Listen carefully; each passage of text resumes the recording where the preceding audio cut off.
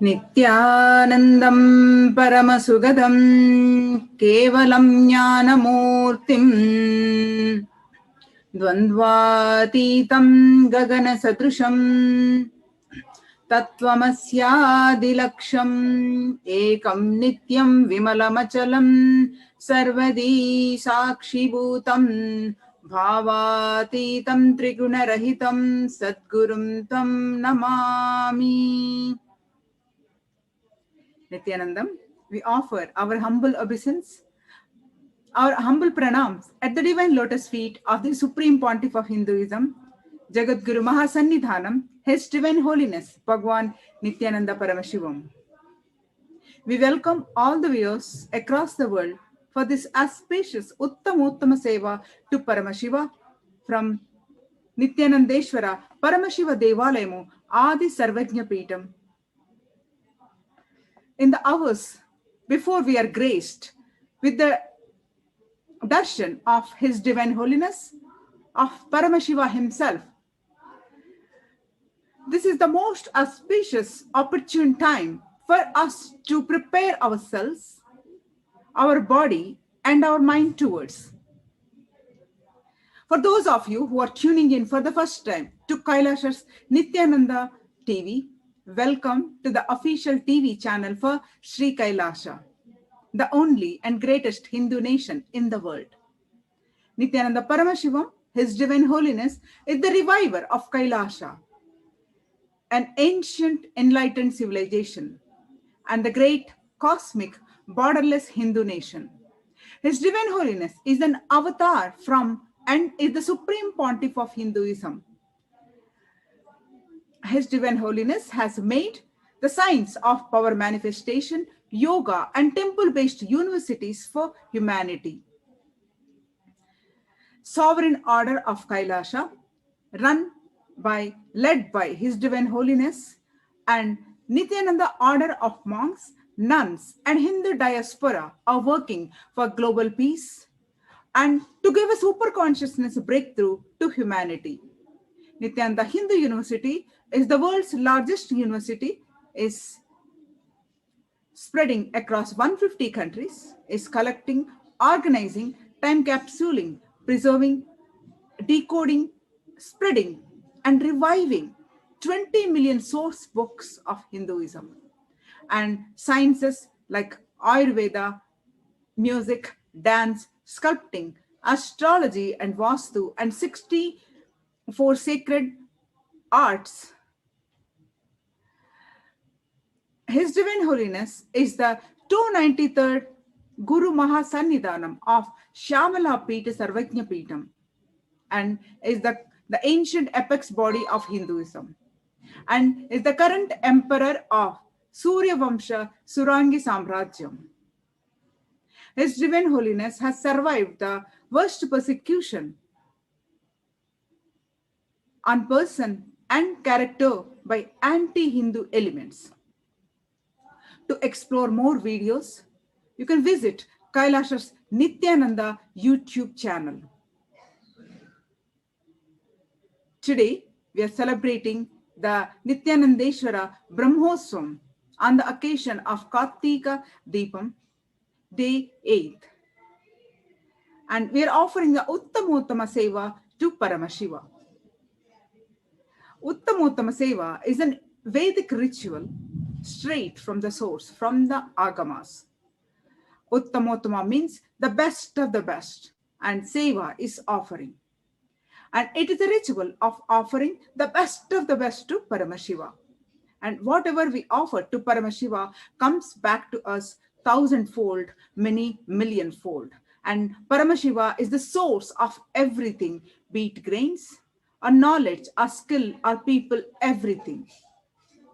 Offering the best of the best is the way we can offer our gratitude to Paramashiva and being integrated to him and his words. Agamas is the only thing we can actually offer him. Uttamottama Seva is an intricate ritual that is described by Paramashiva himself. And so many offerings are there that came down, the best of the best that is offered in the Vedic tradition. from the instrument to the offering of the food that should be offered to Paramashiva.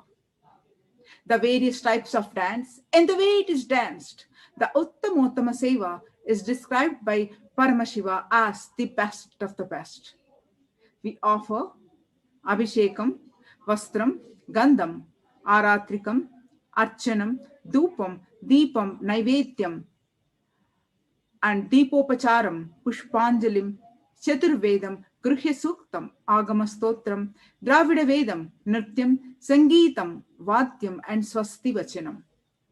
The source of all these best things is Paramashiva, and he has given these to us, and offering them back at his feet is what we do during this Uttamottama Seva.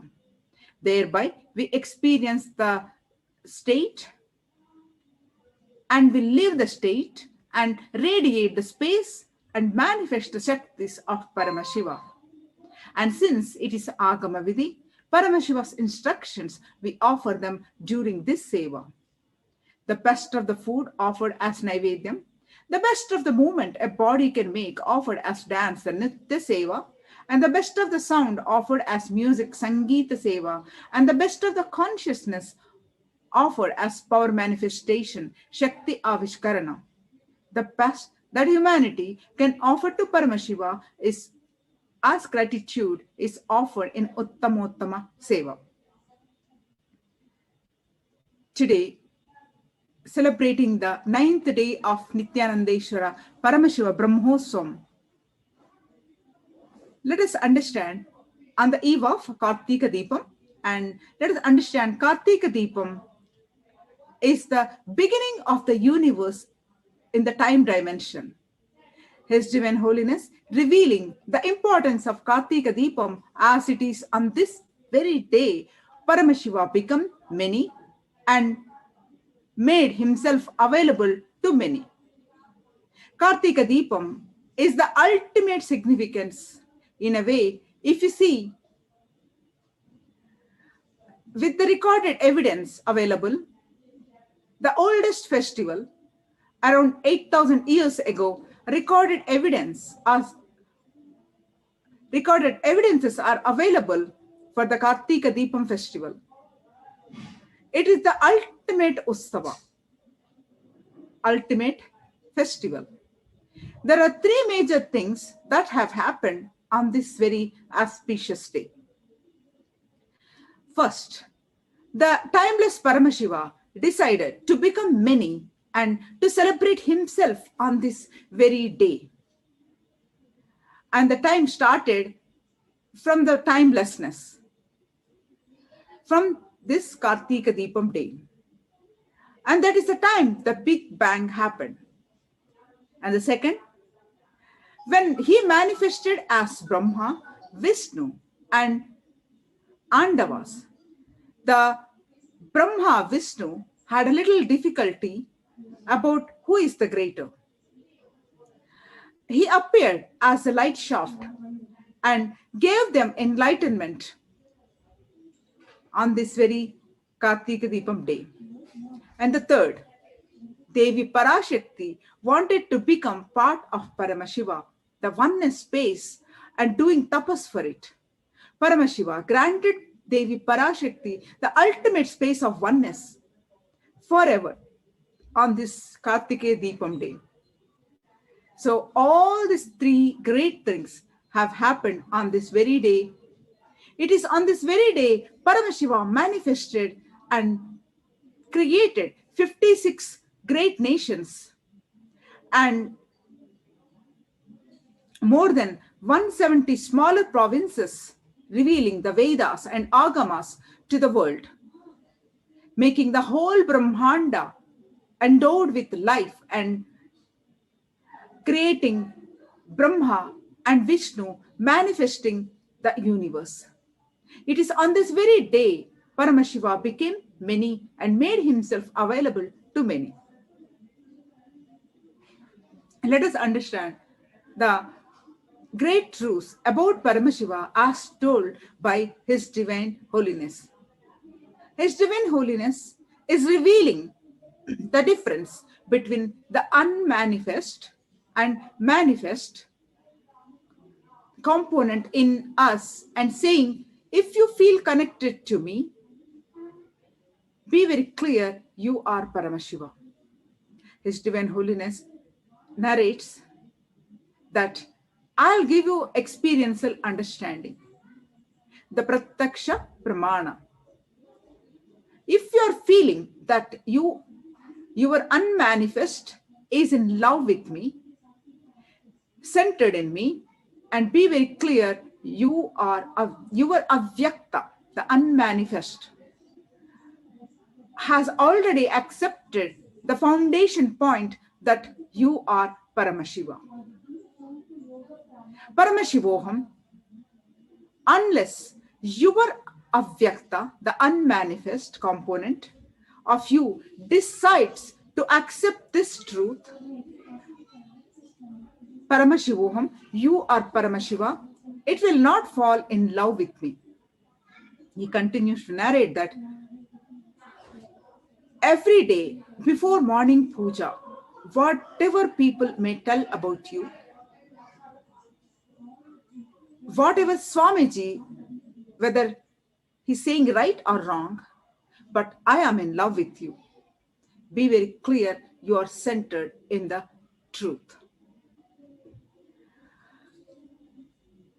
Nithyananda Paramashivoham, and the powerful cognition you manifest will be only Shakti, powers, not Siddhis. There are two cognitions. Whatever people may say, whether I hear or whatever I hear, right or wrong, but I am in love with you. I know you are Paramashiva and I love you. It means your unmanifest is centered on the cognition. I represent Paramashivoham. If you say, I know you are Paramashiva, I love you also, but then forget about it. His Divine Holiness says, even if you manifest powers, it is only siddhis with this cognition. If you manifest, it is siddhis, miracles, not powers, the shaktis. Whatever I hear, right or wrong, good or bad, I know you are Paramashiva and I love you. If what comes before the sentence or what comes after the sentence decides whether you are manifesting the siddhis or shaktis. That is it. Whatever it is, but I love you, but there is a big difference. There cannot be conflicts outside if there are no conflicts inside. His Divine Holiness defines the chastity to Paramashiva. Chastity has nothing to do with body. It is something to do with your core cognition. To whoever you declare your chastity, nobody else should be able to enter into the core cognition of you. That is chastity. Chastity is always absolute or absolute. There is no 99.999% chastity. No. In your core cognition, in your being, if you declare chastity to Paramashiva, your guru or anyone in your life, that space no one else can enter or shake, alter, dilute, that is chastity. It has nothing to do with an ordinary body. In any relationship, the son, daughter, father, mother, spouse, in any relationship, what you declare to them and to you, it should be the same. It has to be the same. What you declare to them and to you, if your core cognition stands with that, that is chastity. His Divine Holiness says, I commit with all my disciples. I will be continuously available to you, whatever decisions I take, end of the day, it is just for that, making myself available as much as possible in every possible way to enrich my disciples and followers' life. Life is like a climbing the Mount Kailash. More and more and more and more and more and more. The more you climb, the more successful you will be going near Paramashiva. Mahadeva, one slip does not mean you have a free fall and be destroyed. No. Even if you slip, hold on to something. Get back. Constantly moving to the higher and higher and higher to manifest Paramashiva. To teach Paramashivatva, to experience Paramashivatva, to reach Paramashiva, to reach the ultimate goal of life, enlightenment. We all need to understand that even if you slip, it is not that you lost your chastity, but if you decide not to align back, you lost your chastity. As long as you are clear, you have to align back and march. You are chaste. In any relationship, this is the same principle. There is nothing separate. Chastity to Paramashiva and chastity to your spouse it's one and the same. Chastity your daughter, chastity to your son, and chastity to your guru, chastity to God, all are one and the same. It is simple, declared to them and to you. Then it comes to next question. Sometimes my chastity declaration to multiple people crisscrosses and create conflicts. What should I do? We need to understand the cosmic truth. If we don't have conflict, there cannot be conflict externally. There cannot be. Paramashivoham is an intensive 15-day awakening program event online to teach you the science of manifesting the ultimate consciousness in you. The sciences begins with discovering the Paramashiva in you and then getting established in this true identity by manifesting powers of Paramashiva. It is not just meditation program. It's pushing humanity to next level of consciousness, to the consciousness of Paramashiva, the ultimate super consciousness as per Hinduism. The avatar, the Supreme Pontiff of Hinduism, Jagatguru Mahasannidhanam, His Divine Holiness, Bhagavan Nithyananda Paramashivam, who has realized the state of super consciousness, is transmitting his experience of Paramashivoham via initiation. This program will change who you know as yourself, your very being, to make you radiate super consciousness. Paramashivoham exactly true translation to I am Paramashiva. This is the truth. Paramashiva is the ultimate consciousness, the source of all creation, the Karana, Karya, and Moola, the cause, effect, and source of all that we perceive and all that is unmanifest in our life. If you would like to register and attend this intensive online program, you can visit paramashivoham.org for more details.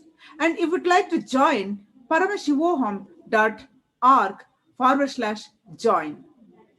You can visit this website and use this link, paramashivoham.org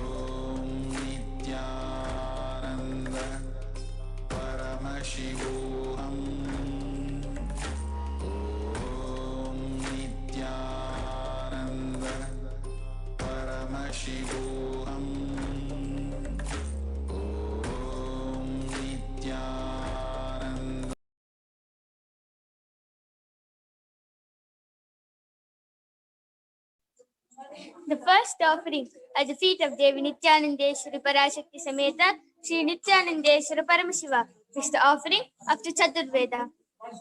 Devadevottama Devata Sarvabhoma Akilanda Koti Brahmanda Nayaka Sri Nithyanandeshwari Parashakti Sameta Sri Nithyanandeshwara Paramashiva Chaturveda Priya Chaturvedam Avataraya.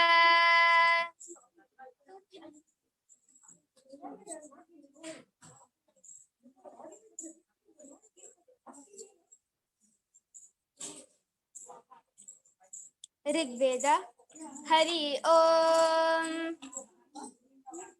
Agnimi Purohitam Yajnasya Devam Hitvijam Hota Aram Ratnadatamam Hari Om Yajurveda Hari Om Isheto Chetva Vayavasto Payapasta Devo Vastavita Praptayatushtastamaya Karmane Hari Om Samaveda Hari Om Shanno Devi Rabishtaya Apo Bhavantu Pitaye Shayo Rabishravantu Naha Hari Om Atharva Veda Hari Om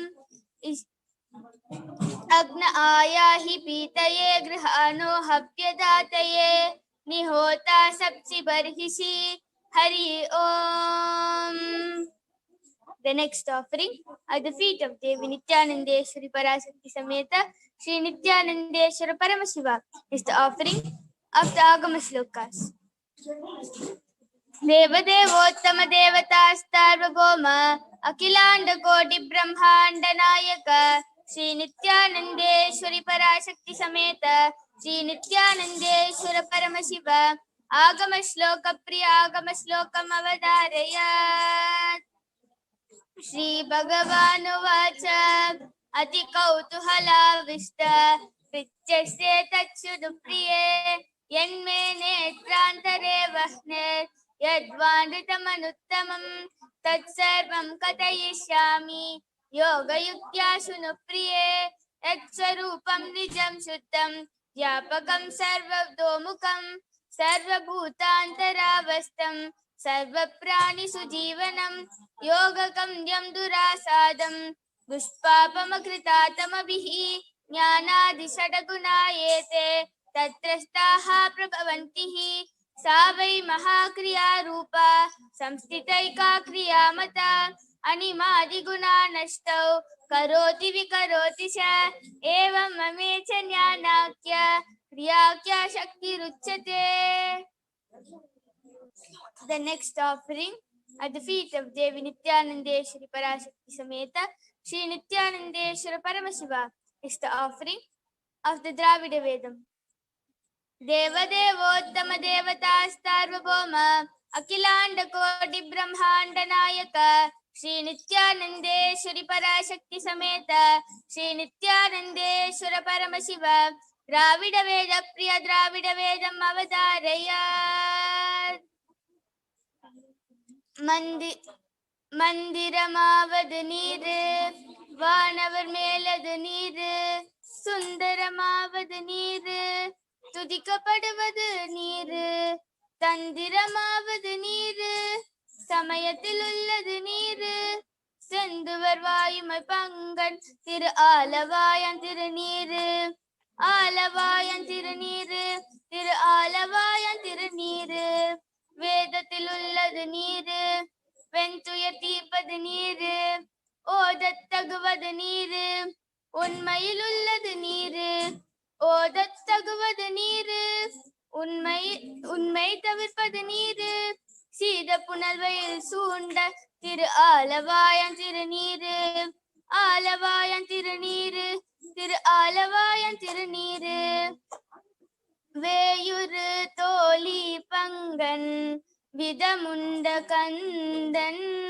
மிக நல்ல வீணை கதவி மாசரு திங்கள் கங்கை முடிமேல நின்று என் உலமே புகுந்த அதனால் ஞாயிறு திங்கள் செவ்வாய் புதன் வியாழன் வெள்ளி சனி பாம்பிரந்தன் முதனே மாசரு நல்ல நல்ல அவை நல்ல நல்ல என் அடியாதவர்க்கு மிகவே.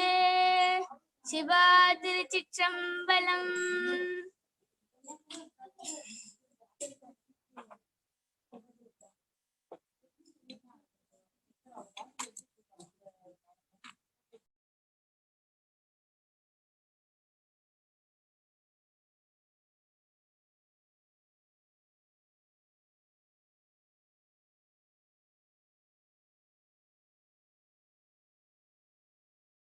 Paramashivoham. Om Nithyananda Paramashivoham. Om Nithyananda Paramashivoham. Om Nithyananda Paramashivoham. Nithyananda Paramashivoham. Om Nithyananda Paramashivoham. Om Nithyananda Paramashivoham. Om Nithyananda Paramashivoham. Om Nithyananda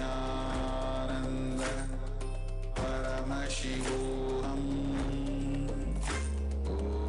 Om Nithyananda Paramashivoham. Om Nithyananda Paramashivoham.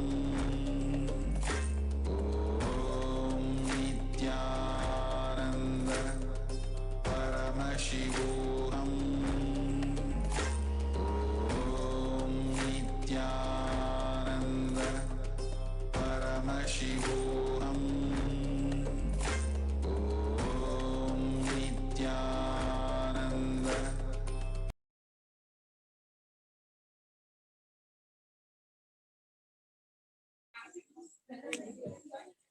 The next offering at the feet of Devi Nithyanandeshwari Parashakti Sameta Shri Nithyanandeshwara Paramashiva is the offering of the Stotra Seva. Deva Devottama Devata Sarvabhauma Akilanda Koti Brahmanda Nayaka Shri Nithyanandeshwari Parashakti Sameta Shri Nithyanandeshwara Paramashiva Stotra Priya Stotram Avadarayat.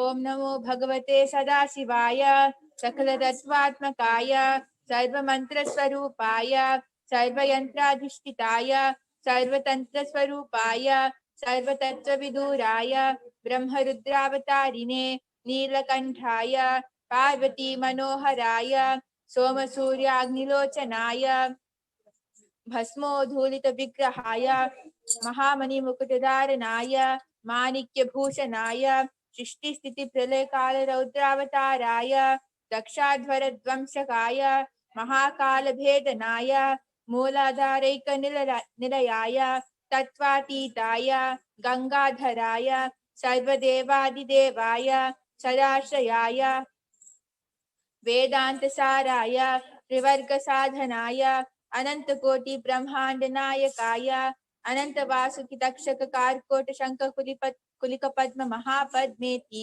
अष्टमहानाग कुलभूषणाय प्रणवस्वरूपाय चिदाकाशाय आकाशदिक्स्वरूपाय ग्रह नक्षत्र मारिने सकलाय कलंकरहिताय सकललोकैककर्तृ सकललोकैकभद्र सकललोकैक संहर्तृ सकललोकैक गुरवे सकललोकैक साक्षिणे सकल निगम गुह्याय सकल लोकैक वरप्रदाय सकल लोकैक शंकराय शशांक शेखराय शाश्वत निजावासाय निराभासाय निरामयाय निर्मलाय निर्मदाय निश्चिन्ताय निरहङ्काराय निरङ्कुशाय निष्कलङ्काय निर्गुणाय निष्कामाय निरुपप्लवाय निरुपद्रवाय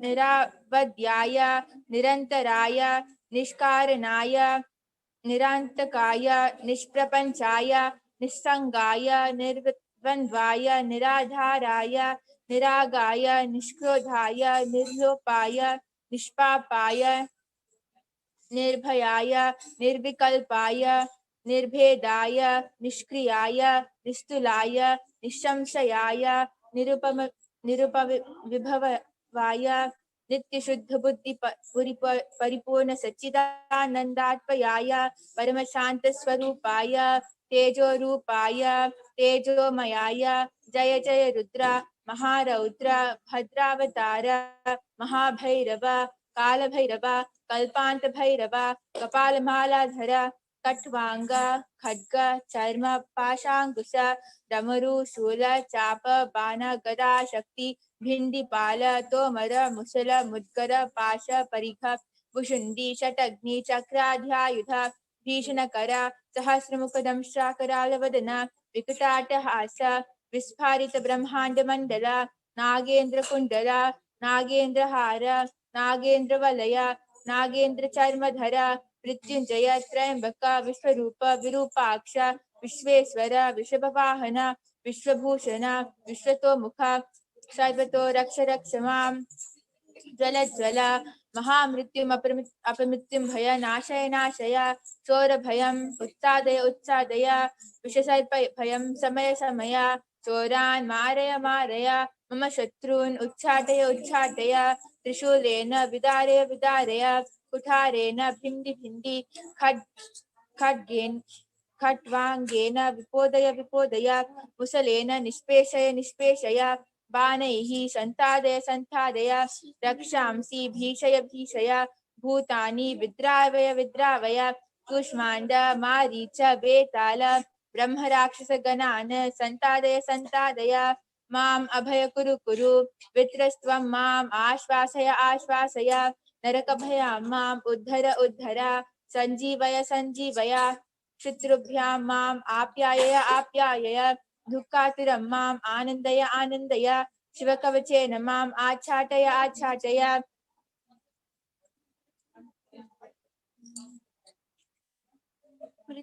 मृत्युंजय त्रयंबक सदाशिव परमशिव नमस्ते नमस्ते।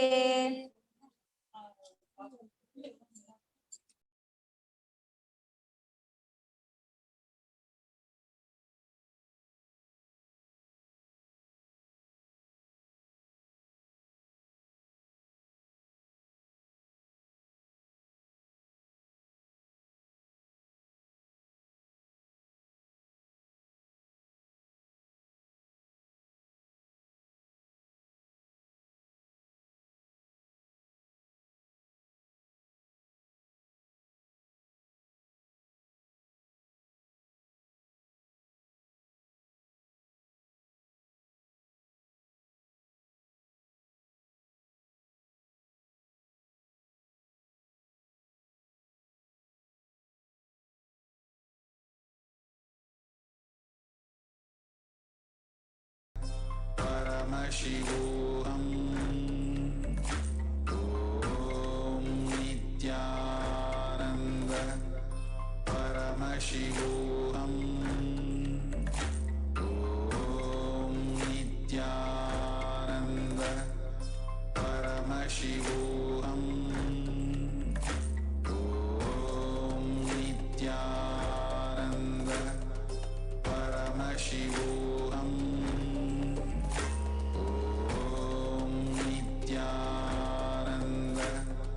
Paramashivoham.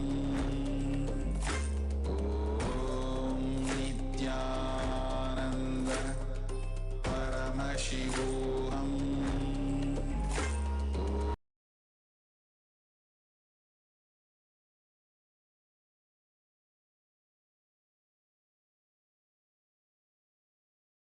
The next offering of the Uttamottama Seva at the feet of Devi Nithyanandeshwari Parashakti Sameta Shri Nithyanandeshwara Paramashiva is the offering of the Nitya Seva.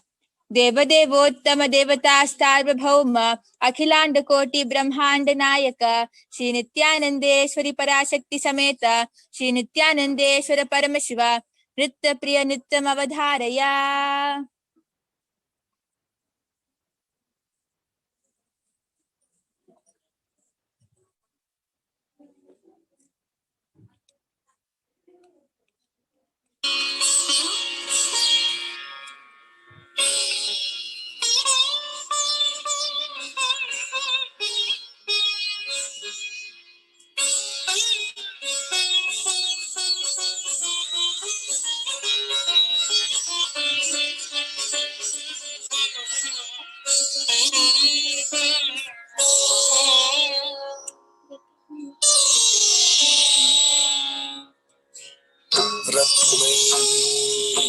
Harpitamasanam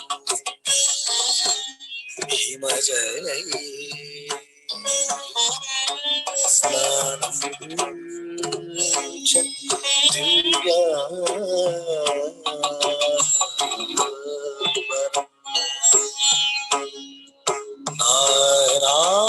Nararatna Vibhushitam Mrigamada Modakitam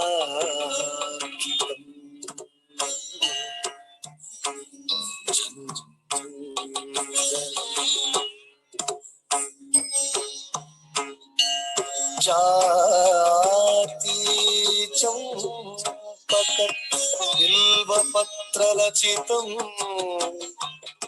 Pushpam Dhupam Tatha Deepam Deva Dayanidhe Pashupate Hritkalpitam Grhyata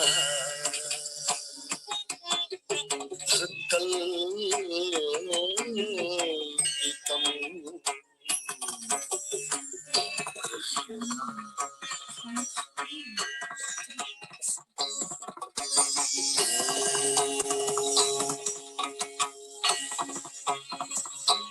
Namah Shivaya.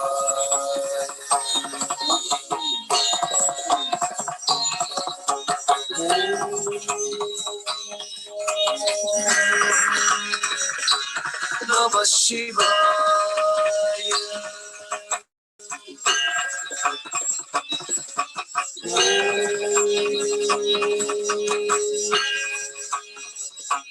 Namah Shivaya.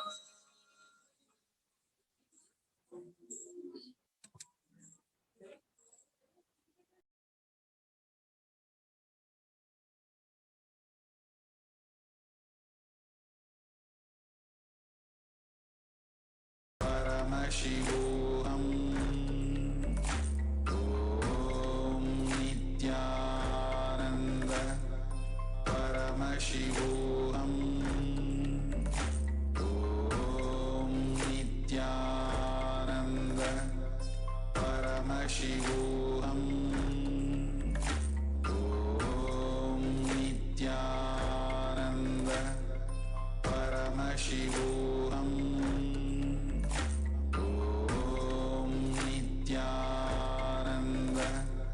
Paramashivoham. Om Nithyananda Paramashivoham. Om Nithyananda Paramashivoham. Om Nithyananda Paramashivoham.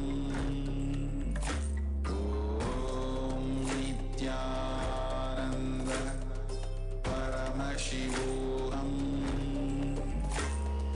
Om Nithyananda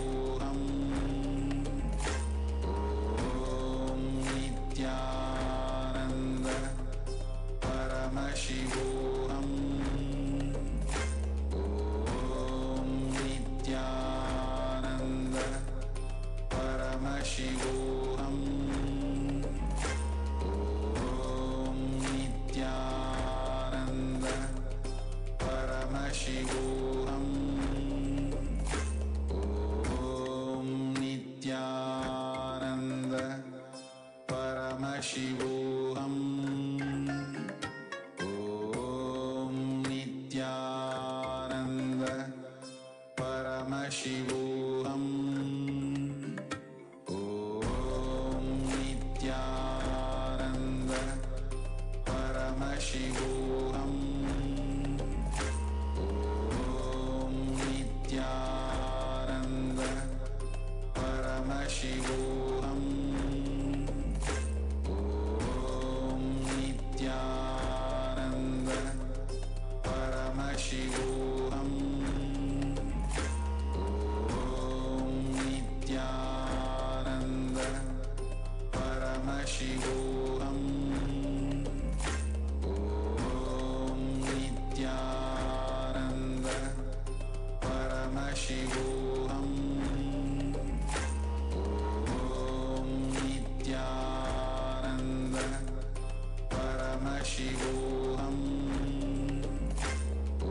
Om Nithyananda Paramashivoham. Offering of the Uttama Seva at the feet of Devi Nithyananda Parashakti Sameta Shri Nithyananda Paramashiva is the offering of the Paramashiva Shakti Avishkarana.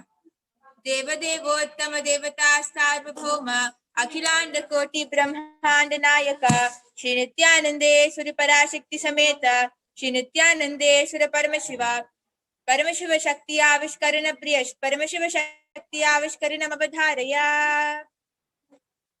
Nithyanandam Paramasukhadam Kevalam Jnanamurtim Dvandvatitam Gagana Sadrisham Tattvamasya Ekam Nityam Vimalamachalam Sarvadi Sakshi Bhutam Bhavatitam Triguna-rahitam Sadgurum Tam Namami.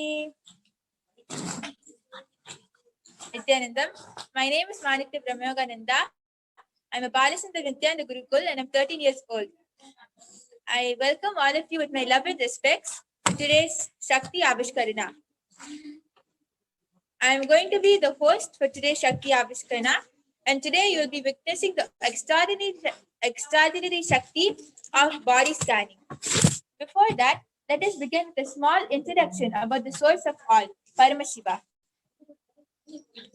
Paramashiva is the primordial divinity in Hinduism, the ultimate reality and cause, which is self-effulgent Swayam Prakasha, all-pervading, unchanging beyond time, space, form, and causality.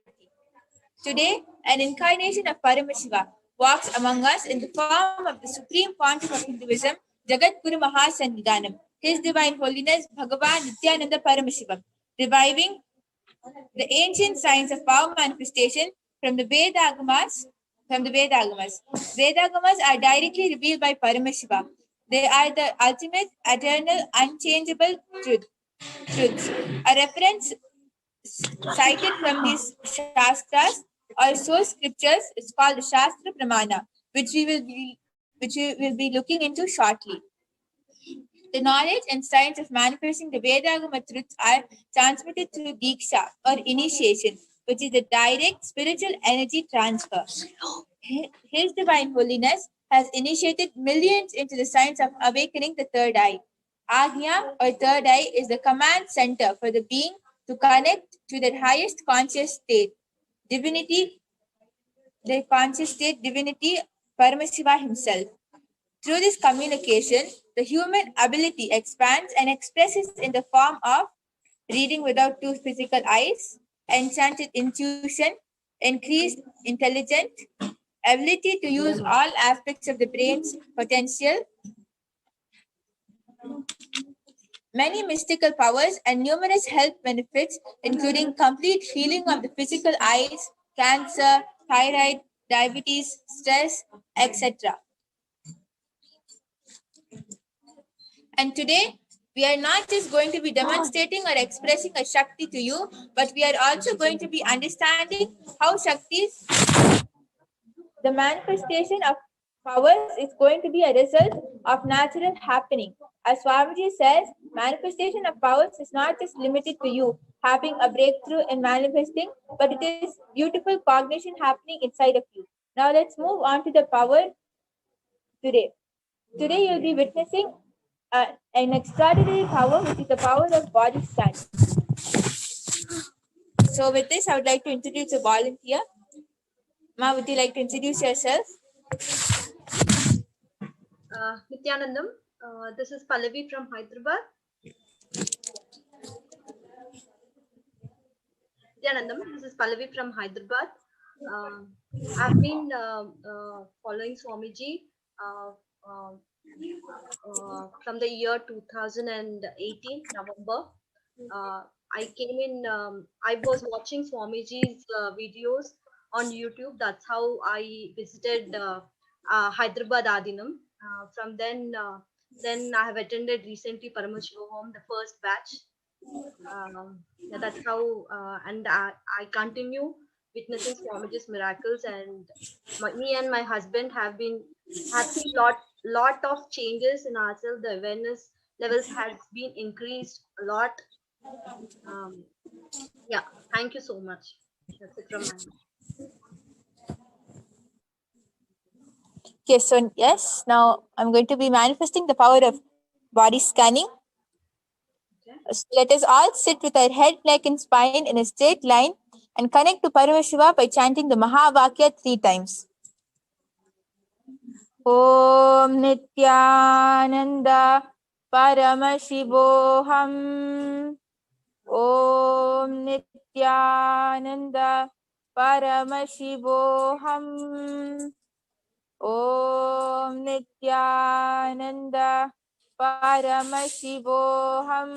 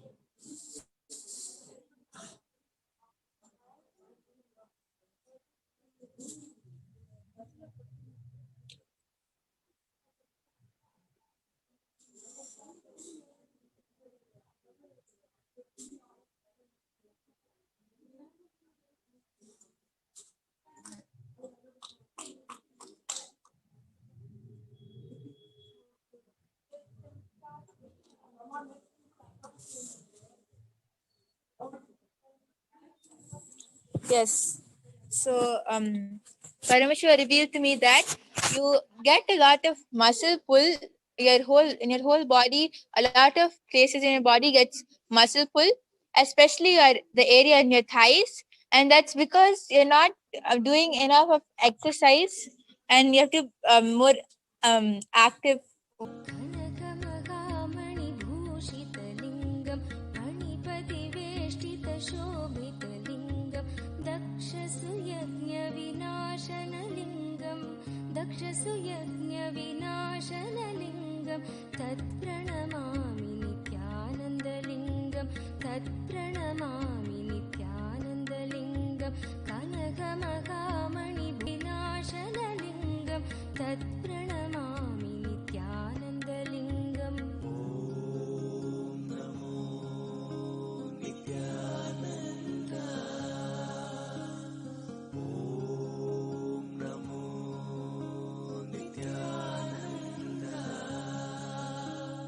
कुङ्कुमचन्दनलेपितलिङ्गं पङ्कजहारसुशोभिशनलिङ्गं तत्प्रणमामि नित्यानन्दलिङ्गं तत्प्रणमामि नित्यानन्दलिङ्गं कुङ्कुमचन्दनलेपितलिङ्गं पङ्कजहारसुशोभितलिङ्गं सञ्चितपापविनाशनलिङ्गं तत्प्रणमामि नित्यानन्दलिङ्गम्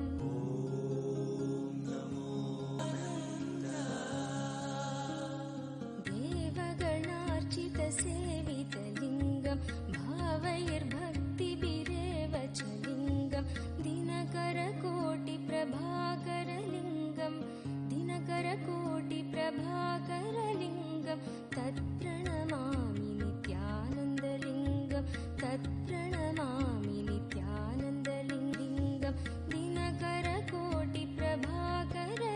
नित्यानन्दलिङ्गं तत्प्रणमामि नित्यानन्दलिङ्गम्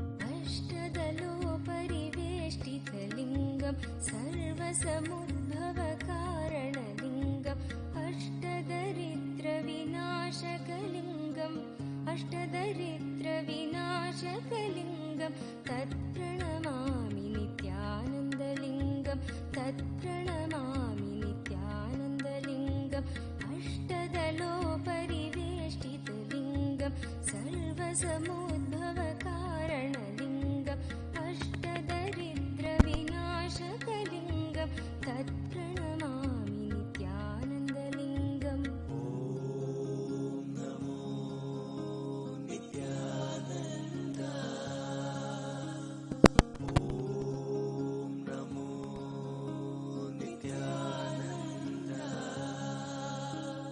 सुरगुरुसुरवरपूजितलिङ्गं सुरवनपुष्पसदार्चितलिङ्गं परात्परं परमात्मकलिङ्गं परात्परं परमात्मकलिङ्गं तत्प्रणमामि नित्यानन्दलिङ्गं तत्प्रणमामि नित्यानन्दलिङ्गं सुरगुरुसुरवरपूजितलिङ्गं सुरवनपुष्प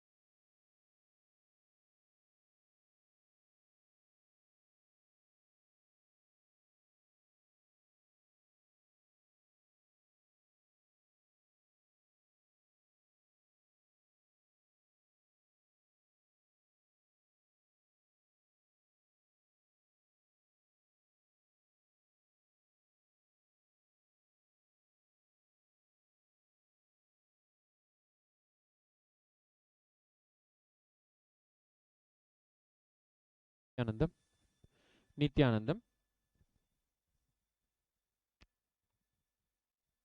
Nithyanandam, on the auspicious 9th day of the ongoing Kartika Deepa Brahmotsavam of Sri Nithyanandeshwara Paramashiva, during the evening Utsavam. Now, the gods and goddesses of Kailasa are going to grace the whole cosmos in the procession with the offering of our pranams at the feet of His Divine Holiness Swamiji. We will now be starting the procession on the evening Utsavam of the 9th day of Kartika Deepa Brahmotsavam. ॐ नित्यानन्दं परमसुखदं केवलं ज्ञानमूर्तिं द्वन्द्वातीतं गगनसदृशं तत्त्वमस्यादिलक्ष्यम् एकं नित्यं विमलमचलं सर्वधी साक्षिभूतं भावातीतं त्रिगुणरहितं सद्गुरुं तं नमामि। ॐ राजाधिराजाय प्रसह्यसाहिने नमो वयं वै श्रवणाय कुर्महे समे कामान् कामकामाय मह्यं कामेश्वरो वै श्रवणो ददातु कुबेराय वै श्रवणाय महाराजाय नमः।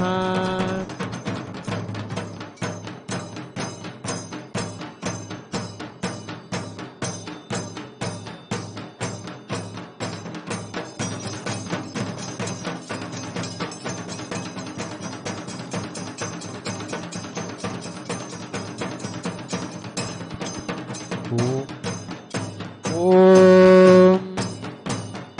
गणानां त्वा गणपतिं हवामहे कविं कवीनाम् उपमश्रवस्तमं ज्येष्ठराजं ब्रह्मणां ब्रह्मणस्पत आनशृण्वन्नूतिभिः सीदसादनम्।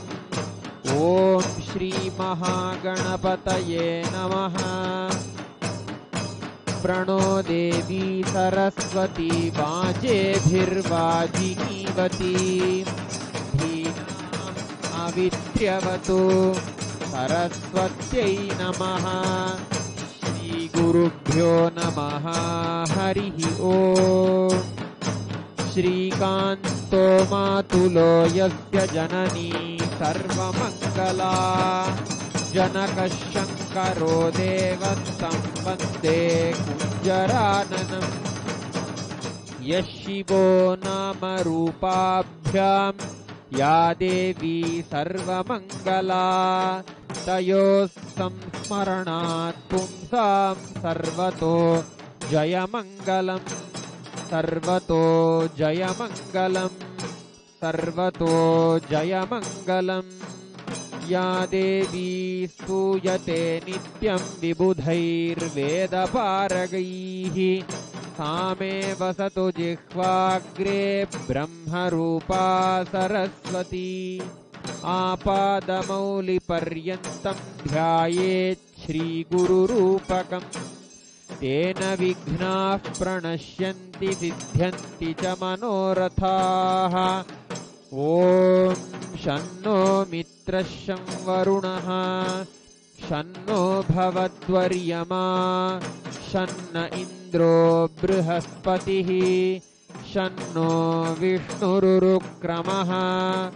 नमो ब्रह्मणे नमस्ते वायो त्वमेव प्रत्यक्षं ब्रह्मासि त्वमेव प्रत्यक्षं ब्रह्म वदिष्यामि ऋतं वदिष्यामि सत्यं वदिष्यामि तन्मामवतु तद्वक्तारमवतु अवतु माम् अवतु वक्तारम्।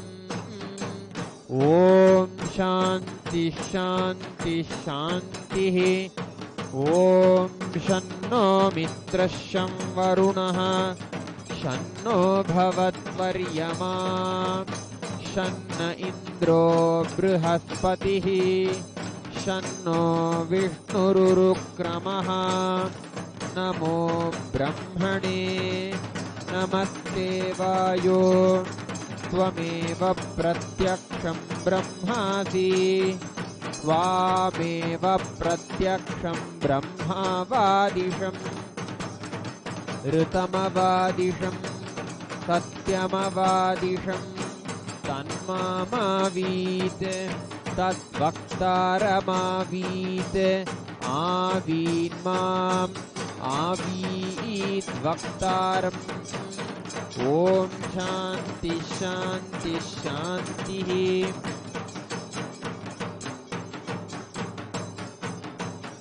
ॐ सहनाववतु सहनौ भुनक्तु सह वीर्यङ्करवावहै तेजस्विनावधीतमस्तु मा विद्विषावहै। ॐ शान्ति शान्ति शान्तिः। ॐ नमो वाचे याचोदिताया चानुदिता तस्यै वाचे नमो नमो वाचे नमो वाचस्पतये नमर्षिभ्यो मन्त्रकृद्भ्यो मन्त्रपतिभ्यो मामामृषयो मन्त्रकृतो मन्त्रपतयः परा दुर्माहमृषीन् मन्त्रकृतो मन्त्रपतीन् परादां वैश्वदेवीं वाचमुद्यासकं शिवामदस्तान् जुष्टान् देवेभ्यः शर्म मेद्यौ शर्म पृथिवी शर्म विश्वमिदं जगत् शर्म चन्द्रश्च सूर्यश्च शर्म ब्रह्म प्रजापति भूतं वदिष्ये भुवनं वदिष्ये तेजो वदिष्ये यशो वदिष्ये तपो वदिष्ये ब्रह्म वदिष्ये सत्यं वदिष्ये तस्मा अहमिदमुपस्तरणं मे प्रजायै पशूनां भूयासं प्राणापानौ मृत्योर्मापातं प्राणापानौ मामाहादिष्टं मधुमनिष्ये मधुजनिष्ये मधुवक्ष्यामि मधुवदिष्यामि मधुमतीन् देवेभ्यो वाचमुद्यासकं शिवामदस्तान् जुष्टान् देवेभ्यः शर्म मेद्यौ शर्म पृथिवी शर्म विश्वमिदं जगत् शर्म चन्द्रश्च सूर्यश्च शर्म ब्रह्म प्रजापति भूतं वदिष्ये भुवनं वदिष्ये तेजो वदिष्ये यशो वदिष्ये तपो वदिष्ये ब्रह्म वदिष्ये सत्यं वदिष्ये तस्मा अहमिदमुपस्तरणं मे प्रजायै पशूनां भूयासं प्राणापानौ मृत्योर्मापातं प्राणापानौ मामाहादिष्टं मधुमनिष्ये मधुजनिष्ये मधुवक्ष्यामि मधुवदिष्यामि मधुमतीन् देवेभ्यो वाचमुद्यासकं शुश्रूषेण्यां मनुष्येभ्यस्तं मा देवा अवन्तु शोभायै पितरोऽनुमदन्तु। ॐ शान्ति शान्ति शान्तिः। ॐ तच्छंयोरावृणीमहे गातुं यज्ञाय गातुं यज्ञपतये दैवी स्वस्तिरस्तु नः स्वस्तिर्मानुषेभ्यः ऊर्ध्वं जिगातु भेषजं शन्नो अस्तु द्विपदे शञ्चतुष्पदे। ॐ शान्ति शान्ति शान्तिः।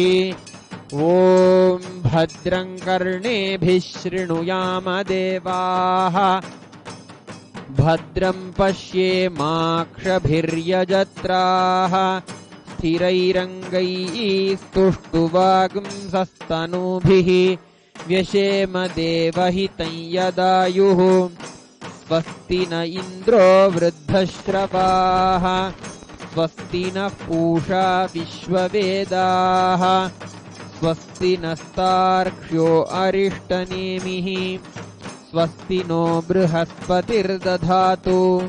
ॐ शान्ति शान्ति शान्तिः। ॐ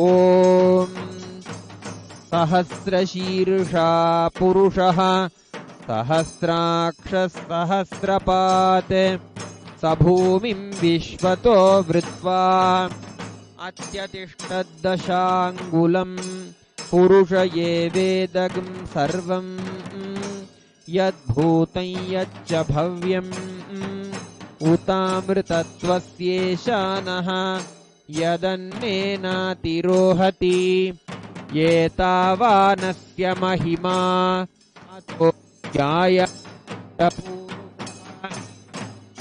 पादोऽस्य विश्वाभूतानि त्रिपादस्यामृतं दिवि त्रिपादूर्ध्वमुदैत्पुरुषः पादोऽस्येहा भवात् पुनः ततो विश्वं व्यक्रामत् शासनानशने अभि तस्मात् विराडजायत विराजो अधिपूरुषः स जातो अत्यरिच्यत पश्चात् भूमिमतो पुरः यत्पुरुषेण हविषा देवा यज्ञमतन्वत वसन्तो अस्यासीदाज्यम्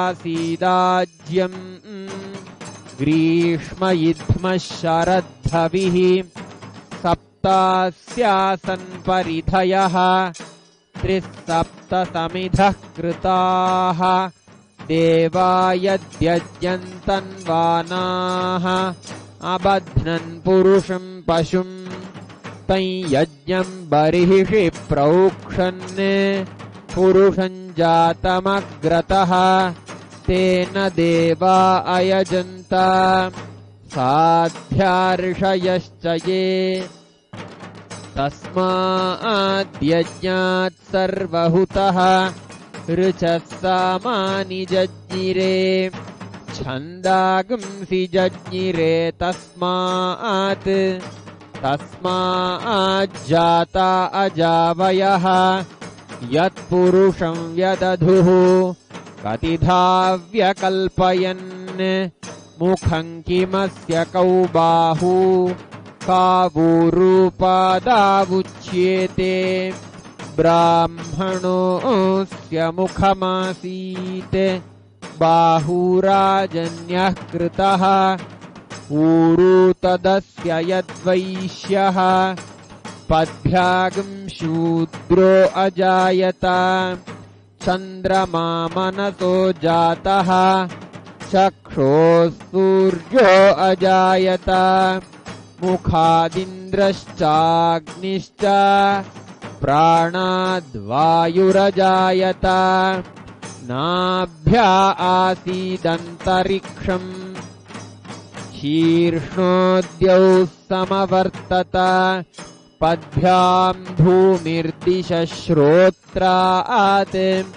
तथा लोकागम् अकल्पयन् वेदाहमेतं पुरुषं महान्तम् आदित्यवर्णं तमसस्तु पारे सर्वाणि रूपाणि विचित्य धीरः नामानि कृत्वाभिवदन् यदास्ते धाता पुरस्ताद्यमुदा जहार शक्रप्रविद्वान् प्रदिशश्च तस्रः तमेवं विद्वानमृत इह भवति नान्यः पन्था अयनाय विद्यते यज्ञेन यज्ञमयजन्त देवाः तानि धर्माणि प्रथमान्यासन् ते हनाकं महिमानः सचन्ते यत्र पूर्वे साध्याः सन्ति देवाः अध्यः सम्भूतः पृथिव्यैरसाच्च विश्वकर्मणः समवर्तताधि तस्य त्वष्टा विदधद्रूपमेति तत्पुरुषस्य विश्वमाजानमग्रे वेदाहमेतं पुरुषं महान्तम् आदित्यवर्णं तमसः परस्तात् ॐ कर्पूरगौरं करुणावतारं संसारसारं भुजगेन्द्रहारं सदा वसन्तं हृदयारविन्दे भवं भवानी सहितं नमामि भवं भवानी सहितं नमामि भवं भवानी सहितं नमामि। सर्वाभ्यो देवताभ्यो नमो नमः। सर्वदेवदेवी स्वरूपाय भगवते श्री नित्यानंद परमशिवाय नमः। कर्पूरनीराजनं सन्दर्शयामि रक्षान् धारयामि। मङ्गलं कल्पवृक्षाय मङ्गलं ज्ञानदायिने सदाशिवाय श्रीनित्यानन्देश्वराय मङ्गलम् मङ्गलं श्रीविद्याम्बायै मङ्गलं कामदायिन्यै सर्वमङ्गलदात्री नित्यानन्देश्वर्यै मङ्गलम् मङ्गलं गुरुदेवाय मोक्षमूलाय मङ्गलं परावतार नित्यानन्दाय गुरवे मङ्गलम्।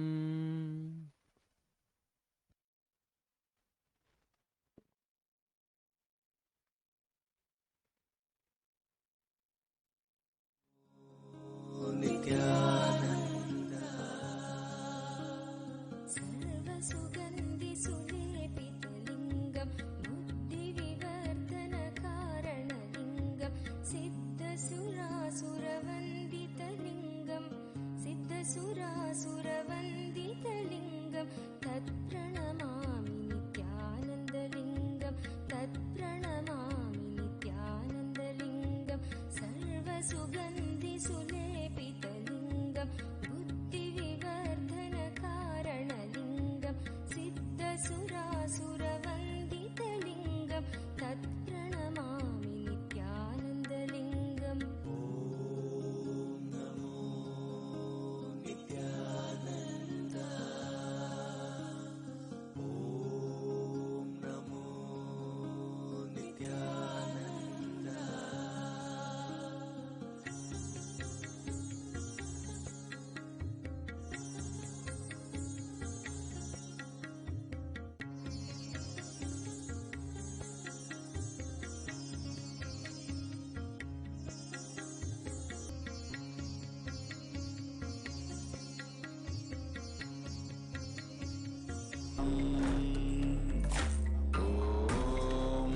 नित्यानंद परमशिवोहम ओम नित्यानंद परमशिवोहम ओम Nityanand परमशिवोहम। I am as old as sun, as new as sunrise.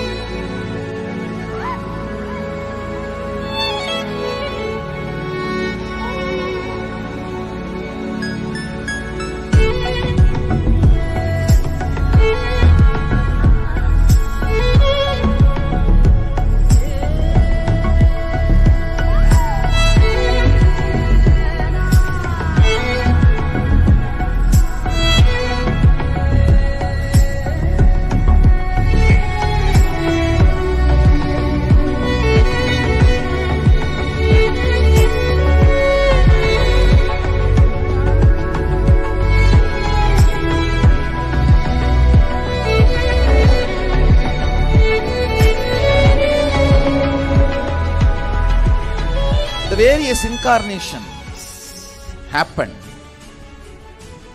gave a breakthrough to consciousness and gave opening to the next level My responsibility is to introduce new consciousness which manifests powers of Sadashiva. As Mahamandaleshwar of Mahanirvani Akada, the oldest apex body of Hinduism, I welcome every one of you.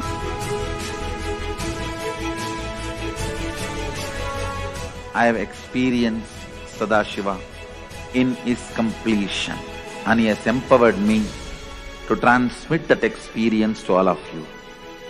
It's my commitment to all of you.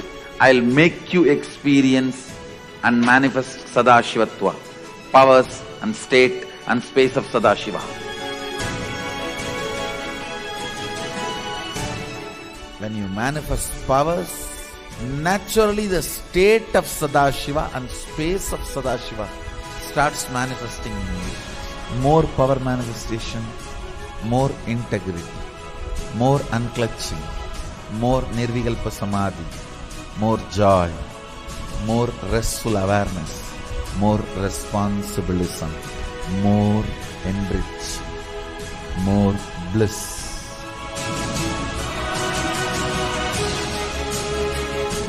This tradition has a capacity to retain its authenticity and originality. My purpose is to make this statement to the world: Hinduism is real. Ideas move from mind to mind.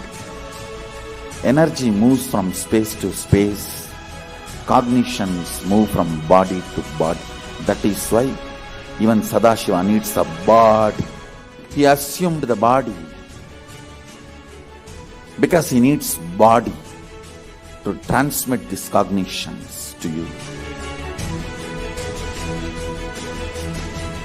Whatever I am doing is reviving the original science as expressed in Sanatana Hindu Dharma, Vedas and Agamas of the Hindu tradition.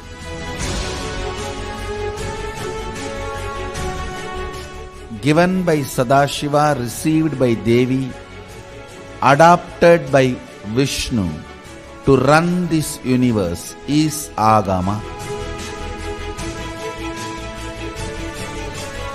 Agamas insist on us serving beyond our frame.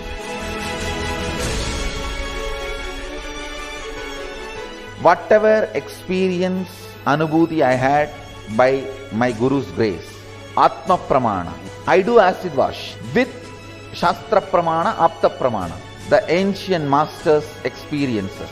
Whatever finally stand, I share it with the world as Sakshi Pramana.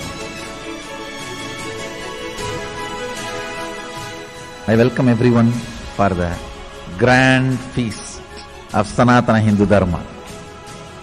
Let us go on contributing.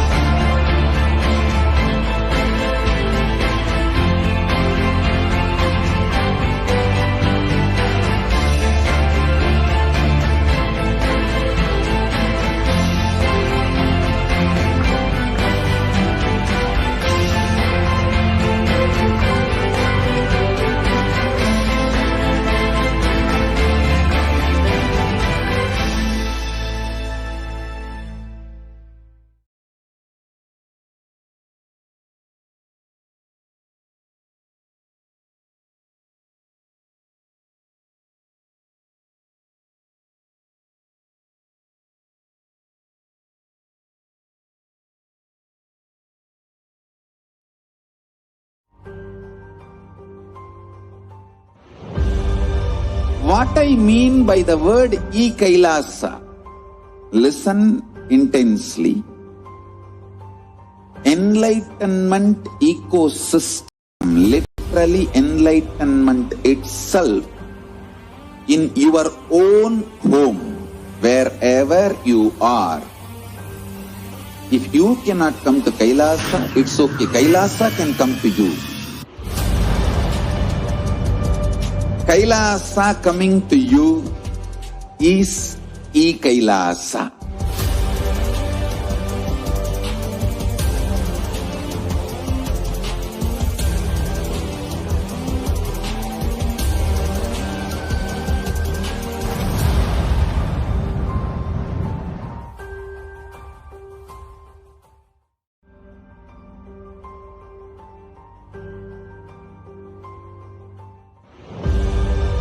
What I mean by the word KAILASA, listen intensely. Enlightenment ecosystem, literally enlightenment itself, in your own home, wherever you are. If you cannot come to Kailasa, it's okay. Kailasa can come to you. Kailasa coming to you is Kailasa.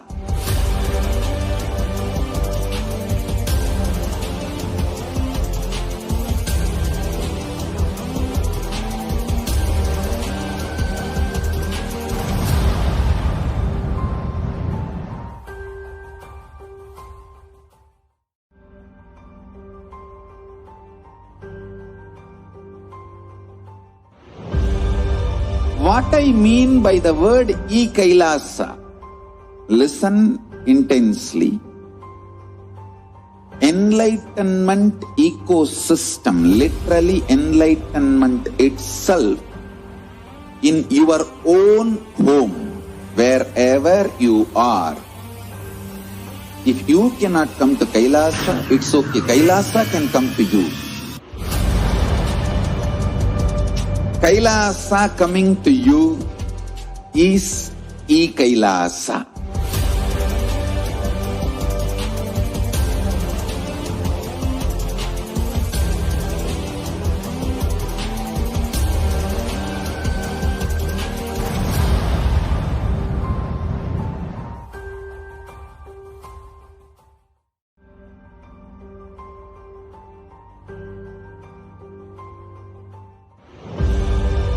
What I mean by the word Kailasa, listen intensely.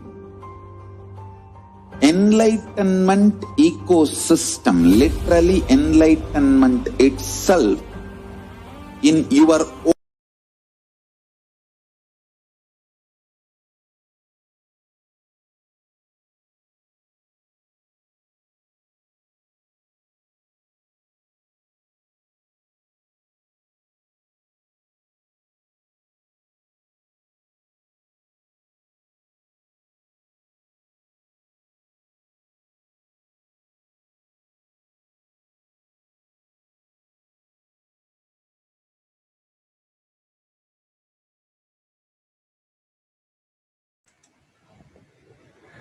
Nithyanandam, everyone.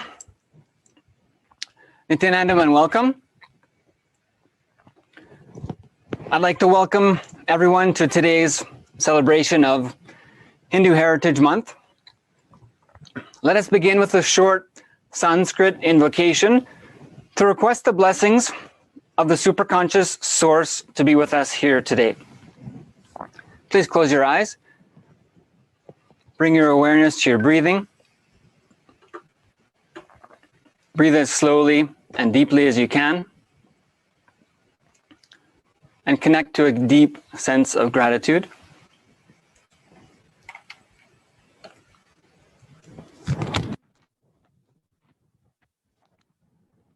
Nithyanandam Paramasukaram Kevalam Jnanamurtim Dvandvatitam Gagana Sadisham Tattvamasya Ekam Nityam Vimalamachalam Sarvadhi Sakshibhutam Bhavatitam Trigunaraitam Sadgurum Tam Namami.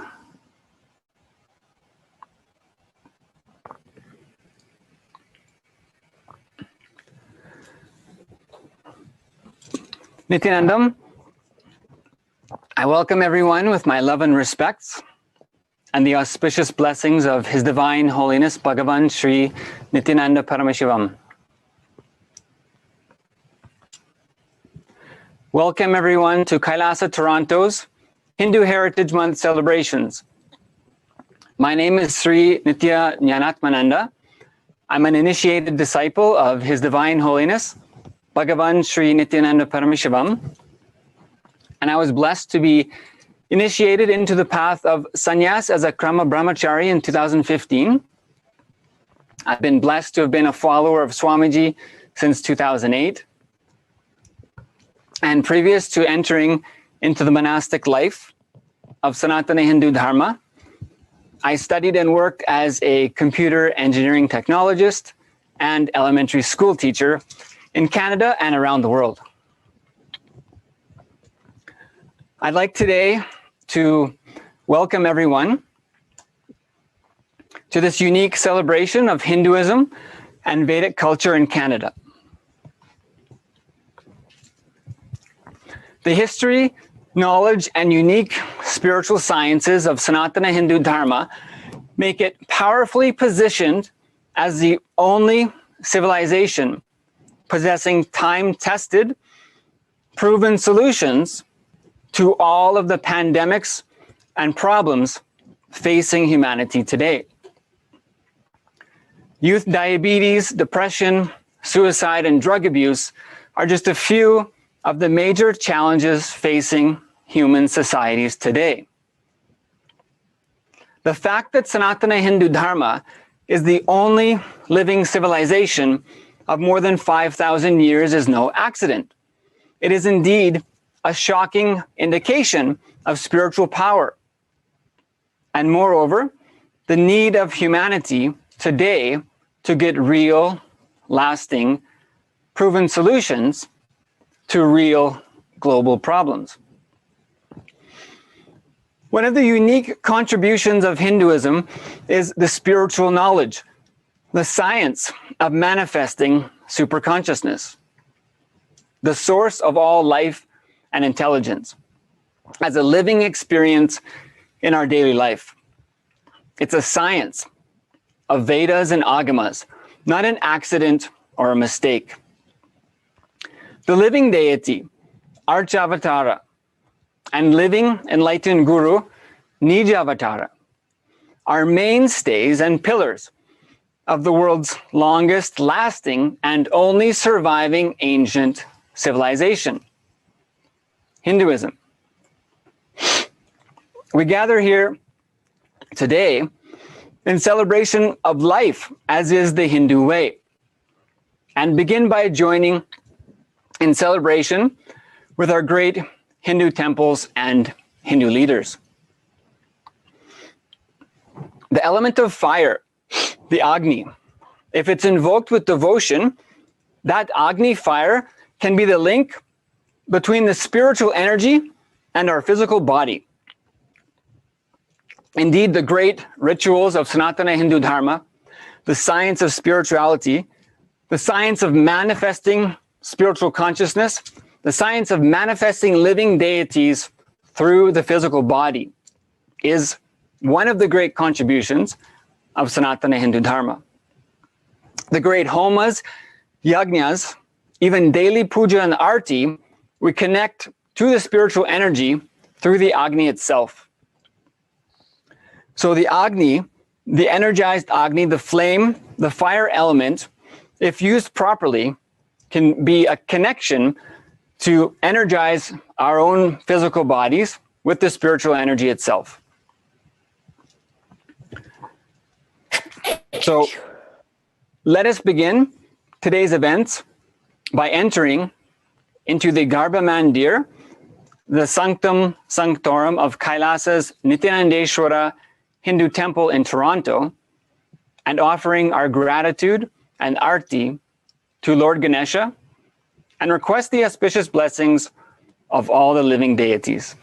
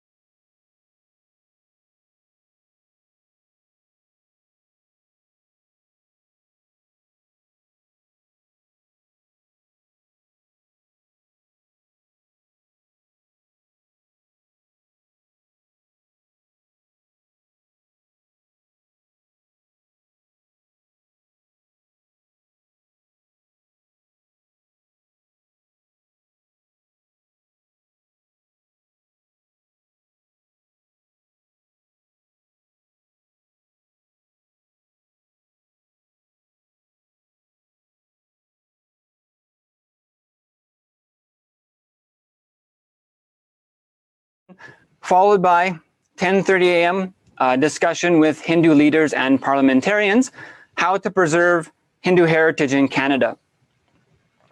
And if there's time after that, we'll quickly move into the Good God Country video documentary, and then satsang with His Divine Holiness Bhagavan Sri Nithyananda Paramashivam, and closing remarks, distribution of online links for Hindu source books, post-event survey. So what I'd like to do now is just share some of the contributions from KAILASA, Toronto.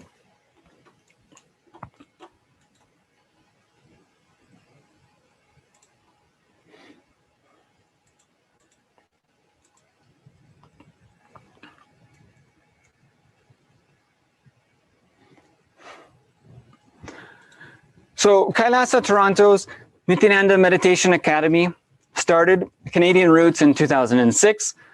For the past 13 years, it has expanded its reach from the East Coast to the West Coast, with main service centers now in Montreal, Ottawa, Toronto, Calgary, and Vancouver. Nithyananda Meditation Academy's contribution to Canadian society has been a revival of both authentic Hinduism and providing humanitarian services. KAILASA's Toronto Temple was established in 2011 to bring back the authentic Hindu practices for the larger Hindu population in Toronto. As a part of our outreach initiatives, we have enriched thousands of Canadians with mental, physical, social, and spiritual well-being. The social impact results in reduced poverty, along with increased life positivity, as well as alleviating human suffering and fostering peace and fulfillment for everyone, irrespective of nationality, religion, race, gender, or economic status.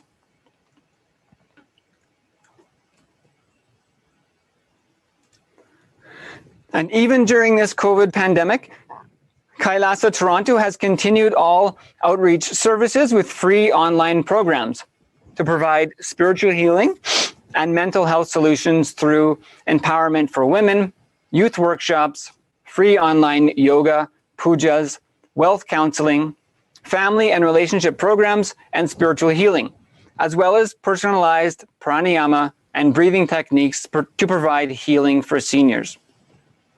And due to the unprecedented need of the community at this time, KAILASA's Toronto Temple has also paid special attention to supporting local food banks. Today is another milestone for KAILASA Toronto. Today, we have been blessed to bring together 30 total Hindu organizations to work together for the common goal of preserving authentic Hinduism for the generations to come. Today's online event is just the start of many collaborative works to come. More than 500,000 Hindus today call Canada their home, and all of us have the great possibility and responsibility to keep the eternal sciences, the ultimate spiritual possibilities for humanity alive, the great future for Sanatana Hindu Dharma in Canada.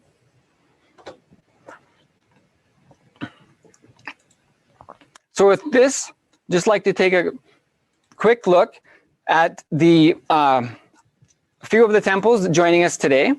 So we have several video relays shared from 10 of the temples joining us today for our Hindu Heritage Month celebrations. So these temples include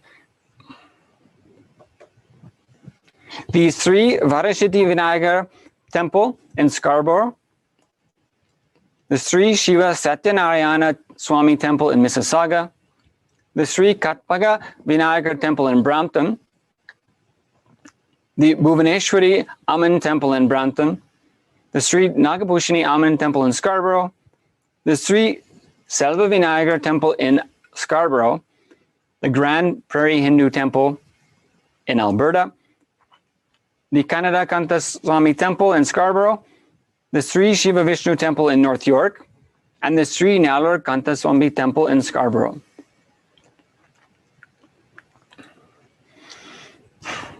So we're blessed on this day of celebrating Hindu Heritage Month in Canada now by having darshan of the various deities.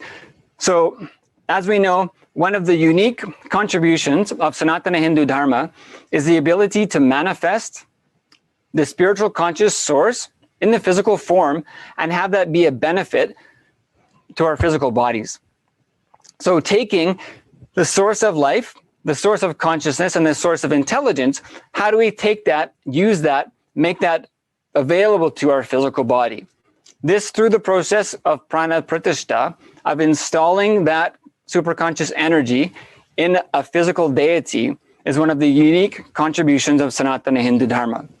literally manifesting the source and purpose of life in the physical form on the planet Earth. This is also the grand narrative of Sanatana Hindu Dharma, is that time and time again, the superconsciousness lands in physical form to raise the collective consciousness of the humanity.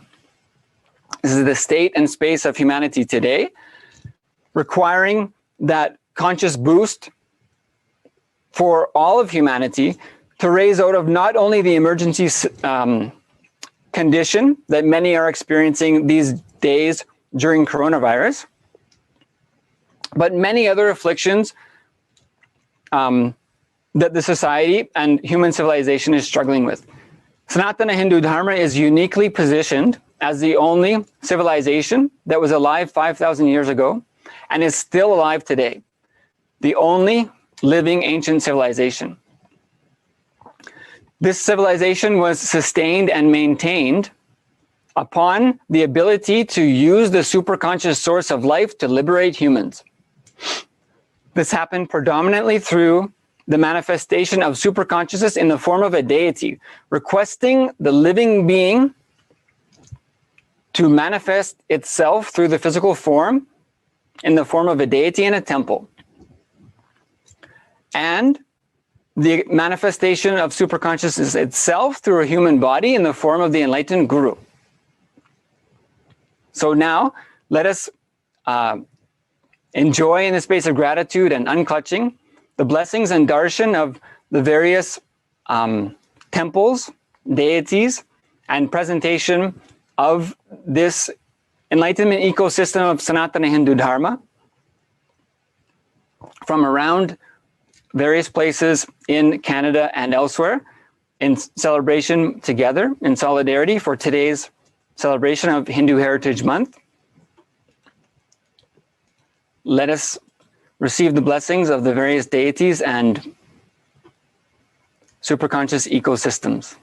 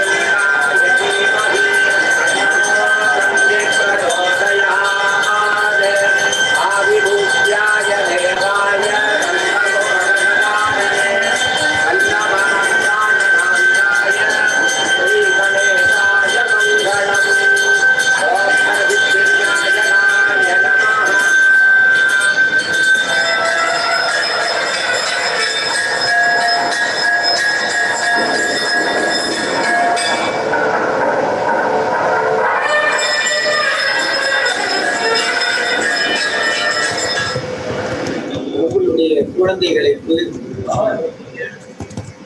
ஆலயம் செல்வது சாலவும் நன்று, அதாவது ஆலயம் தோன்றுவது சாலவும் நன்று என்கின்ற பழமொழியை எடுத்து சொல்லுது.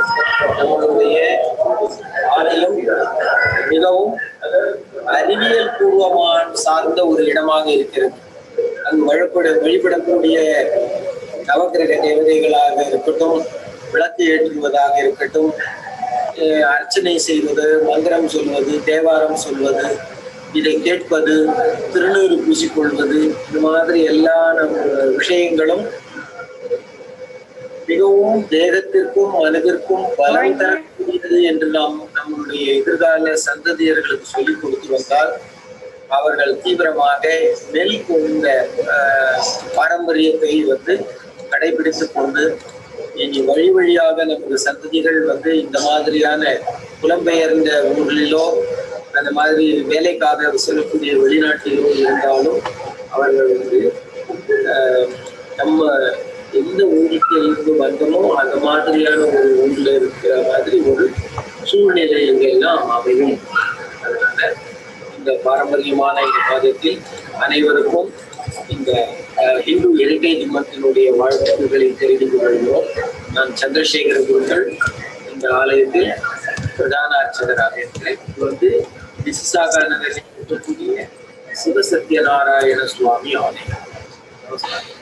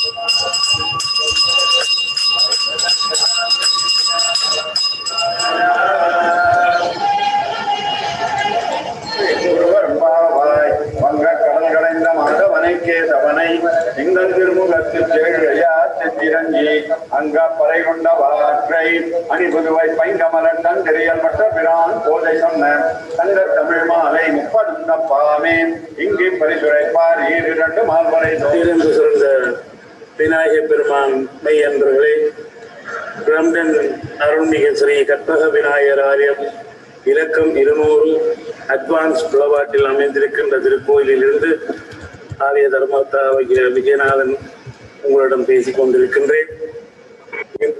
இன்றைய தினம் இந்து ஹெரிட்டேஜ் நிறுவனத்திற்கும் இன்றைய ஒவ்வொரு ஆண்டிலும் கொண்டாடி கொண்டிருக்கின்றார்கள். இன்று அவர்களோடு நாங்களும் இணைவதில் ஆலய சார்பில் ஒரு பெரும் மகிழ்ச்சியை அடைந்திருக்கின்றோம்.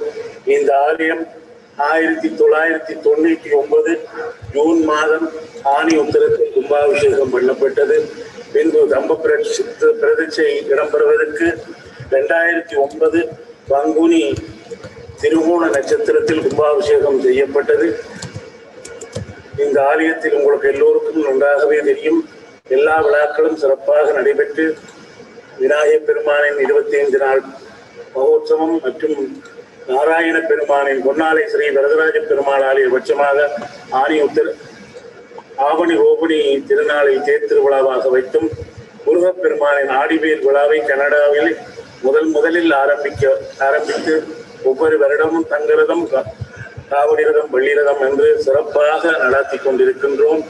இந்த நிலையில் இந்த ஹிந்து ஹெரிட்டேஜ் என்று நாங்கள் இணைவதில் மிக்க மகிழ்ச்சி அடைவதோடு மேலும் மேலும் அவர்களுடைய ஒவ்வொரு வருடமும் மிக சிறப்பாக நடைபெற வேண்டும் என்று எல்லாம் வல்ல கற்பக விநாயகர் பெருமானை வேண்டியிருக்கின்றோம்.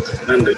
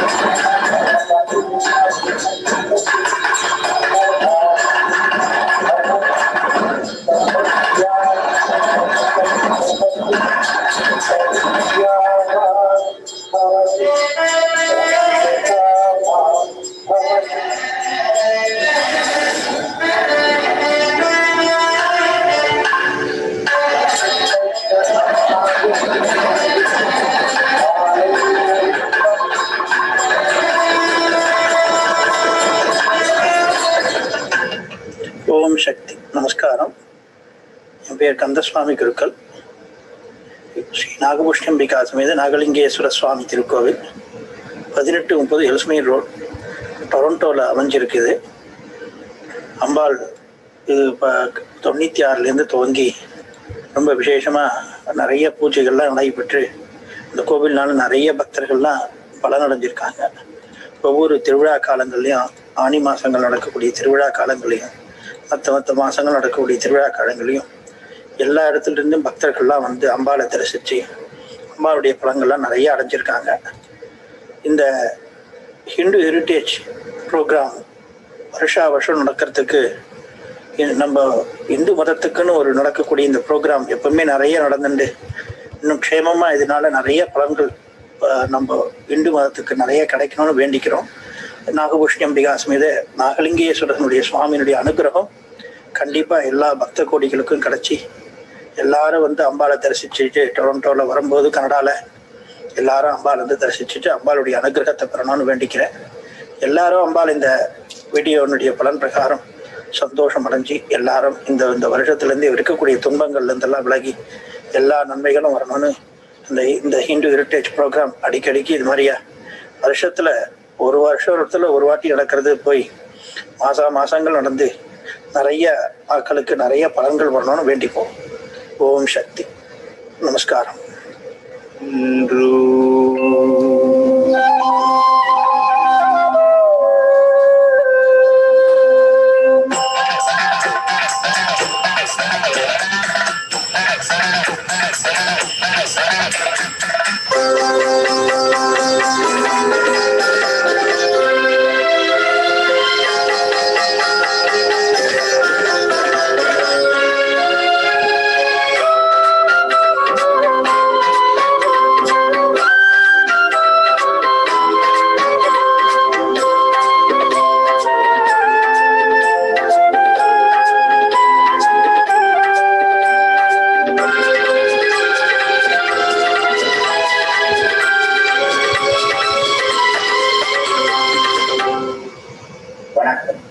அனைத்து இந்து மக்களுக்கும் இந்து ஹெரிட்டேஜ் ஃபண்ட் வாழ்த்துக்கள். கணபதீஸ்வரம் அருள்மிகு ஸ்ரீ செல்வ விநாயகர் ஆலயம் 3411 மெக்னிக்கல் அவென்யூ, டொரண்டோவிலே அமைய பெற்றுள்ளது. அனைத்து இந்து மக்களுக்கும் கணபதீஸ்வரம் செல்வ விநாயகர் பெருமான் இந்த ஆலயத்திலே இருந்து அருள் பாலித்து வருகின்றார். இந்த ஆலயம் கடந்த 2011ஆம் ஆண்டு தொடக்கம் அமையப்பெற்று பல இந்து மக்களுக்கு விநாயகர் பெருமானுடைய திருவருள் கிடைக்கவும், அடியார்களுக்கு இந்து மதத்தின் தத்துவங்களை அறிந்து கொள்ளவும் வழிவகை செய்து வருகின்றது. அந்த வகையிலே ஆலயத்திலே வார உற்சவம், மாத உற்சவம், வருடாந்த உற்சவம் என்கின்ற சிறப்பு உற்சவங்கள் ஒவ்வொரு வருடமும் சிறப்பாக நடைபெற்று வருகின்றது. வருடந்தோறும் ஜூன் மாத இறுதியிலும் ஜூலை மாத முதல் வாரத்தையும் கொண்டு வருடாந்த மகோத்சவ பெருவிழா 15 வருடங்கள் சிறப்பாக நடைபெற்று வருகின்றது. வருடந்தோறும் இந்து மக்கள் கிட்டத்தட்ட 50,000க்கு மேலான மக்கள் ஆலயத்திற்கு வருகை தந்து வழிபாடாற்றி செல்கின்றார்கள். அத்தோடு மட்டுமல்லாமல் 5 வயது முதல் 15 வயது வரையிலான சிறார்களுக்கு ஆலயத்திலே வாரந்தோறும் நமது தாய்மொழியான் தமிழ் மொழியும் இந்து சமய வகுப்புகளும் ஆலயத்திலே இலவசமாக சிறப்பாக நடைபெற்று வருகின்றது. பல சிறார்கள் இந்த வகுப்பிலே கலந்து நன்மை அடைகின்றார்கள். தேவார திருவாசங்களை கற்றல், இந்து சமயத்தின் தத்துவங்களை அறிந்து கொள்ளுதல் என்கின்ற வகையிலே இந்த வகுப்புகள் நடைபெற்று சிறார்களுக்கு வழிகாட்டலாக நடைபெற்று வருகின்றது. இந்த மாதம் கனடிய அரசாங்கத்தினாலே இந்து மக்களுக்காக இந்து ஹெரிட்டேஜ் மந்தாக அறிவிக்கப்பட்டு பல வருடங்களாக இந்த நிகழ்வு சிறப்பாக நடைபெற்று வருகின்றது. அந்த வகையிலே இந்த மாதம் இந்துக்களுடைய இந்து மத ஹெரிட்டேஜ் மந்தாக இந்த வருடமும் கொண்டாடப்படுகின்றது. ஆகவே உலகெங்கிலும் காணுகின்ற இந்துக்கள் அனைவரும் சர்வ செல்வயோகமிக்க பெருவாழ்வு வாழ்வதோடு இந்த இந்து ஹெரிட்டேஜ் மந்த் ஒவ்வொரு வருடமும் சிறப்பாக கொண்டாடப்பட வேண்டும் என்றும் இதிலே அனைத்து இன மத மொழி மக்களும் இந்து மக்களும் இணைந்து இந்த ஹெரிட்டேஜ் மந்திலே விழாவாக கொண்டாட வேண்டும் என்றும் தொடர்ந்து இந்த நிகழ்வை இந்த அமைப்பாளர்கள் செய்து இந்து மக்களுக்கு நல் வழிகாட்டியாக அமைய வேண்டும் என்றும் அவர்களுக்கும் வாழ்த்துக்களை கூறி அமைகின்றேன். நன்றி, வணக்கம்.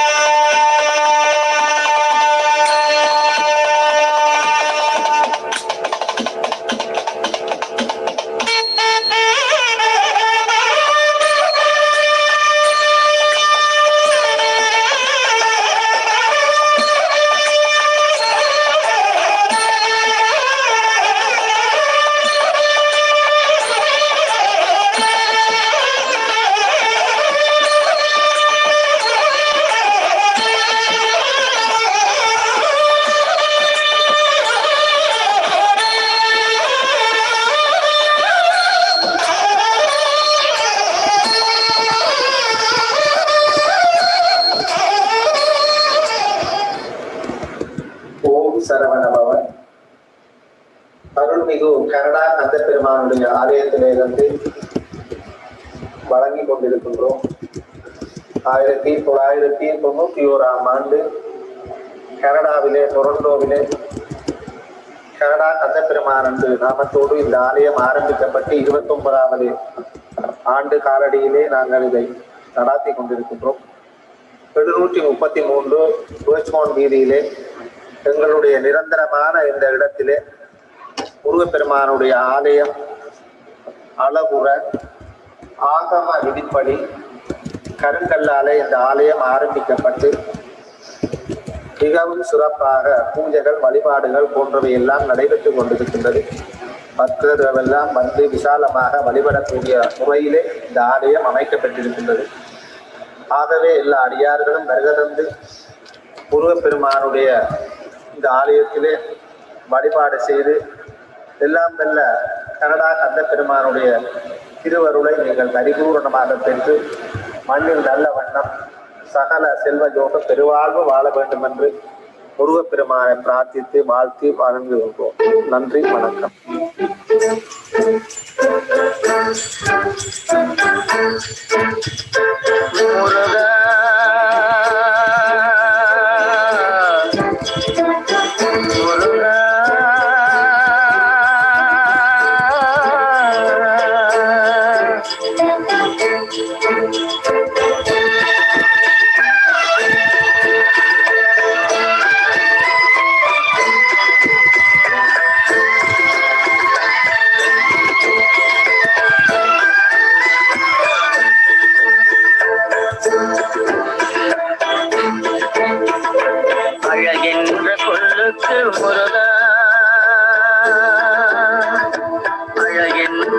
கொல்லுக்கு முருகா உந்தன் அருளன்றி உலகிலே பொருளேது முருகா அழகென்ற கொல்லுக்கு முருகா உந்தன் அருளன்றி உலகிலே பொருளேது முருகா அழகென்ற கொல்லுக்கு முருகா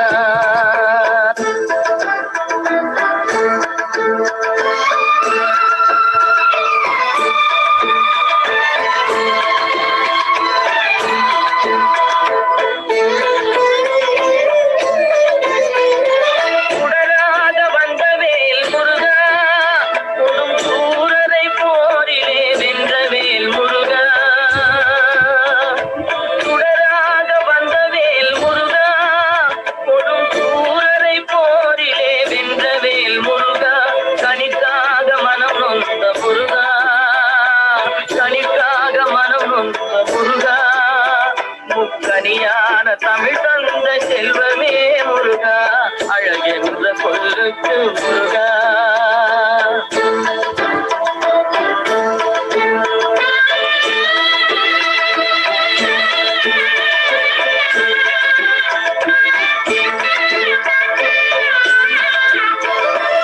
ஆண்டியாய் நின்ற வேல் முருகா உன்னை அண்டினோர் வாழ்விலே இன்பமே முருகா ஆண்டியாய் நின்ற வேல் முருகா உன்னை அண்டினோர் வாழ்விலே இன்பமே முருகா பழம் நீ அப்பனே முருகா பழம் நீ அப்பனே முருகா ஞான பழம் உன்னை அல்லாது பழமேது முருகா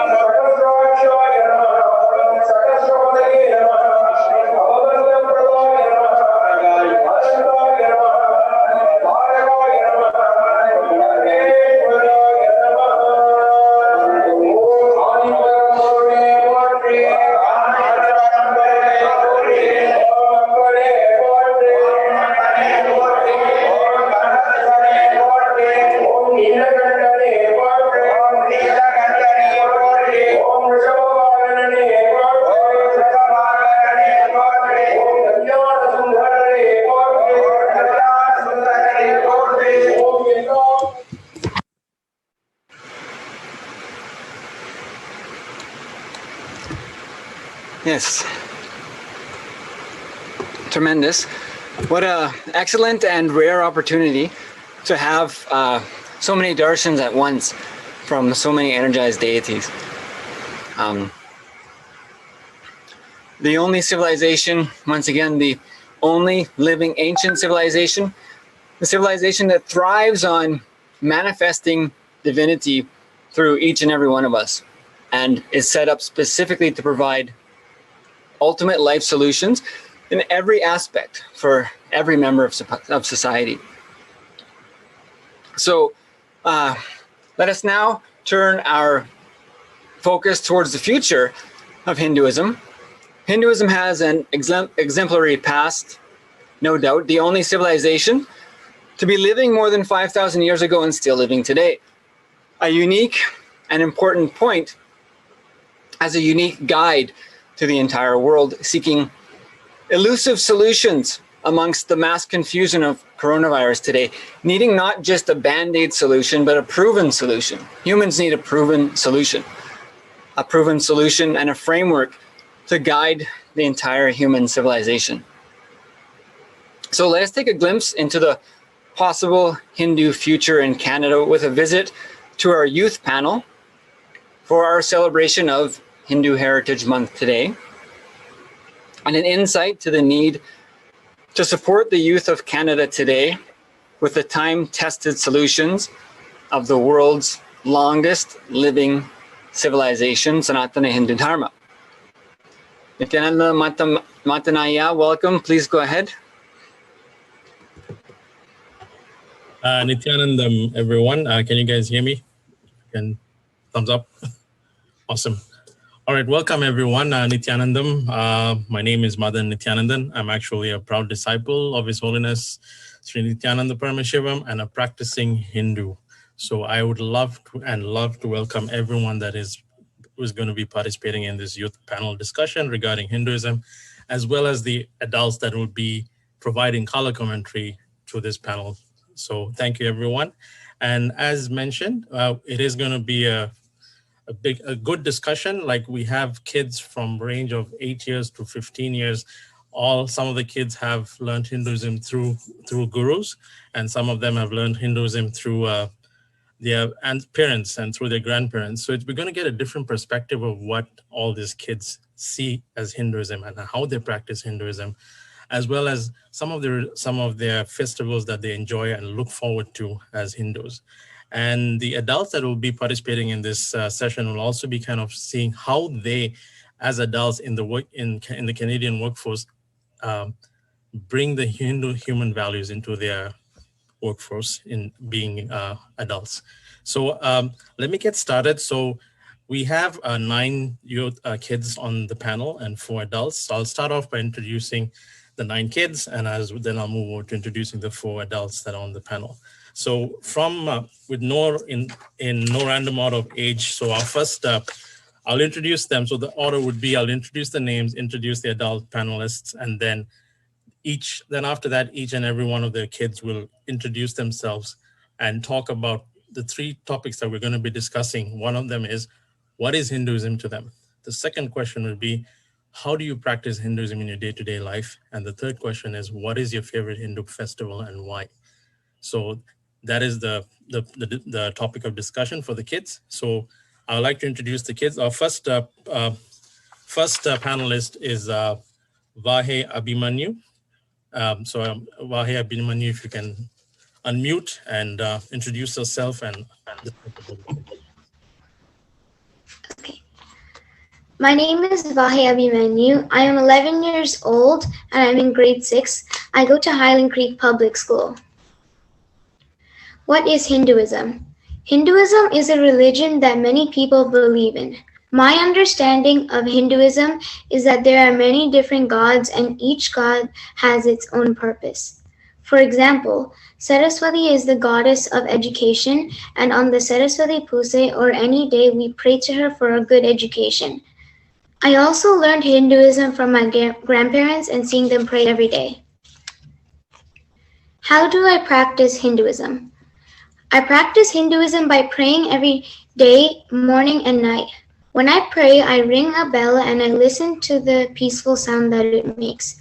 Before COVID, I went to the temple every Friday and I prayed to God. We also do archanas or pujas, which is when we pray for a certain reason and when we pray for others. I also do bhajana with my mom, and she sings songs and I repeat it. We do this in our prayer room. What is my favorite Hindu festival and why I enjoy it? My favorite Hindu festival is the Naina Devathir. This festival is in June and it lasts 15 days. After school in the night, I go to the temple and I pray to the Nahama, the snake goddess. During the last few days of this festival is the boat festival. This festival takes place in the night. My favorite part of this festival is that there are lots of beautiful lights, and in the night it really stands out. We put the god on a boat and we pray. I also like that during this festival we get different snacks and food. And since this festival is in the summer, we get drinks. That is my favorite festival and why I enjoy it. Thank you for listening. Thank you, Vahe. Very nice discussion. We move on to the next panelist, who is it's Raghavi Jnanachandran. So if you can unmute and discuss the 3 topics. Vanakkam, my name is Raghavi Jnanachandran and I'm a grade 11 student who I currently go to Durham online virtual school. So what is Hinduism to me? As being followers of Lord Murugan and Shivan, Saiva Samayam is a combination of life and philosophies, a nature where Lord Shivan is the supreme god and Lord Murugan is our ancestor. At this time, I would also like to mention we also respect and pray to Ravaneshwaran Ravana, as he is our ancestor, a great king and devotee of Lord Shivan. How do I practice Hinduism? We practice our religion in many ways. When there is an occasion, we follow the rituals like offering special dishes to God, chant Tamil mantrams called Thavadams, and do prayers with flowers. On a daily basis in the morning, make sure to wear the holy ash called Tirunuru along with Santanam Kumkumam to honor Lord Shiva. As my dad follows Swami Rahavendra, we also believe and pray in him and as a great guide. What is my favorite religious holiday? My favorite celebration is Thaipusam. The festival is celebrated in honor of Lord Murugan, the destroyer of evil who represents virtue, youth, and power. It is a festival celebrated by the Tamil community on the full moon in the Tamil month of Thai, usually coinciding with Pushya star, also known as Pusam in Tamil. It is celebrated with Lord Murugan's veil, spear, and kavadi. Thank you for the opportunity to listen to me. Thank you, Raghavi. Our next panelist is Anupriya Nithyanandan. Anupriya, if you can please unmute and discuss your topics. Good morning, everybody. My humble pronounce to the lotus feet of Swami Sathya Sai Baba and Swami Nithyananda. I would like to introduce myself. My name is Anupriya Nithyananda. I am 8 years old. I am in 3rd grade. I am in North Bendel Junior Public School. I'm here to talk about what Hinduism is. What is Hinduism? Hinduism is one of the oldest religions in the world, and it is a way of life. Hindus believe that God is in every one of us. Also, Hindus should learn these 5 human values that are Satya, which is truth, Dharma, which is right conduct, Prema, which is love, Shanti, which is peace, and Ahimsa, which is non-violence. These are the 5 human values that I myself and everyone should learn. Also, Hindus believe in karma. Karma is action. You have to see good, do good, and hear good. And this is the way to God. How do you practice Hinduism? I practice Hinduism by getting up in the morning, having a bath, going to the prayer room and praying. And also I do my Gayatri mantras. On special days, I sit with my family, do a stotram, do a Pada Puja to Sathya Sai Baba, and sing bhajans. What Hindu festival do I like and why? My favorite Hindu festival is Diwali. I like Diwali because it's a festival of light and it removes all the darkness. The reason why I like it is I take bath in oil, get new clothes, get gifts, eat sweets, light lamp, and evening time we do fireworks. Thank you, and Namaste Lucas Sikinu Babantu. Thank you, Anupriya. Our next panelist is Sai Lakshmi Kanakaratnam. Lakshmi, if you can unmute and discuss your topics. Hi, my name is Sai Lakshmi Kanakaratnam. I am 10 years old and I am in grade 5. My school is Central Park Public School and I follow Swami Nithyananda and I'm born Hindu. What is Hinduism? Hinduism is the oldest religion with many stories that contribute to Hinduism. People who practice Hinduism live freely and believe life is a celebration. Hinduism has many celebrations and auspicious days. There are lots of techniques and powers in Hinduism that can help us with our everyday lives. In Hinduism, we believe that we are all gods and goddesses. How do you practice Hinduism? I practice Hinduism by worshiping gods, goddesses, and Hindu gurus, and by celebrating Hindu celebrations. When I go to bed and wake up in the morning, I pray and try to go to temples often. I help my mom or dad with the abhishekams and pujas at the temple or at home. I like to do puja for the gods and goddesses. I learn about Hinduism and power manifestation with my Gurukul classes. What Hindu celebration is your favorite? My favorite Hindu celebration is Navaratri because goddesses are worshipped and consists of 9 nights and gets rid of all the evil in the house. The first 3 days are for Durga, the second 3 are for Lakshmi, and the last 3 are for Saraswati. I like doing the pujas and embracing the feminine energy. Thank you for listening to me. Thank you, Sai Lakshmi. We'll move on to the next panelist, and our next panelist is Ehan Abhimanyu. If you mind unmuting and talking.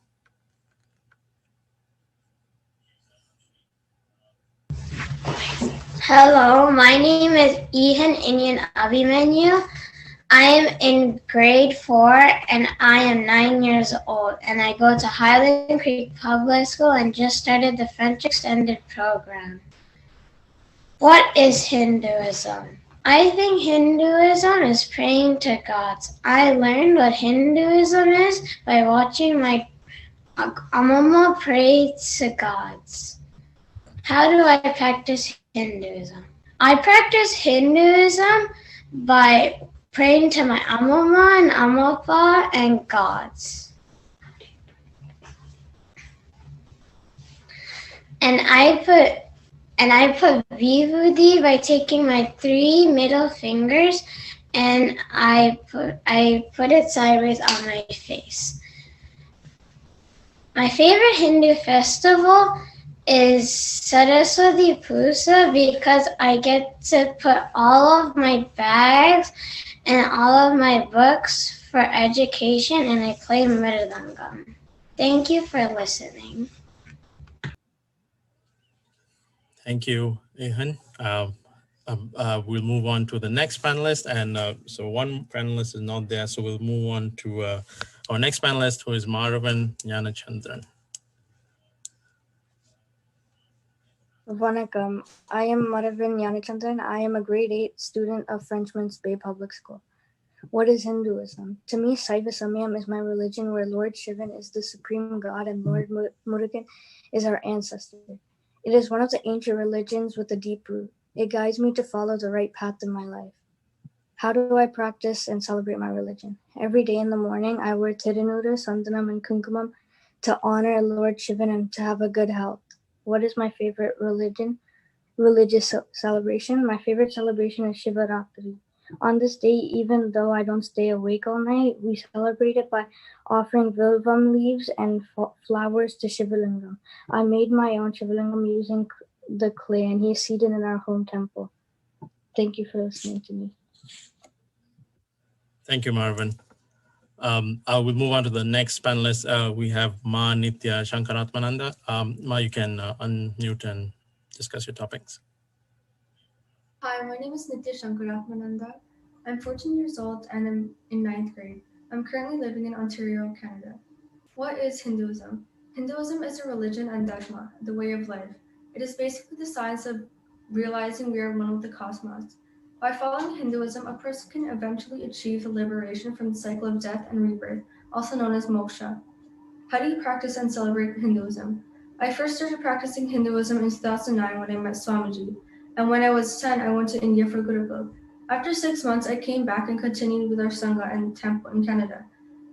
At home, I do yoga around 4 during the Brahma Muhurtam hours, and it's actually a great way to start the day. I really like it because it keeps me awake and motivated for the rest of the day. I then do puja, which is a ritual performed to offer devotion. I really like it because it helps me make a transition to my higher self. Here in Canada, I go to the temple every day for Gurukul, which is for about 5 hours.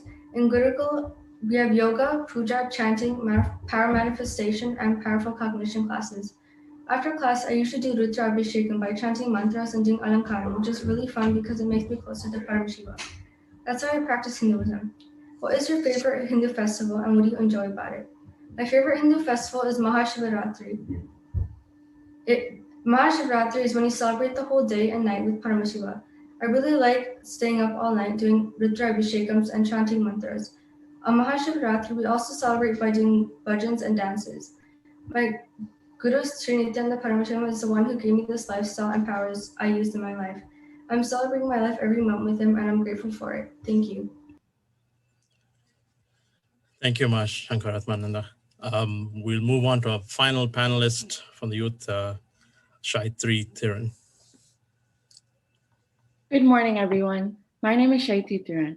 I'm 14 years old and I'm a grade 9 attending Markham District High School. What is Hinduism? Hinduism is a religion that is practiced by myself and many individuals around the world. In Hinduism, you can pray to many different gods and goddesses. I personally have a deeper connection with Meenakshi. I adore her elegance and compassion. In Hinduism, We follow through with the puja by using items that symbolize 5 of nature's elements, which are fire, water, earth, space, and air. How do you practice Hinduism? I practice Hinduism by following many teachings talked about in Swamiji's satsangs and lessons taught at the temple in the Gurugal program. The Gurugal program taught myself and others many Hindu stories, pujas, mantras, yoga, meditation, as well as life lessons and techniques. We have been taught how to express the different Shaktis we have. An important example is third eye reading. Swamiji has guided us to opening our third eye and successfully experiencing the powers of it. I also practice Hinduism by visiting temples, performing pujas, offering items to deities, and more. What is your favorite Hindu festival? My favorite Hindu festival is Krishna Janmashtami. Krishna Janmashtami is celebrated to recognize the day Krishna was born. Krishna is one of the most popular Hindu avatars, and he gave Bhagavad Gita to the world. This celebration is followed by singing, dancing, dressing up as Krishna and Gopikas, and participating in many events, such as hitting a pot thrown in the air filled with butter.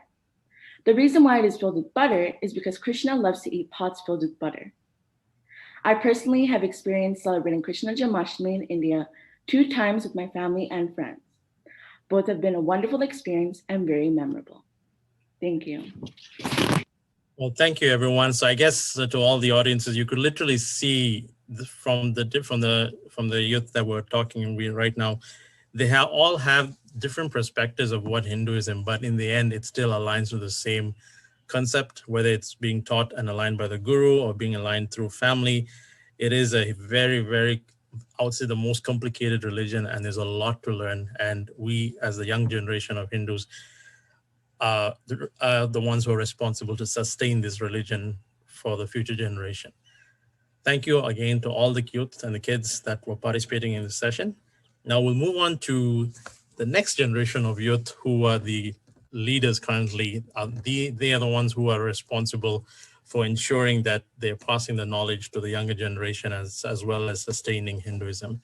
So our panelists, we have 4 panelists on for this discussion. So our first panelist is Mr. Parthy Kandavel. He's a TDSP trustee for Ward 18 in Toronto, and he's also a Satya Sai school teacher. And thank you for joining, Mr. Parthy. And our next panelist is Dr. Anusri Skandaraja, who is a professor of child and youth studies at York University, and she's also a TDSP trustee for Ward 22 in Toronto. Thanks again for joining. And our next panelist is Ms. Sivadarshini Yoganathan. She's also a TDSP school teacher in the secondary school, as well as the head lead for ESL department at TDSP. Thanks, Ma, for joining as well. And our last person of a panelist is Ms. Tatiana Letviak. She's part of the Calgary School Board, as well as one of our acharyas for the Nithyananda Gurukul. She's responsible for running some of the Gurukul programs in Canada and worldwide. So thank you all for joining. So we have, for a time check, we have 24 minutes. So I had 3 topics to discuss, but I'm going to focus on 2 topics for y'all. So hearing all the discussions that we have had from all the different kids we have had on the panel, I have 2 questions for y'all. So the first question is, how do you showcase being a Hindu to a non-Hindu community, since all of us are in the workforce? How do we showcase that? And we have some that are not born Hindu, but are practicing Hindu, like Tatiana. So that is the first question. So in no particular order. So Mr. Parthy, I don't mind if you mind starting first. No problem. Good morning. Thank you for organizing and inviting us. It's always important to see young children share their identity. It's the most important gift your family and community give you, is who you are, right? Knowing who you are is the most important piece. I know time is short, so I'll get to the question directly. How do we demonstrate our Hindu identity to a non-Hindu community? That's right? Yes. I think it's a very important approach, because I think in the public, not everyone knows how broad, how wide, and how deep Hinduism is, right? So it's important that in our interactions, whether it's our coworkers, our friends, or if you're a student in university or high school, that when there is an opportunity, you share. And I think the biggest interesting piece, a lot of people don't realize, is Hinduism is very, very unique. It's not a typical religion where there's one founder, maybe one book, and there's a very prescribed model, or there's only one way to be a Hindu. Whereas in other faiths, it's very programmed. And when we when you look at the world, a lot of religions, especially in Canada, right? We see the number of churches closing down because a lot of youth in those communities don't connect with how God has been presented in their religion, and we see that happening. Whereas in Hinduism, there's such a diversity of how to be a Hindu. You can read the Bhagavad Gita, you can learn the Puranas, you can like Arjuna understood Hinduism through karma or through action. You can go through bhakti, through knowledge. You can read all the Vedas, the Upanishads. There's so many approaches to being a Hindu, and I think that's an important piece to share with our non-Hindu friends and colleagues, that there's no prescribed, there's no one way to be a good Hindu. And I think that's probably the best way to open it up, the conversation, that it's a very unique religion. And the fact that for thousands and thousands of years, our ancestors have practiced our faith without it ever being broken. If we were to get in a time travel machine and went back 2,000 years ago to South India, we would see that our ancestors, or in northern Sri Lanka, in Ulam, we would be practicing the very same approach, and which is a very interesting thing because it's not the same for other religions. So I think that provides a lot of insight. And I'll close with two things. If you look at yoga and meditation, now you can go to any corner in the world and you will see people practicing those exercises, but that came, of course, from our faith. So it's the key is to show that our faith is very adaptive and very practical, that it serves a very everyday purpose and adds to our life. So I'll leave it at that. Thank you, Bertie. Let's hear from the other panelists. So I'll ask Shiva Darshini what's her opinion and how she showcases being a Hindu to a non-Hindu community.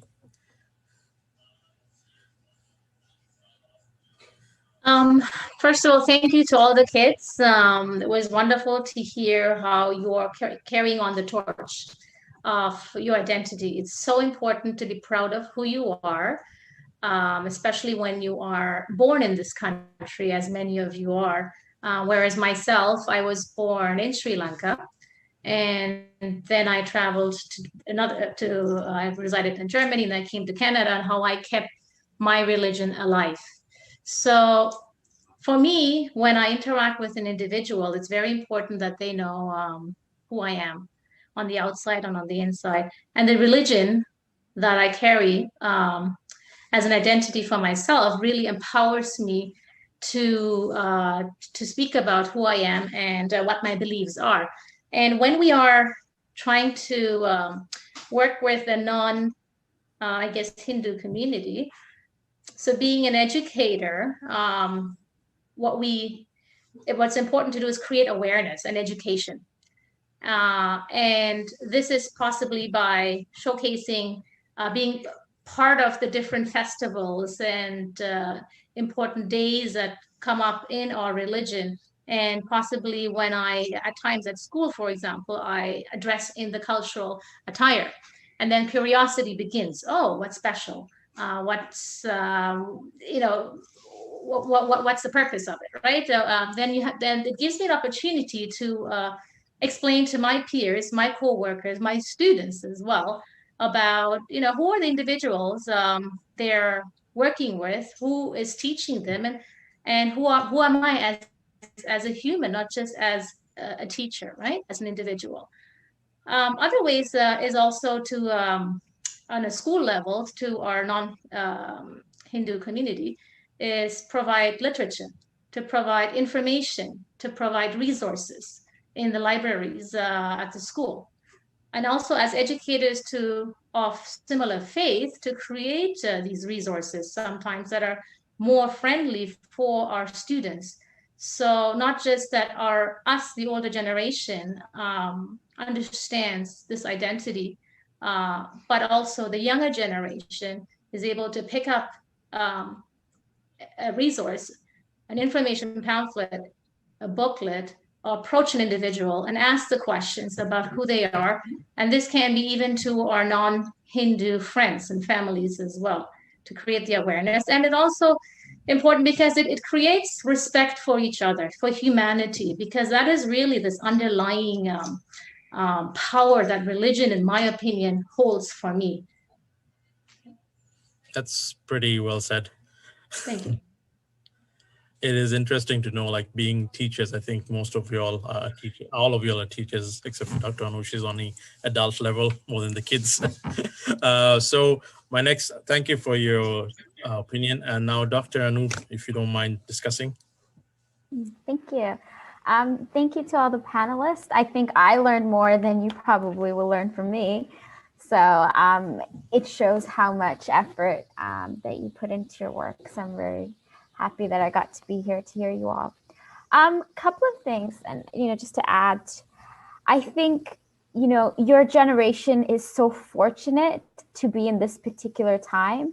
You all make me think back to when we all first came to Canada. It was a very different climate, right? You would be made fun of for dressing certain way, or if you went to school with a portu or anything. And I think now, there's been tremendous progress in our Canadian society where you can now be proud and go and, and go as you are and be able to share your religion with other people. And to have something like Hindu Heritage Month for you might now almost be taken for granted. But for a lot of us, in the early 90s and the 90s, it was a different, even though Scarborough had so many immigrants, it was still a different kind of place where it's something you did at home and you didn't really talk about with your peers that were not Tamil or not Hindu. And now it's kind of cool to share those parts of your life. So I think that's something that is important, and that because you've been afforded this freedom to share, that it's also a great responsibility, right, to share. And the other thing, I think right now also where we are in the world, there's an appetite for Hinduism, right? Whereas for us, but I know as children, I mean, here you all seem very well versed, but I'm sure some of your peers might feel, oh, why do I have to go to the temple? And it's so long and it's so boring. And all of those things. But if you see what's happening in the world, there's a lot of people gravitating or yearning for what Hinduism can teach, right? So there's a lot of conversations about spirituality, right? In the last 10, 15 years, Buddhism has really, really kind of become this widespread phenomenon where you can go to, the Dollarama and get a Buddha statue, right? And that signifies that there's this desire in the West, or Canadian society, that people are feeling, maybe a void or something empty where they want to sort of fill. And I think spirituality is really what they're yearning for. And we as Hindus, we almost take it for granted because we've been raised to just think like that our whole lives, right? And many of you in your speeches said that we view each other as gods and goddesses. And that's a huge, that's a completely different way of looking at the world, right? And I think Parthi alluded to that idea that a lot of other religions, it's sort of a very hierarchical relationship that you have with God. And where in Hinduism, there's this idea that we all are godly beings. And so the way we travel, like the way we go through the world and treat each other and all of those things. So I think in that way that it's a really good time to share your religious beliefs with others and because I think a lot of people are searching for those things, right? Like concepts like accepting everyone and belonging and multiculturalism and all those things that you fundamentally Hindu principles, right? This idea of existing in different ways, this idea of, you know, I think it was Sai Dharni who talks about Krishna and this idea that we have in our religion that gods are not perfect beings, right? That he was mischievous and he got into trouble sometimes. And you as children might also get in trouble sometimes, but that doesn't make you bad beings or immoral beings, or, you know, it just makes you're on a path to something. And so I think, you know, I think it's a lot of those teachings you'll take with you with your life. So even now, sometimes if you feel like, you know, you're not sure why you have to do all the things you do, later in life, it'll all make sense to you. Thank you. Thank you, Dr. Anu, for your topic. I think we'll have Tatiana as well. So Ma, if you don't mind unmuting and talking about the topic. Absolutely. Thank you for having me. And it's always a pleasure to listen to youth. I'm from Calgary and I currently teach grade 2 on an online environment. And I think the most important thing is to give everybody a voice. So I come as I am. I'm not necessarily teaching Hinduism because it's within the public school system. There's so much that you can do, but just giving people a voice. And so recently with Diwali and teaching Gurukul and just being aware that and just being a disciple of Paramahamsa Nithyananda, there's so many celebrations and Hinduism is so vast. And we don't necessarily talk about all of that in the public school system. And we don't give people a voice to share what's happening with them every day. And I wonder, like with the youth here, how much of that do you really bring into your conversations in school? And I think as leaders, allowing children to have that voice is really important. So I thought, okay, well, it's Diwali. Let me talk to the kids. I think there might be a few people here that are celebrating. And there was, you know, a lot of people that were in the class that knew about Diwali and were able to share. And after I shared the one day, the next day, one of my students came and she wrote a paper about Diwali and she was super excited. So I thought, well, go ahead and share. But how often had I done that before without having the awareness? So it's not just Hinduism, it might be other cultures. So it's like, as the leader, giving everybody a voice to share, because I feel, especially after being introduced to Hinduism, your spirituality, your religion, your connection is really the most important part of you. And we spend hours and hours at school, and to not be able to share that, there's a huge disconnect. So, perhaps another discussion with youth would be to really ask them, do you feel that you're able to connect and really share this in school?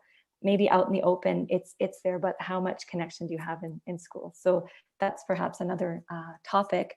The other thing about being a Gurukul teacher and with the teens that I'm with right now, not all of them come from a Hindu background. And so because it's so vast, there's so many entry points. So they can come in and, if they're stressed out about something or if they're inspired about something, there's so many different things that we can do, whether it be yoga or meditation or, powerful cognitions and manifesting powers. And they just keep opening up to more and more. And so just being available to share. And also for some of the students that come in with more of a Hindu background, that they can also share what they know. So thank you for listening. Awesome. Thank you for that discussion. So I think as a time check, we have 9 minutes. So my other topic, I know most of you all alluded to this topic about being leaders in the Canadian public school board system. I think maybe I want to just kind of see how does the school board system bring awareness to, like, for example, the Hindu Heritage Month or festivals that are being celebrated by Hinduism. So I'm keeping this open. So whoever would like to kind of discuss this topic or just like to give the insights on that. So I don't know, Parthi or Dr. Anu or Ma, Darshini or Tatiana, if you guys would like to add to that. So in the Toronto District School Board, we celebrate all the major faiths. There's an Islamic Heritage Month, Jewish Heritage Month, and And in November, I had the privilege with other trustees to pass the motion to recognize every November as Hindu Heritage Month. And it was a very unique opportunity. And since then, we have struck a committee that puts together different materials. They run a poster contest. They have effective lesson plans, PowerPoint presentations for teachers in our 580 schools to use.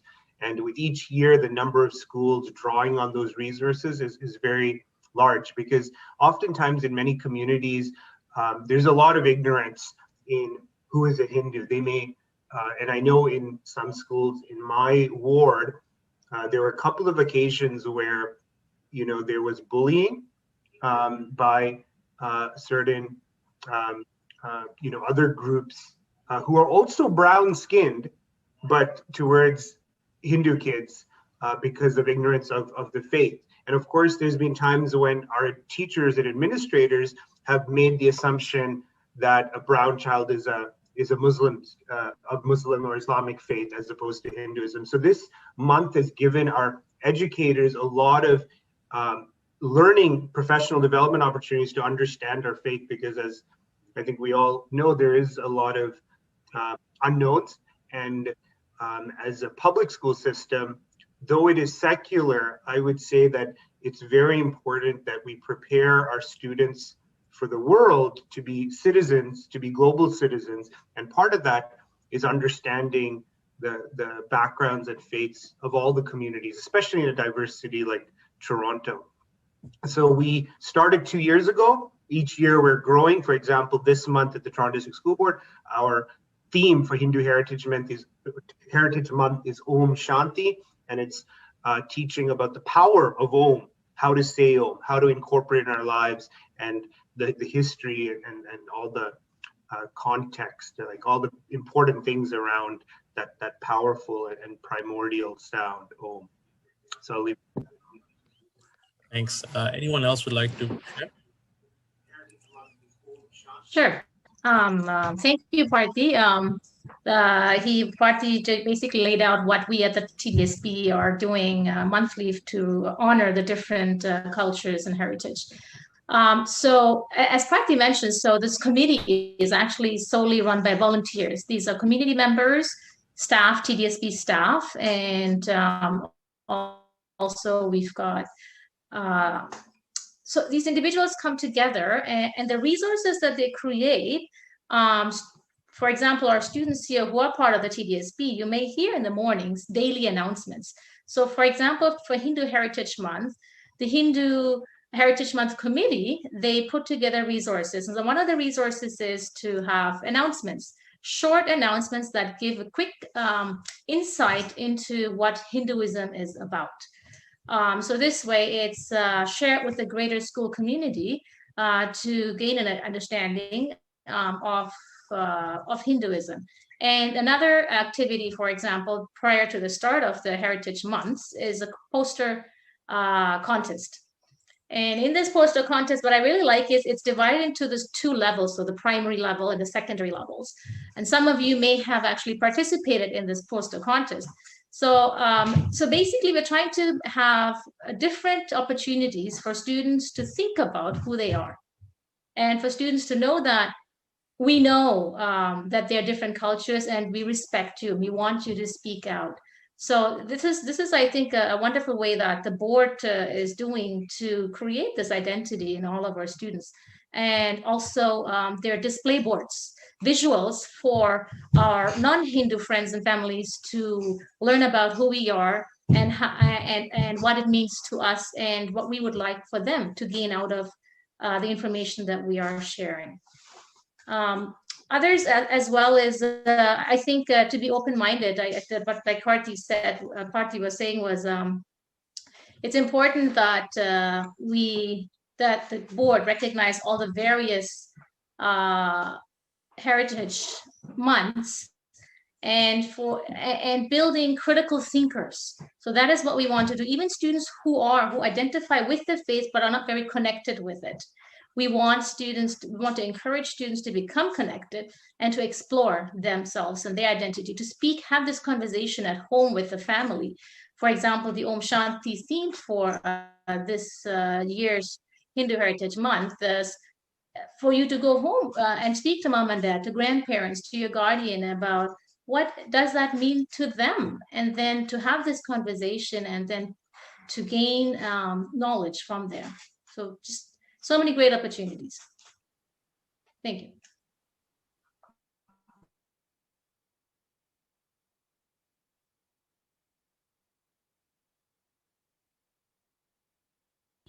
Well, thank you. Anyone else would like to add to this, Tatiana or Dr. Anna? Sure. I think as Parthi mentioned as well, that there is a committee, and so I know children can't join it, but I know other community members, if they want to join it at the TDSB, and it's a great way to sort of at a system level get involved. I know this year one of the big conversations were about getting books out to the schools, and that's a really important step, right? Getting materials so our students can read those books in their classrooms, but also non-Hindu students to kind of get that idea. So those are sort of the big picture plans. Yeah. Well, thank you. Tatiana? Just briefly, I'm actually feeling inspired because we don't have, Hindu Heritage Month and the other Heritage Months in Alberta. Embedded within the curriculum, there is the aspect of recognizing different cultures and celebrating that, but we don't have that bigger umbrella that gives a platform for different cultures. So I'm just leaving inspired and taking that with me as I go into work. And maybe that's another topic to share with administrators, that's also something that's a possibility. Mm-hmm. Contact your school trustee. Not only that, actually, Tatiana, you're a chief superintendent, the top position that runs the Calgary Board of Education. I believe his name is Christopher Yusi. He was the former associate director at our board. I know him well. If you ever run into him, you can mention. So he knows that history, how Toronto has always done these cultural and religious celebrations. So if the board and administrators, and more importantly, the trustees were interested, he knows all. He actually used to serve as the staff liaison for the Tamil Heritage Month Committee, Chris Yusi. So you can mention my name. He knows as well, and he has all that background information on how a public board a public education institution can implement Heritage Months. Awesome. Well, thank you again. I think we're on time right now. So again, I would like to thank everyone that was part of this discussion, from the kids to the adults, leaders who are helping steer our youth. Thanks again. And we'll move on to the next session. And I'd like to thank everyone for coming. Nithyanandam. Thank you.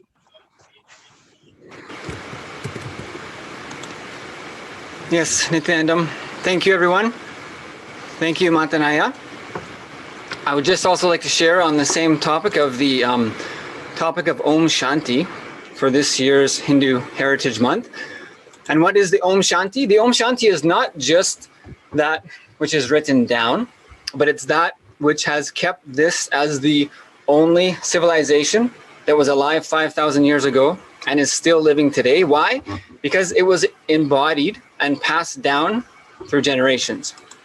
And having studied and trained and worked in the education field for more than 20 years now, in more than 30 different schools around the world, and hearing about this great tradition of Sanatana Hindu Dharma, I always had the doubt of, how is it going to happen? How is this possible? All these great things are there. Adi Shankara is there. Sri Rama is there. Sri Krishna is there. Ramakrishna is there. Ramana Rishi is there. Vivekananda is there. All these beings are there, and all the science is there. But how is it going to happen? I always had the doubt of how it could happen. And only when I went and met the Balasans of the Gurukul in Adi KAILASA in Bangalore, and about 10 years ago, and met them and saw the space of rejuvenation that was happening in them, they were on a completely different level, every single one of them, than any other group of kids that I've ever seen. And that was because of the space of completion inside of them, because the space of Om was awakened inside of them, because the space of Shanti, not just peace, but also powerfulness, was awakened inside of them. And that rejuvenation energy is what we all strive for, to maintain that childlike energy and spontaneity of the child, but to add the maturity. So Sanatana Hindu Dharma is real, it's possible. And it's been embodied by the leaders of Sanatana Hindu Dharma for more than 5,000 years. So with this, I'd like to move to the next segment of today's program. I'd like to turn our attention to an excellent group of Hindu leaders joining us today to share about how we can preserve Hindu heritage in Canada. Each of our distinguished guests will share about preserving Hindu values, as well as the challenges facing Hinduism today, and what can be done to enrich humanity more on a daily basis with the gifts of Sanatana Hindu Dharma. I'd like to now please give a brief introduction of each of our Hindu leader panelists, and then introduce our moderator for today's discussion, Sri Sami Appadure.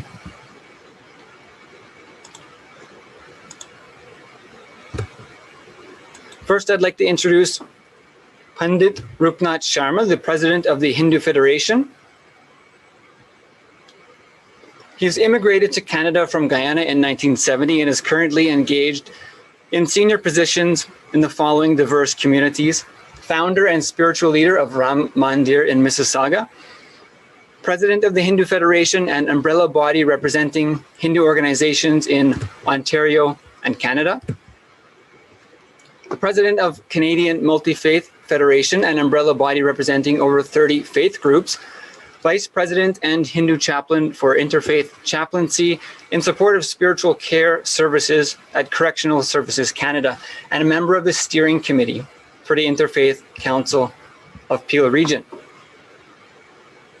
We also have joining us today the founder and Pitadipati of Sri Rajarajeshwari Temple is Srila Sri Chaitanyananda Natha Saraswati, who is affectionately known as Karanaya. Aya has dedicated his life to the noble mission of preserving and spreading the knowledge of Devi worship and the rich Tamil Shaiva tradition. Today, Aya splits his time between carrying out his duties as Pitadipati of the temple and traveling around the world to perform pujas and homas, as well as give workshops and classes on various aspects of Sri Vidya and Sanatana Dharma. We also have Shiva Sri Panchadchara Vijaya Kumara Kurukul, founder and spiritual leader of Sri Varasiti Vinagar Temple in Toronto, as well as Sri Logendra Lingam of Canada Uttayan, the chief editor at Canada Uttayan, Canada's leading Tamil newspaper. We have Nitya Jnanatmananda Swami, an initiated sannyasi of the Nithyananda order of Bhagavan Sri Nithyananda Paramashivam, and a senior Swami of the world's only Hindu nation, Sri KAILASA.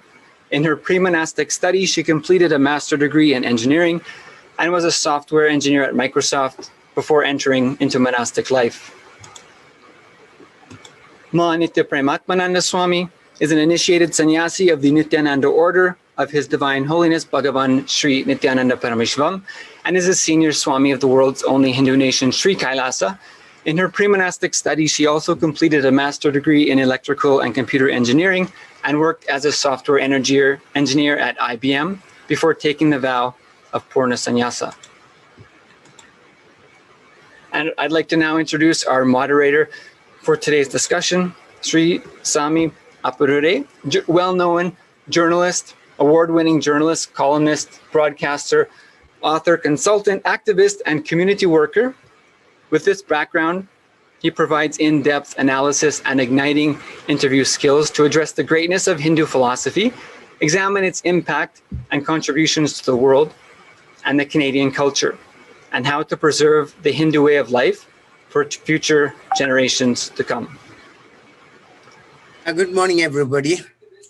after having the ritual services of some temples in Toronto, GTA, and having wonderful discussion made by the children, the third or fourth generation in Canada, and then having a very meaningful discussion by educationists and some other people around Canada. First of all, I thank Canada, my country. Having people from all over the world is almost like a miniature world. And it's not tolerating the new immigrants, rather taking them part and parcel of the Canadian mosaic. So declaring this month our Heritage Month is a wonderful thing. At this time, I would remember in 2012, I believe, we celebrated the 150th anniversary of Swami Vivekananda. When he was in Chicago in 1893, he brought some kind of light to the world, and people all appreciated about Hinduism. So at this junction, we would like to have all of you participate in this particular event so that we can put all what we discussed today in action, prolonged in a very wonderful way. So what we would like to say is Hinduism is not only a religion, it is a way of living for all of us. As far as we are concerned in this discussion, we would like to say how we will make the practice of this religion by our children around the world. And we also have to take this opportunity to educate the rest of the people, because Canada is having people from 200 countries and they are speaking over 160 languages. And Canada is very liberal in practicing all our religious faith here. So in this way, it's my pleasure having Pandit Rubananda Sarma to enlighten us in this particular topic at the limited time. Please go ahead, sir. Thank you very much, Namaskarji, and welcome to everyone. It is indeed a privilege and a pleasure to be part of this gathering. I've listened to some of the comments of the youths earlier, and I'm inspired that there is definitely not only hope, but reality is that Hinduism is alive and well in Canada. I would like to say that the statement that we are about to address is how to preserve Hindu heritage. Yeah. And when I think of preserving, I think of something in a jar that you preserve and you put it when you hide in a corner and you only take it out when you need it. Mm-hmm. I do not believe that's what we want to do with Hinduism. I think we do not want to preserve it. We want to make it alive. Mm-hmm. We want to bring it to reality, that we have become commonplace in Canada, that everyone, Hindus and non-Hindus, must understand who is a Hindu and what is Hinduism. Now, in order to do that, we need to educate people. And education starts with history. I am always amazed that we come from such a great heritage where knowledge and wisdom has been so much. And yet, I can never explain why is it Hinduism was dominated by a foreign power for at least 1,200 years. Yeah. Why is it Islam dominated India for at least 1,000 years and Britain dominated India for 200 years? Now, historians have given many comments, but I will look at it once in this way, that India had many royal families and many, many powerful kingdoms. And yet, although we had so many royal families and kingdoms and learned individuals, we allowed ourselves to be dominated. I will let you all think about that. What do you believe was the reason for this? And is that still the reason today, that we are not really to stand out there clearly? We seem to be under the dominance. We're not included in the pluralistic society. Our voices are not necessarily heard at the table. It's not that we are not capable of sitting at the table. We have more academics and more professional business people and more money than most communities in the world. But yet, we are not seated at the table when Hinduism or when religion is discussed. Thus, we need to answer these questions.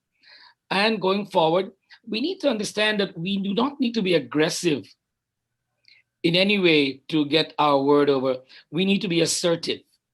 And there's quite a difference between aggression and assertion. Many other communities are very aggressive. And because of that, they're in the limelight, they're heard about, they're talked about constantly. And you don't hear about Hinduism. I remember once that one of the leading politicians in our country, who's now a premier of a province, came to visit with the Hindu Federation. And he made a statement that you Hindus are low overhead. And at that moment, we were kind of shocked and thought he was insulting us, and then realized he was actually complimenting us.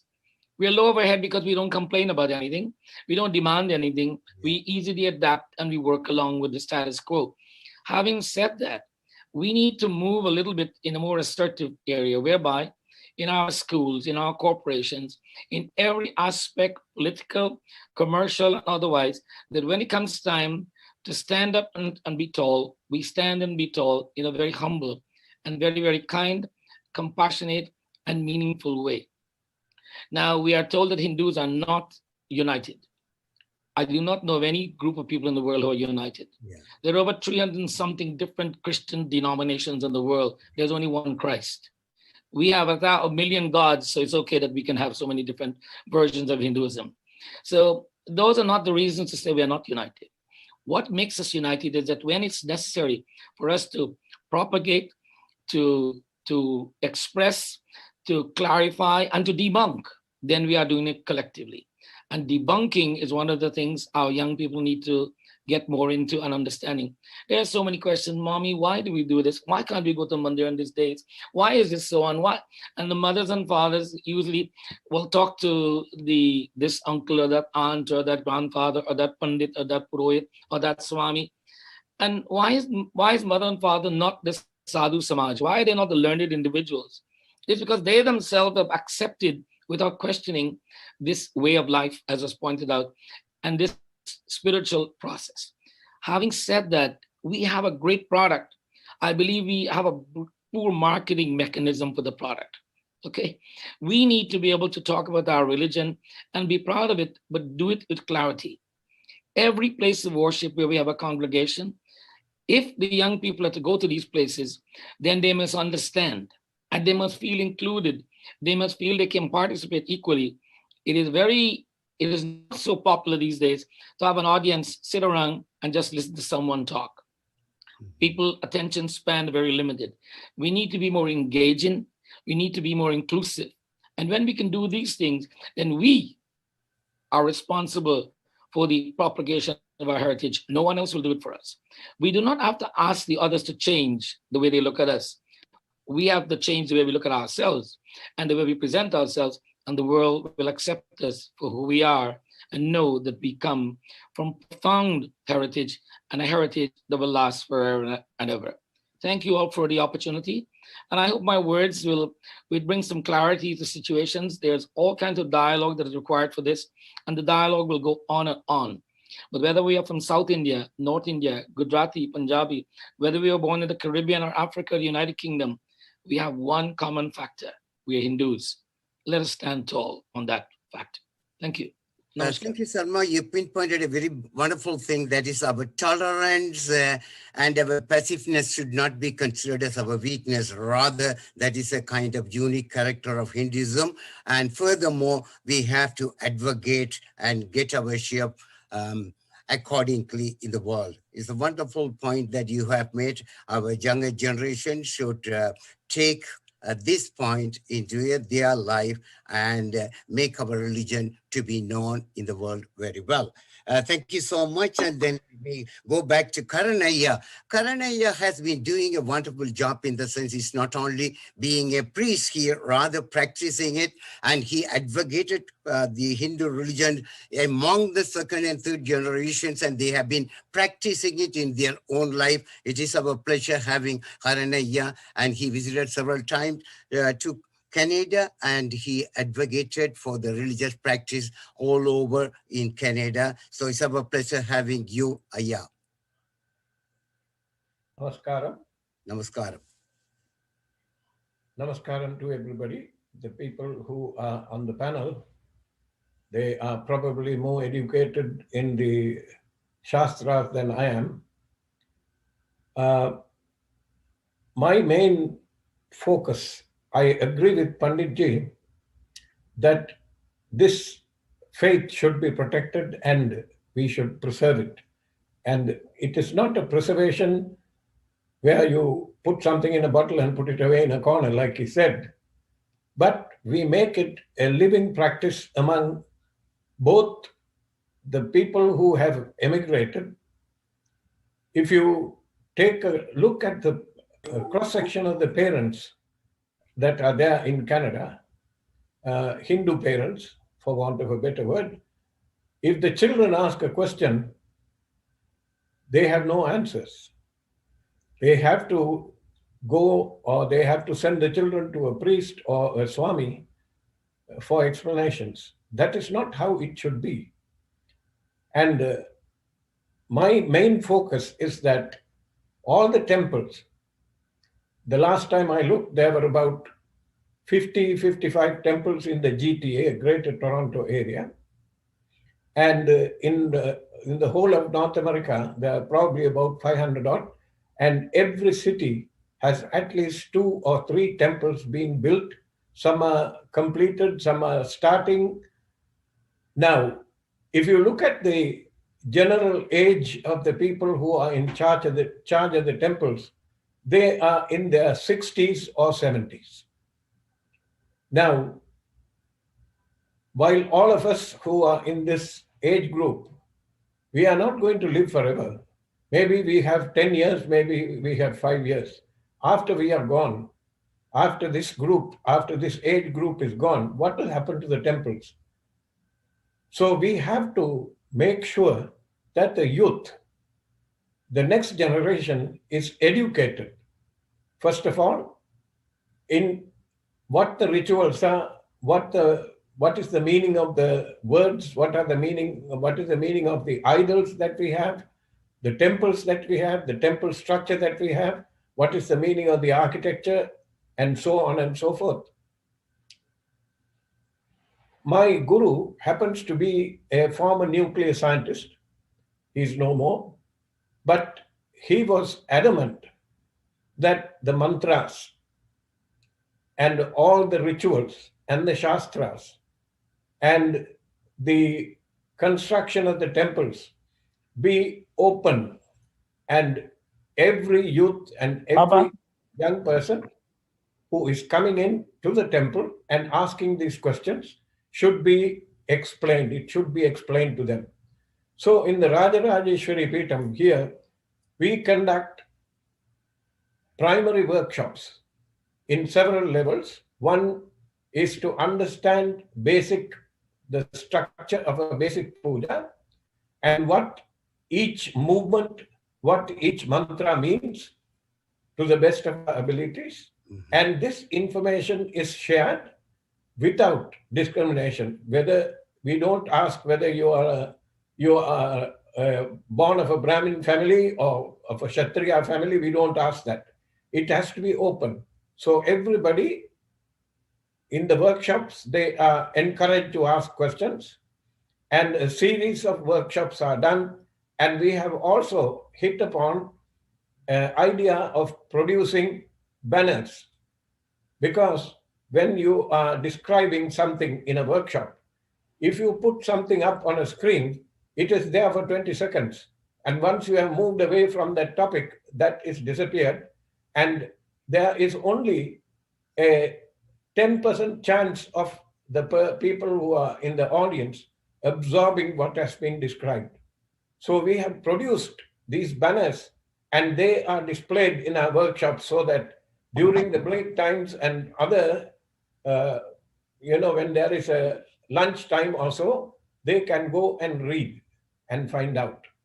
And these have now become so perfected that we have started putting them in little stick drives so that they can stick it in at home in a computer and read it. And this kind of thing is going on. There are youth learning programs where seasoned chanters will teach them to chant the most common mantras and slokas and teach them the meanings. And this kind of thing has to be taken into account. And these people there are about 300 of these young people who we have trained. And in our temple, there is no established priesthood. Every Sri Vidya Upasaka, person who has received the mantras in Sri Vidya, is able to conduct the pujas, and the pujas are done 3 times a day. The first puja in the morning is Srishti Kramam, creation principle. Midday puja is Sthiti Kramam, protection principle. And Sayariksha, evening puja, is destruction principle, generation, operation, dissolution. And incidentally, you will notice that it spells G-O-D. Now, what is important is that the next generation, we have to lay a foundation so that if you say a word in Sanskrit or in any one of our native languages, they should be able to have the mental picture of what goes with it. Here, the children, the generations that are growing up here, their heroes are not Ram and Lakshmana and Sita and Arjuna and Krishna. Their heroes are Superman and Spider-Man. So it is the duty of the people who are running temples to make sure that in the form of little stories, in the form of anecdotes, this information is slowly fed to the children who are coming to the temple so that they realize and they begin to appreciate the deep, rich portion of our culture and of our religious thing. By the way, I am very intrigued because we continue to use the word Hinduism. The word Hinduism is a misnomer. The word Hindu was coined by people who poured into India through the Khyber Pass, and they had to pass the Indus Valley with its 5 tributaries. Once they were in there, when they came into the Deccan Plateau, they found an already very well established socio-religious economic order that has been functioning for thousands of years. And they didn't understand the deep principles behind our faith. They thought that our people were running around worshipping trees, walking around trees, worshipping mountains, worshipping rivers, but they did not understand that this is a living embodiment, the living religion, living way of life that sees God in everything. Whether it is animated or inanimated object, you are able to see God in it. The real name for this faith is Sanatana Dharmam. Sanatana Dharmam means that which is roughly translated, means that which is eternal. And this eternal portion of it, sometimes due to the invasions of the Muslims at one time, when 17.5 million people belonging to the Sanatana Dharmam or Hinduism for convenience sake, were slaughtered. And we were kept down, and we were practicing the notion and the principles of ahimsa. And this has quietly dissolved into and deteriorated into us absorbing foreign ideas, not ideas that were grown up or sown and grown in Bharat. We started to absorb foreign ideas. If you see, most of our people, the functions that they do, the functioning is not done according to the Hindu calendar. Birthdays are British. The English date of birth is continued as the birthdays. Weddings are performed in such a fashion, and weddings and other rituals, they will rush through the thing, but then go on for a Western-oriented reception. And these things, while they are okay, you have to absorb and you have to integrate with the local family, with the local people, while you are in another country and become part of their multinational image. It does not mean that we should let our own thousands and thousands of years of rich culture be deteriorated. And that is the duty of the people who are running the temples, managing the temples, and performing rituals in the temples. It is their duty for them to sit the people down and explain. We try to do that in our temple. Every time there is a little break when the deities are being decorated or the deities are being prepared for darshan, we will make sure that somebody will speak to the congregation that is present on some topic that is of interest. And we try to interact with them. We'll encourage them asking questions. This, I think, is the way to go.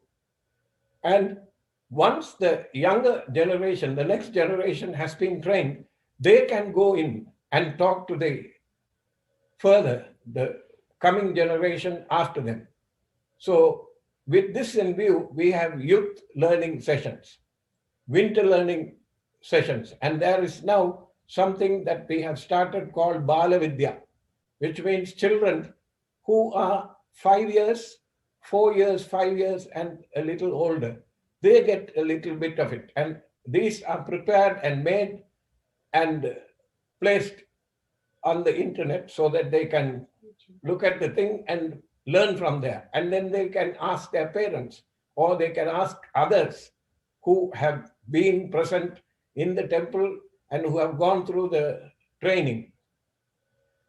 I think this is the way to go. We have to make sure that our youth, the next generation, is prepared in such a way that they can continue running the temples the way they should be run.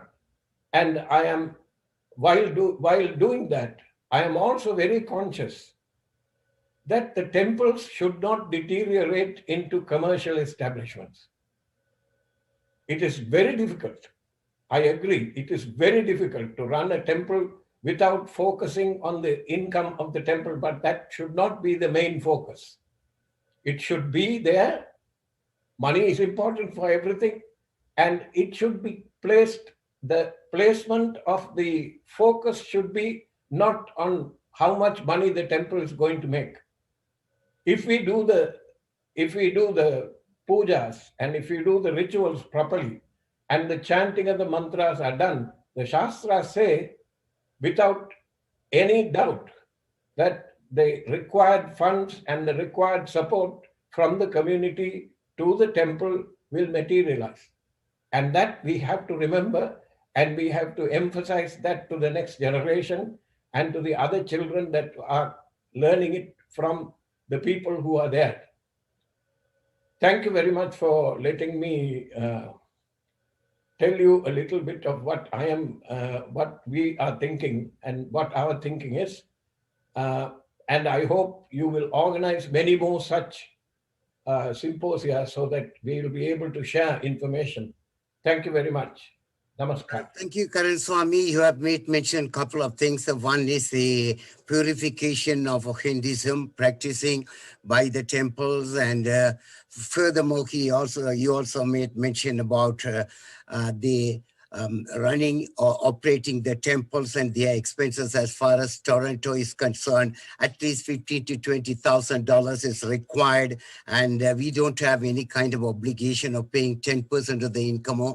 That is one of the reasons that temples are running after money. Is not that profit motive making, one thing. And the other thing also, when you look at the Kurdish people, a section of the Kurdish people practicing Hindu philosophies, but not under the name of Hindu philosophies and things like that. As you mentioned, it is very broad. And furthermore, we are trying to make our best. Other than the Hindu temple, there are Hindu organizations also we do have in Toronto, and I am sure in America also. They have been also doing a wonderful job to translate our philosophies into reality. And next we will go to, without any further delay, Nithya Paramashiva Ananda. Please tell us. By the way, it's preservation in the sense we have a different meaning. Unless and until we preserve, as Karan Swami said, people who are in 50s and 60s are practicing and advocating the religion. Preservation, what we meant was that to transfer, to promote our religion to the next generation, one thing, and the second thing, promote to the entire globe. Thank you. Let us go to Ananta. Please go ahead. Yes, thank you, Nithyanandam Padarayaya, and thank you all for this opportunity to share our thoughts as we are celebrating the Hindu Heritage Month in Canada. With respect to, as Rupnath Ji Sharma rightly pointed out, and Apadraya also pointed out, that it is not protecting and preserving something in a jar, which has to be lived practically. As Hinduism, it is a living, Hinduism is the best religion in the world, and it has to be lived. Often the ideas that is projected about Hinduism, it is either not practical or complicated, too vast, and so on, that we have no clue how to live it, how to grasp it and live it day to day. So it is nothing that we need to reinvent to live Hinduism. It is already there in the Agamas. The way the Agamas, the pure science and applied science, is already given by Paramashiva. All we need to do is just be integrated to that and living that and making that as part of our life. The day-to-day things, that the issues that we go through, whether it is stress, whether it is depression, whether it is obesity, it is not all of these are practical, but we are living with it because we don't know how to live a healthy life or living a higher space. So the same way, when we are able to live all this and suffer with it, why not live Hinduism, whether it is doing the puja every day, following the rituals, going to the temple. So every part or aspect of Hinduism is very, very practical. And not only that, what we are running for every day, in whether getting success or health or a global peace even, all of these can be beautifully, simply achieved if we just live the Hindu lifestyle that is already prescribed by Paramashiva. So in that, there is various responsibilities, whether it is an individual responsibility or a communal responsibility. How do we stand up for Hinduism as the individual, ensuring that we live the Charya Pada, the lifestyle of living, doing the puja every day, reading the sacred scriptures, and not only that, sharing with everybody. And when it comes as a communal responsibility for Hinduism, owning up our rights, standing up for our rights. Hindu temples, let it be run by Hindus, and let the Hindu priests be the authorities who decide and run the temples. As rightly pointed out, it is not a commercial place or a social gathering where people gather and party. And even if you take the Diwali celebrations that happen widely, it is more a Bollywood celebration rather than in celebrating the true essence of what Deepavali is. Even the term Festival of Lights, it's a very commercialized way of removing the significance of the true essence of it, or connecting it to the roots and just calling it Festival of Lights. Why? It is common and you can share it with everybody. There is no reverence to the deities in it, or the science behind why we are celebrating is not mentioned, but just calling it as Festival of Lights. Just commercializing every aspect of it, whether it is a temple or whether it is our festivals. It is not about feasting or celebrating just for the fun of it. There is a true meaning to everything behind. So basically connecting back to the source in either running the temples, our own properties, claiming our temple properties, running the temples as per the scriptures, as per the agamas, going back to the source. And everything that is in our religion is highly, highly scientific. It is not superstition. The more we stay away from it, it is being projected as a mythology, and soon it will become extinct. Unless we stand up and connect back to the source and live it, whether it is the caste system, how it has been diluted, manipulated, and misrepresented just so that it can be divided, so we can be divided and the whole system can be destroyed. So having the right Hindu pride, every single one of us going back, understanding the knowledge of what is Jati, what is Varna, and bringing back every single truth, every single science that was already given. It is not something new that there existed an enlightenment ecosystem before. They coexisted peacefully. They lived like a highly evolved lifestyle. So now, this day and age, when we are struggling individually as well as globally, not being able to handle our own individual self, or as globally not knowing how to create global peace. Everybody talks about it, but what is the solution? Or whether it is a pandemic, how to deal with it. We do not have a clue because we lost touch with the roots. Going back to the source is the only solution. Living as per the agamas, whichever sampradaya it is, whether it is Shaiva agama, Vaishnava agama, or Shakta agama, going back to the source and living it practically every day, day-to-day life, starting with a simple ritual of doing puja in the morning, getting our kids learn, putting them in Gurukul, telling them, giving them the right image about Hinduism. Yeah. The thing is, unfortunately, we don't have the right pride about ourselves as Hindus.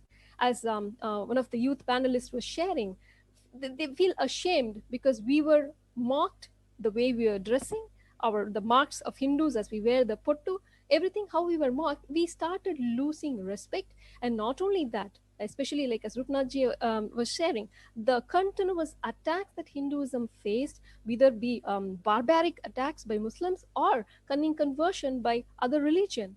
We went through it. Not one, of course, the attacks were huge. Second, we unfortunately did not stand up for our rights, and we ourselves lost the pride, the sacred value and pride that we in image about Hinduism. And ironically, Hinduism is the only religion which introduces you to yourself as God. So in all of this, whether it is the temples, whether it is the pujas, whether it is the knowledge, we just feel like, oh my God, it is an ocean and I don't know how to go about, where do I start? Yeah. Where do we start is a guru, a living guru who can clearly put this in place and tell us, okay, here is the puja, and this is the significance of it. This is the meaning of it. Here is the sacred scriptures, Upanishads and Bhagavad Gita. It's not something, it has to be kept in the shelf or something just chanted for learning, for chanting. No, it is very, very practical and applicable to everyday life. How is the connection? Where is the connection? How can Upanishads be practical to my this day life? That knowledge, that experience is given by the Guru. So going back to our original lifestyle and appreciating every single aspect, every single thing is a science for enlightenment that was given by our rishis, by our sages, after thousands of years of research done in this field. So having the right image without understanding the right knowledge, without having the right knowledge of Hinduism is why people are getting converted to other religions. One thing we should do is stop getting converted to other religions, because first learn the depth of Hinduism.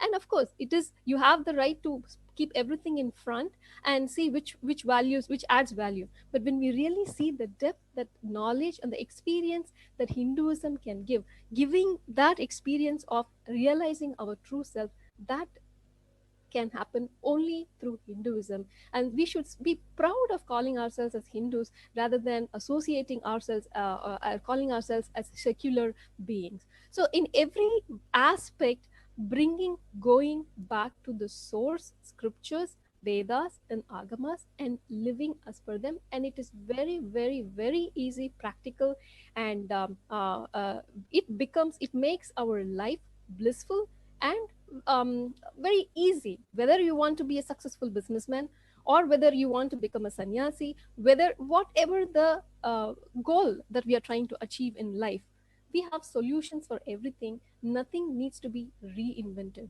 We just have to take the books off the shelf, dust them, and start living them in every day of our life. And most importantly, in all of this, putting all of these pieces together is the Guru. Having the Guru in our life and following his guidance and how to live, which one to take now, and which food or which medicine to take at this point, whether it's a morning or for breakfast or lunch or dinner, it is beautifully guided by the Guru. So as we live by the guidance of the Guru, we can beautifully live Hinduism practically and having the right pride. And every single one of us need to stand up for the rights of Hindus, because we have kept quiet, because we did not stand up and taken the beatings. We do not have, as of now, unfortunately, we do not even have a place for Hindus to call our own state, our own nation, except KAILASA, which remains as a borderless nation, the only Hindu nation in the world. We have come to this level, but unless we stand up now, we will not have this luxury. Somehow with our generation, we have the knowledge or the punya of our forefathers and the habit of going to temples and some understanding of our scriptures, which we are keeping alive.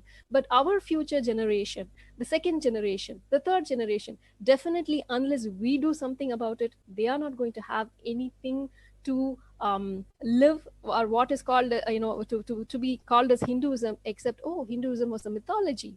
That is all they're going to have. And not only that, their future, how they handle their life, whether it is depression, whether it is their health, how do they handle this? All this science is already given by Hinduism. So it is very, very important that Hindus stand up instead of thinking it is somebody else's responsibility, that Hinduism is an ocean, nothing can happen to it. These are all wrong ideas. Every single one of us is responsible. Unless we stand up, unless we live it, we don't need to go fight with anybody. All we need to do is just live it. Live as per the source. And when we do that, we automatically preserve, revive, and keep Hinduism alive and make it applicable for our future generation, practical for our future generation as well. So thank you for this opportunity. Thank you very much. You have mentioned wonderful two things. One is that we have to know the depth of the ocean. That is what Dr. Radhakrishnan once said, how does their life begins? The Atma. In our religion, all living things have the Atma. According to some other religions, only the human beings have Atma and the rest are living things. They have no Atma at all. So Dr. Radhakrishnan, in one point in time, he said, Atma will finally, at the final stage of this cycle, will reach God. So Paramatma, Jivatma, both will be together. So he made mention God, Paramatma will not send the Atma to the body of these living things. At the same time, these living things like us, you and I, we all of us have the Atma. This Atma in one point in time will go and intermingle with God. So then he asked me, he made mention the body has no power to get the Atma down and start the birth or initiate the birth. Then he said, how does the birth begin? Then finally, Dr. Radhakrishnan said, I don't know. As you have said, it is very deep to understand. So that is one point. The second point, the people are abandoning our religion. There are two factors. One is the pushing factor. We are not treating them. For example, under the caste system, we put some people down and things like that. These are the pushing factors, and pulling factor is something, when the Britishers, the Dutch and the Portuguese and those other people came in, they somehow pressurized our people to give up our culture and things like that. There are two wonderful things you made mention. Without further delay, let me go to Ruby. What does it say? Go ahead, Ruby. Good morning, everyone, and happy Hindu Heritage Month. I'm very proud that Hindu Heritage Month is celebrated in Ontario in the month of November. Many of our federal colleagues, I'm a federal member of Parliament for the riding of Brampton North, and I did off the bat want to recognize that federally, there have been a few attempts to also recognize Hindu Heritage Month across this country. It's not as simple, and we're working on several Heritage Months, and I can say my colleague Selma Zayed also initiated a Heritage Month, Filipino Heritage Month. So, something that's not the faith or culture she belongs to, but we are very much in support of all faiths and all cultures living side by side in Canada. And so we are working towards that, but the system is a little complicated. It is a lottery process, and we did have a colleague who did take that step, but then passed away. And each parliament, when there's an election, the parliament renews, the lottery starts again, and all members are given a number to be able to present a private member's bill or motion. And so, unfortunately, my number is not going to come in this parliament, so I will not have an opportunity, and everyone gets assigned. So it is on the agenda, and we are going to work with our Hindu community to make sure that we can celebrate Hindu Heritage Month from coast to coast to coast. And I'm sure there will be a member that has that number coming up soon that can champion this. And I'm having some talks with colleagues as well so that we can do that. So I think that does help give some communities a platform. You know, a Heritage Month could mean nothing at all, but a Heritage Month could mean so much to some if the community takes that initiative and then does awareness campaigns, educational campaigns throughout their communities. And I'd like to say that from what I've learned from my Hindu friends growing up here in Canada is that it is a very welcoming faith. And unfortunately, I did hear some things on this call today that didn't sound as welcoming. And my personal opinion is that the faith will remain strong if you continue to be welcoming in your mandars, and you continue to have, of course, don't lose sight of the faith. I think that is always very important. But you have, you know, programs for youth, programs for seniors, so that people can collect. And I'm not an expert in any faith. I would say I did minor in religious studies in my university days because I do find faith and religion very fascinating. I have read the Bhagavad Gita. I find, you know, there is a lot to learn from the wisdom and virtues that are taught in every faith across our world. And I don't know if the preservation of Hinduism is necessarily predicated upon having a Hindu-only country. I mean, there are many faiths like Christianity that are still, you know, the most popular faith in the world that has opened their arms to all faiths, has opened their arms to us in, you know, in many countries. And so I think our strength is in having unity and having acceptance of all. And I think Hinduism has done that the best. Hinduism has welcomed all people and has shown us that love for all. And I think what you had said about the caste system, of course, that is something even many faiths are working to correct course on some of those issues so that we can be more welcoming. But I would also say that I hear what everyone is saying on this call, but I think all faiths are going through similar predicaments. I don't know any faith that doesn't feel this way. I think Judaism, Christianity, Sikhism, you know, all the faiths, you know, my sister Salma belongs to the Islamic faith, and I believe all of them have these conversations, and they're healthy conversations to have. We do have programs that you can definitely reach out to your local members of parliament that I think have been supportive of faith groups and effective, like the Canada Summer Jobs Program. That is something that I think some of the Mundars can explore if you haven't joined the Canada Summer Jobs Program, because it is a way for you to run summer camps for young people. And maybe many of your Mundars already run summer camps for youth. I know this year, because of COVID-19, we have many of the religious institutions haven't been able to run camps like they're used to. But through that program, you can get paid salaries, 100% of the salary for your young people that are going to lead the camps paid for. And so it's a way to, I think, give confidence to young people, integrate them, and also teach them. So you have two generations of young people in camps, like you would have the camp leaders who would be, you know, in their later teenage or early adult years. And then you would have the much more younger camp goers. And I think in my younger years, programs like that were very effective in me getting closer and learning more about my faith. So that's just one tip that I think I would give, and something I'd be happy to share with you about the program if any of the Mandar priests here are interested in that. And other than that, I want to say, you know, Hindus have been a part of the fabric of Canada for over 110 years. And I think your vibrancy, I think the festivals, the faith, the people, your contributions to our economy have made Canada a stronger place.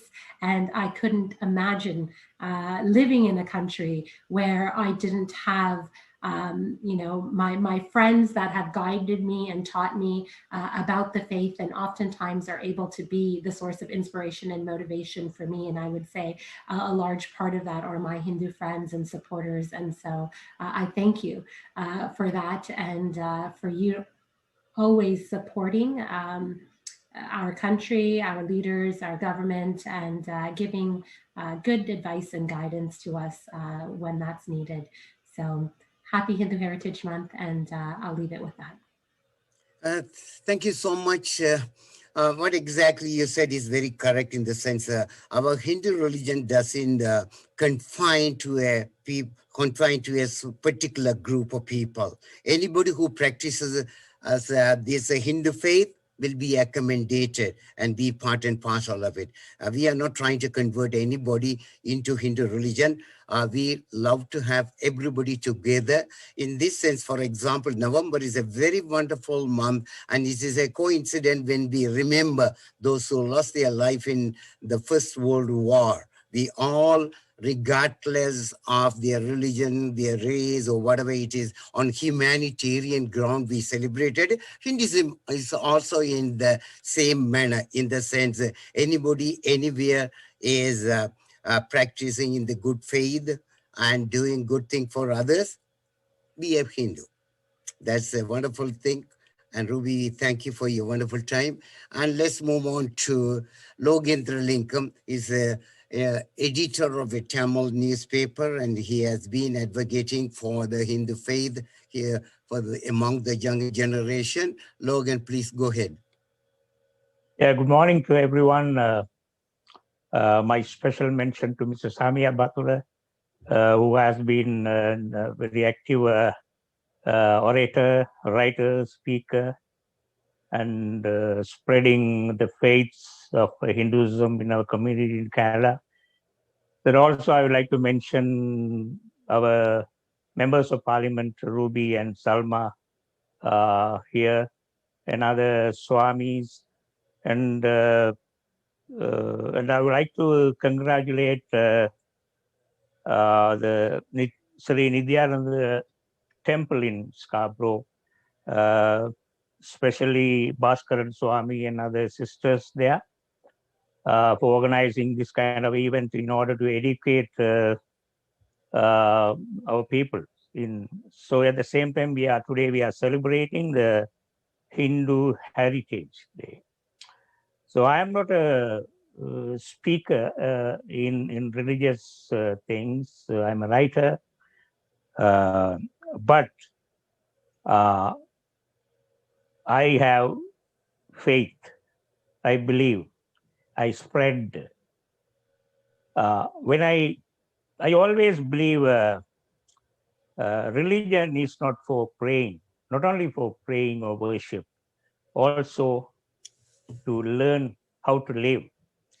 So when I go to the temples, even when I go to speak in the temple, I always say, so what happens in our temples, we go and buy a ticket, it's called Archana, buy tickets and we write our names. But when I speak in the temples, I always say, do not worship for your family only. You have to worship for the wealth and health of the other people too, who live around us. It's very important. I always insist this during my speech. So when I go to Rochester Temple, not only I'm going there to worship, no. I meet Karanaya and I spend time Haranaya. I spend some time and I gain knowledge from him. Whenever he says something in 5 minutes, it's an asset. When I come back to Canada, I feel something different. I got something from him today, rather than worshiping in the temple and enjoying the environment. The area, the temple where it's located. So one other thing I would like to mention, that learning about the religion or the the history of religion or anything. I remember we have in our high school, we had a very strong syllabus for Hindu religion, but we learned that for the examinations, learning for examinations, learning for finding jobs. But here, most of the speakers in their speeches who spoke before me, all are very, very informative and valuable, and it's our people to know about the concepts of the speeches I heard. So what do? We memorize during our school days, Thevaram, Tiruvasagam. Even Tiruvasagam, we learn and we had to write the meaning. What do we learn? What is there? But after the school, most of the people, they forget. So it shows that we learn the religion only for exams or to find marks to find jobs. That's all. But listening to this kind of seminars or events, participating in these kind of events, it's most important. So I am very thankful to the Scarborough Swami Nithyananda Pidam, the active members of the temple, and I would like to thank all other panelists who had already spoken, and many others to come to share their views and faith. So I will be here to listen over. Thank you for the opportunity. Thank you all. Thank you, Logan. You have made wonderful thing in the sense, for example, we believe in rebirth. Who knows, your forefathers would have been my children. My children in future would have been somebody else's family. As you have said, we should not be confined in a narrow circle of a smaller family. Rather, we have to think globally. That's a very wonderful thing that we advocate for others from Hindu religion. Salma, I have learned a lot of things from Islam. For example, as one of the speakers mentioned in one point in time, we compromise with the Western culture along with our philosophies. For example, when you fast, I observed when the sun sets, let's say today at 4:45, you break your fasting, or you just start the fasting or whatever it is, you observe, you practice it accordingly, not compromising with that. So I love that kind of practice. And in fact, in some of my TV shows and radio shows, I made mention we have to look at the Islamic people. We should not compromise and say at 12 o'clock the day begins and let's say at 6 o'clock starts or ends. We have to be like what the Islamic people doing during the Ramadan. Please go ahead with your perception of Hinduism. Salma? Sorry, I was on the... It's okay. Good morning, everyone. Namaste. It's really a pleasure to join you all as we celebrate Hindu Heritage Month here in Ontario. It's really great to be among friends. I'm joined, and you heard from one of my colleagues, Ruby Sohuta, Member of Parliament from Brampton. And it's great to hear from Logan, who is doing a lot for the community here in Scarborough. And it's always a pleasure for me to work alongside Logan in the community of Scarborough, and also to see some friends like Tushi and Sobi and Bhaskaran here. So as we all come together to celebrate, as we are coming towards the end of month of November and celebrate Hindu Heritage Month, I think it's really very important for all of us to remember that every religion is welcoming, and every religion, the basic, I am really honored to represent people of Scarborough, where people of different faith, different cultures have come and called Scarborough as their home. So whether I visit a mosque or a church or a mandir or a gurdwara, what I have found common in all people is that they want to have a better future for their next generations. And as a mother, I think that is the most important thing for all of us. So that is what brings us together. So as Member of Parliament for Scarborough Centre, and many of you know, and many of you have been part of those events, I brought in Scarborough Centre Multi-Faith Council in order to bring people together. So that's a great organization. Like we work all, and community leaders of all faiths come together in that, and we have organized many events. We have done visits to temples, we have done visit to mosque, church, and the organizing committee in respective religious institutions have given a tour to all the multi-faith leaders, and we have learned from each other. I have learned about other religions. And I think every religion teaches us to be good human beings at the end of the day. And I think that is the most important thing. And especially as we all try to navigate through this pandemic, I think it makes it more important to learn about each other, to lean on each other, to think about our friends, neighbors, regardless of the culture or the religion they practice. So this is what I think will bring us together, and this is how we can get through events like pandemic, because we need a Team Canada approach to get through this, and that will only be possible if we all come together. So I'm always honored to be friends with the people from the Hindu community. Hindu culture is such a rich and vibrant culture, and the contributions of the Hindu community for the Canadian society are awesome in its depth and breadth. The earliest records of Hindu immigrants to Canada date back to 110 years in British Columbia.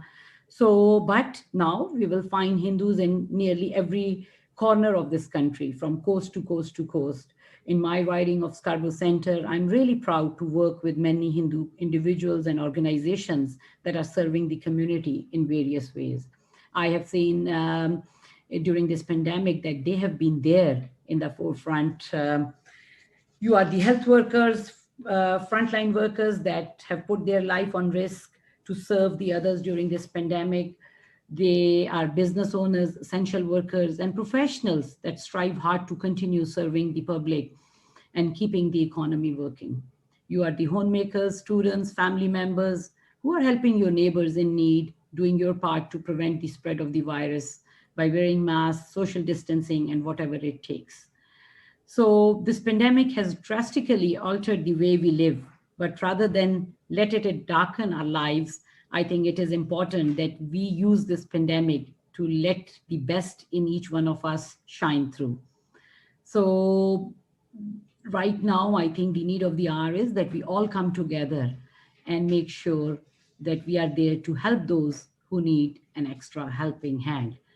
And as my friend Om Nithyananda Paramashivoham Om Nithyananda Paramashivoham Om Nithyananda Paramashivoham Om Nithyananda Paramashivoham Om Nithyananda Paramashivoham Om Nithyananda Paramashivoham Om Nithyananda Paramashivoham. Their culture is, where their roots are, and what religion they practice, how their forefathers came to this country. So it's important that we celebrate each other's culture. So I have very good friends from the Hindu community who have been there alongside me in all the endeavors I've taken in my life, in my political journey, always I rely on a lot of friends who are from different faiths and many people from the Hindu community. So it's great to know you all also, and all. I want to take this opportunity to thank all of you because I've seen many of you very closely in Scarborough, the work which you are doing for the community, giving back to the community. So thank you for that. And I look forward to working alongside you to make sure that we build a better country, build a better community here in Scarborough and everywhere. So wish you all the best. Stay safe, take care of your loved ones, and we will definitely get through this difficult times in our life together. And I also want to mention that I think as a government, we should be very proud of ourselves that we have a very diverse representation at the House of Commons. People from different faiths are represented there. And just this parliament, one of our colleague, Anita Anand, has been elected as the member of parliament from Oakville. And she is from the Hindu faith and she is part of the cabinet. So it is really very important that people see themselves being represented on the table where major decisions are made which affect us all. So it's good to have representations from different faiths, different cultures at the major decision-making processes. So thank you once again, and stay safe, and hope to see you personally once we all are in better times. Thank you. Thank you, Salma, respecting our religion. And you have made mention about this COVID-19. Actually, we pray for those who are affected by the disease and then those who lost their beloved ones. And there is only one consolation from Hindu religion is the soul is neither being created by birth nor destroyed by the death. The soul is somewhere. We pray for that. And lastly, we have 2 minutes to go. If anybody wants to give any other comments, please come forward. Thank you.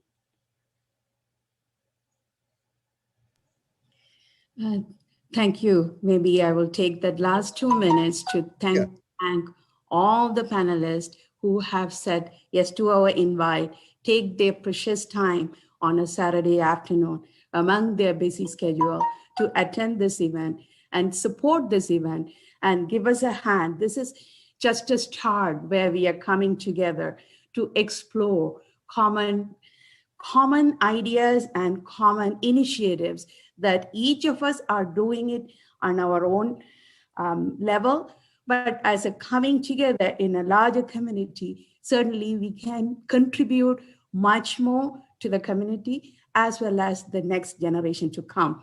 I personally, as well, on behalf of Nithyananda Meditation Academy, I'd like to thank the Member of Parliament, Ruby Sahota, for taking her time, and Salma Zahid for coming and giving the perspective of what is the current state and what are the initiatives that have been taken at the government level. So we really thank your participation and your continuous support in our activities that we are trying to give it to the humanity. And again, I would like to thank the Honorable Rubinath Sharma. He is the president of the Hindu Federation, taking his time and coming share his ideas and what we need to do. Same thing goes along to respected Haranaya. I have been to his temple and seen the precise way the rituals are taught. So very inspired by you. So thank you so much for taking your time and coming to this event. And now certainly Logan, he is one of the chief editor in the local community newspaper. He helps us whenever we need to reach out to our community. So as a media person, he plays a great role and supporting us in our every initiative. So thank you, Logan. And last but not least, our Swamis, Jnanatma Swami, who didn't get to speak. So sorry, Ma, the time ran out. And next time, since this was the first event we put together with larger panelists, so the timing didn't really go well. But next time we would love to hear your perspective, because we know you have so much passion and enthusiasm to share what you stand for. Thank you. What is more important is everybody got a chance to share their views, and we were able to discuss and present about Hinduism. That is what is most important, and I think we achieved that goal pretty well today. So thank you so much for inviting. It was actually wonderful to be a part of this panel. Thank you so much, Ma. And now, Premadma Swami, thank you for ironing out all the things that we can put forward for our next generations. What are the ideas about our true Hinduism is? So thank you, everyone. Thank you so much. And few of the member of parliament, they were not able to come to the event because of their previous commitment, because we put this event in a very short time due to all the COVID situations and whatnot. But certainly we would like to project. They have extended their greetings as a letters. So we definitely want to project that and thank them in this panel as well. So the operator, would you be able to project the, yes. So this is from Honorable Minister Mary Ann. She is from the Markham Thornhill riding, and she is extending her greetings to this event and certainly recognizing the contribution what Nithyananda Academy is trying to do to bring the Hindu community together and do more of the outreach work. And the next parliamentarian is, sorry,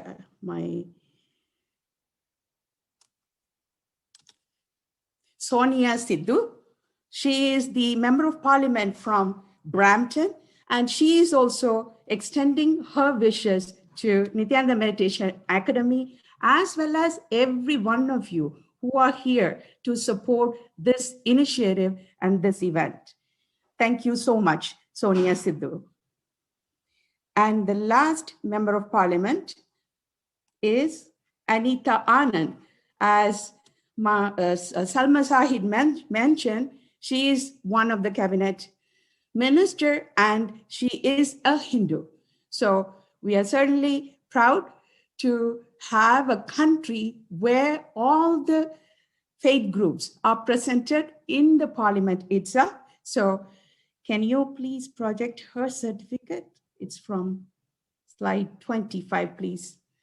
Because we really want to appreciate and thank all the members who are extending their gratitudes and their blessings and wishes.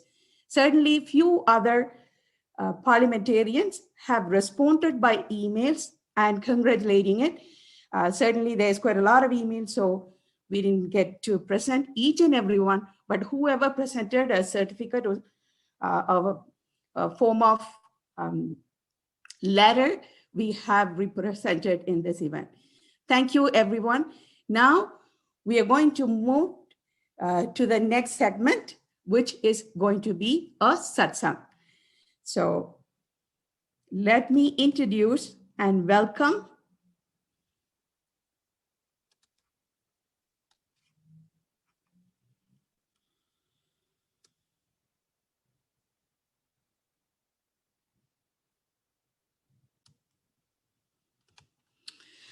our beloved Swamiji himself. We call him Swamiji, but I should introduce him with all what he has contributed to the humanity at large. We are delighted and honored to welcome the Supreme Pontiff of Hinduism, Jagatguru Mahasannidhanam, His Divine Holiness, Bhagavan Nithyananda Paramashivam. He is the reviver of KAILASA, the ancient enlightened civilization, the great cosmic borderless Hindu nation that created the world's largest Hindu university, thousands of Sarvanya Peedams, and world-only Hindu Reserve Bank. Without further ado, let's welcome and listen in what His Divine Holiness has to share for Hindu Heritage Month. Thank you, Nithyananda.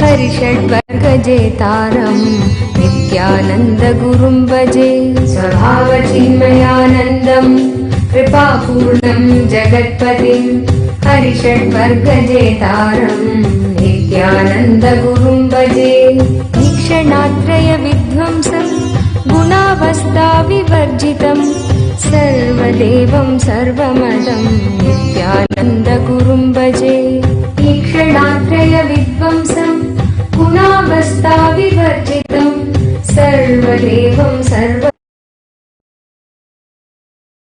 ईश्वरिवरा शक्तिमध्यमाम् अस्मदाचार्यपर्यन्ताम् वन्दे गुरुपरम्पराम्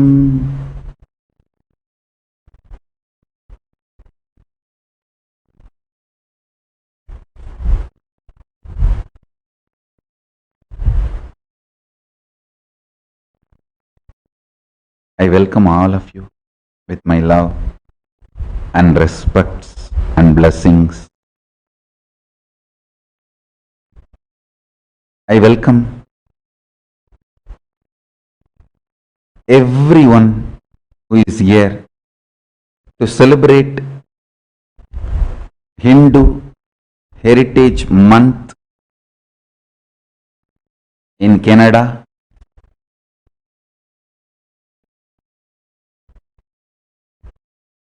I welcome all of you with my love and blessings, respects, best wishes. I welcome all the living Hindus and practicing Hindus all over the world, de facto Kailasians, sitting with us all over the world. First thing, I wanted to sincerely thank Government of Canada for declaring December as Hindu Heritage Month in December 2016 through an act embedded in Bill 56.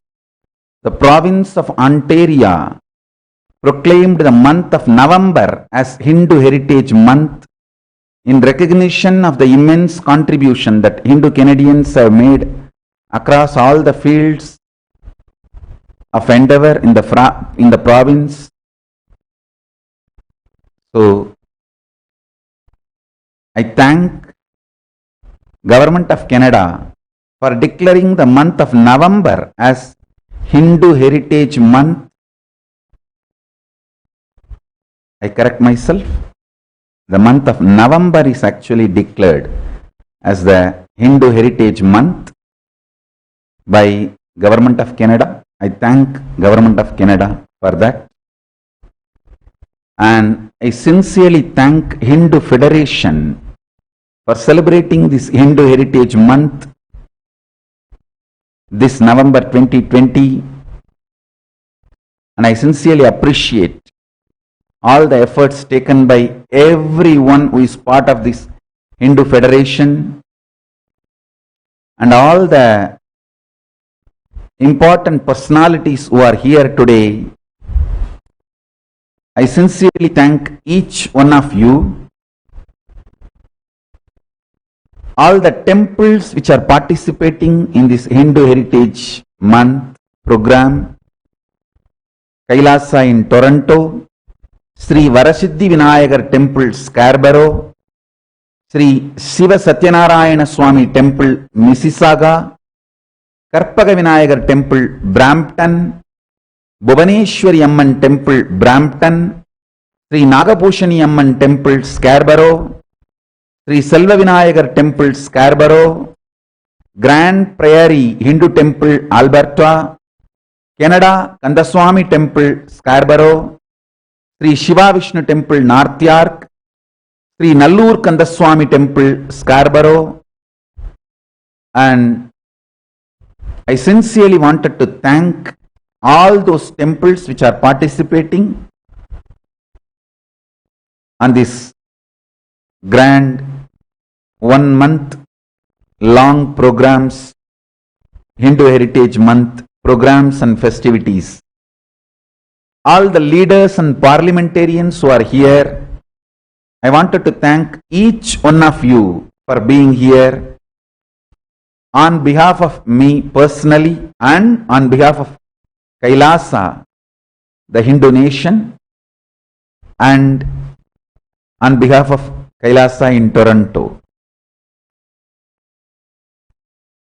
Pandit Roopnath Sharma ji, President of the Hindu Federation and spiritual leader of Mississauga's Ram Mandir, I welcome you and thank you for leading this great work, great effort.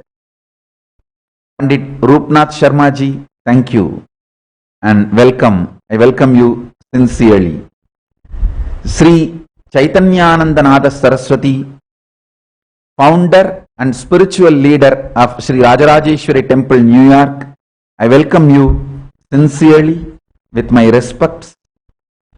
Sri Logan Logendra Lingam, Chief Editor, Canada Udayan, Canada's leading Tamil newspaper, I welcome you with my love and respects. Sri Sami Appadurai, community activist, writer and speaker, I welcome you sincerely. And Salma Sahid, Member of Parliament. Miss Salma Sahid is not only Member of Parliament, our sincere well-wisher. Miss Salma Sahid, I welcome you and I remember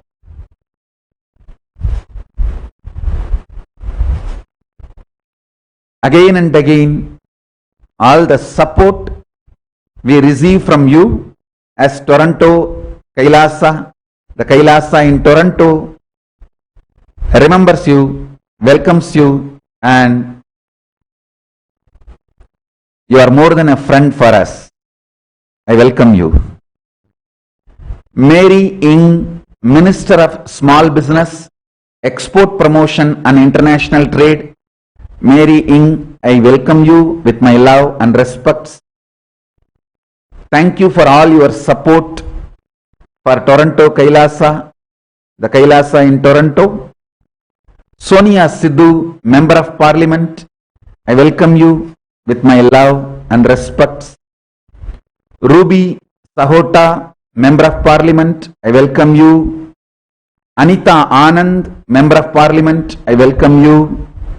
I welcome each one of you with my love and respect. I know there are many more dignitaries, Hindu leaders, parliamentarians. I welcome all of you and the ambassadors of KAILASA, diplomats of KAILASA, ministers of KAILASA. I welcome all of you who are sitting with us all over the world, at present in more than 1,000 locations. I welcome you all with my love and respect. First things first. Dharmo rakshati rakshitaha. When you protect dharma, dharma protects you. When you protect dharma, dharma protects you. This is the essence of the need to protect Hindu heritage. See, Hinduism is fundamentally greater science of cosmos. Hinduism is the greater science of life. Greater science of life and absolutely life positive. Let me repeat. Hinduism is greater science of cosmos. Hinduism is greater science about life. It is absolutely life positive.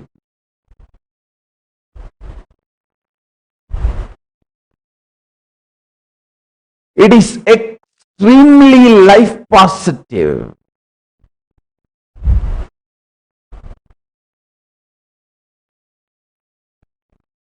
We all need to understand protecting, preserving, living vibrantly the Hindu heritage is the way of living the life positive principles. Hinduism is all about life positivity. In every level, whether the individual's spiritual growth, individual's health, mental wellness, intense inspired life, in every level Hinduism is life positive.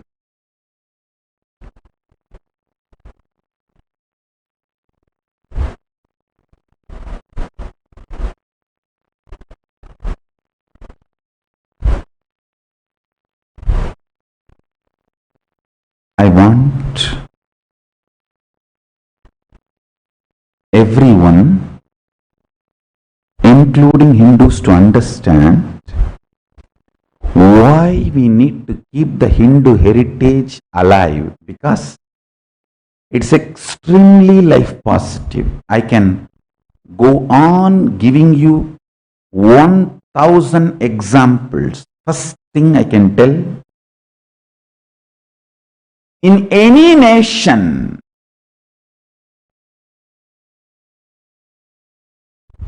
Hindus are the richest ethnic minority. Whether it is United States of America, Canada, UK, Australia, Hindus are the richest ethnic minority. Please understand, every statement I am making is based on lots and lots of researches, studies, tons and tons of evidences available in the internet, very valid, very scientific surveys, studies, researches done on different ethnic communities and societies. Based on that conclusions I am talking, Hindus are the richest ethnic minority, whether in United States of America or in Canada or in UK or in Australia. UK one survey says Hindus are the happiest people, not just richest ethnic minority, happiest people. And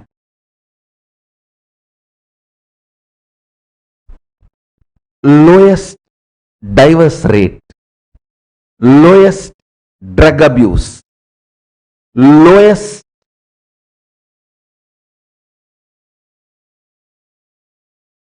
crime record, lowest drug abuse, lowest crimes, lowest divorce rate,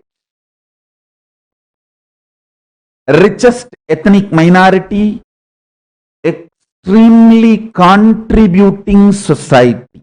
Wherever we go and settle down, we may be from Guyana, we may be from Sri Lanka, we may be from India, we may be from Trinidad Tobago, we may be from Fiji, we may be from Mauritius. Our roots may be from different countries. I also wanted the whole world, all the Hindus to know, the Indian Hindus are trying to forget the Hindus from other countries and their contribution. We should not do that mistake. The Hindus are not just from India. We need to know Hindus are from many countries going and settling all over the world. I think in Canada itself, we have more number of Hindus from other countries than from India. So we should remember the Hindu diaspora wherever they go and settle. They may be from any country, but wherever they go and settle, they are extremely life positive and contributing to that country, to that nation, to that society. Absolute integrity to the society and nation where they are settled, which they call as home. I can see very clearly how the Hindus from Guyana, Hindus from Mauritius, Hindus from Sri Lanka, Hindus from Burma, Hindus from Nepal, Hindus from Bangladesh, Hindus from Pakistan, Hindus from Malaysia, Hindus from Cambodia, go all over the world and settle down, become the most productive members of that country. There is something in the very core values of Hinduism that makes us more productive citizens of the nation we settle down, extremely contributing, and lowest crimes, lowest drug abuse, lowest depression rate, stable family, very high stable family, lowest divorce, very highly educated. There is something in the very core value of Hinduism, Hindu heritage, that is responsible for all these positive things, results. We should keep that value alive and living it vibrantly, manifesting it.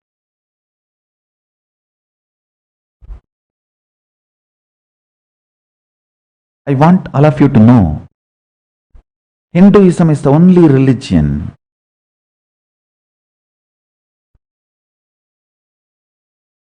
the oldest, ancient, enlightenment-centric religion completely centered on greater science of life. It's a greater science of life. We should now keep the values and heritage of Hinduism, whether values or heritage of Hinduism or lifestyle of Hinduism, anything which makes us productive, happy, blissful, contributing, life positive citizens of the nation where we settle down. The first thing, Hinduism accepts many gods and all gods. We don't have problem. We accept, celebrate many gods and all gods. I think the future religion is going to be accepting many gods or all gods.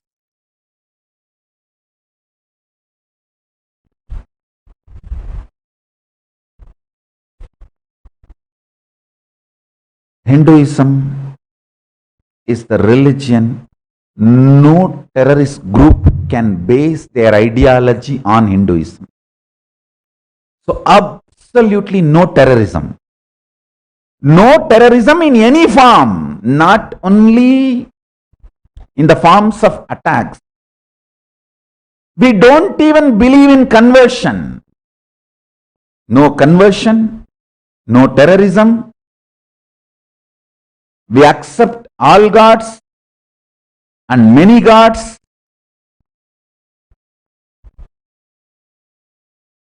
The core values of Hinduism is all about life positivity.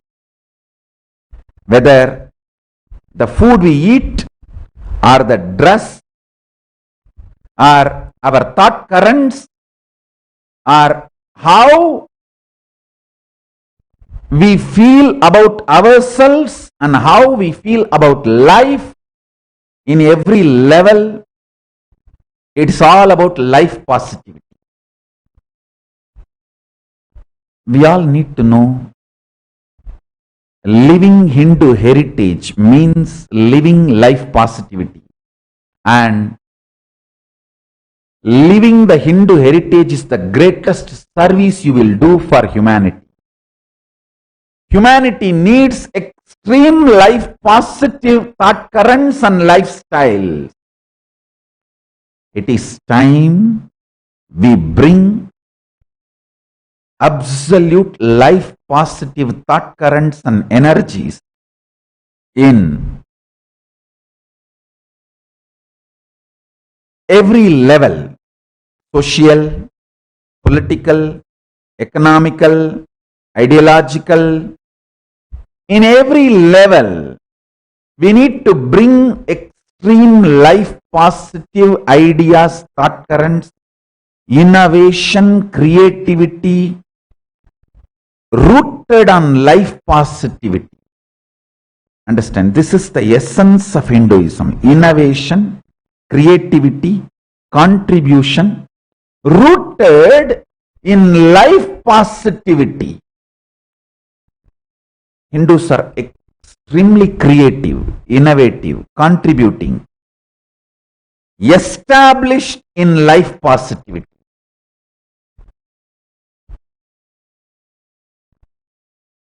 I recall and refer once more Pandit Rupnath Sharma ji, when he was speaking in the panel, he said, we don't want to preserve, we want it alive. He made a beautiful statement. We don't want to preserve, we want it alive, the Hinduism. Pandit Rupnath Sharma ji, thank you for this statement. This is exactly what I really want. Not just keeping it in museum. We don't want Hinduism to be kept in museum. It's the most ancient, enlightened civilization which has solution for all modern day human problems. The problems the human beings created in the modern day, we have solution for everything. Not only we want to preserve Hinduism, we want it alive, applied in every level. The one and only way is, let us all start living it. Let us all start living Hindu values, Hindu heritage, and start contributing to the society more and more. One of the minor issue I wanted to address here,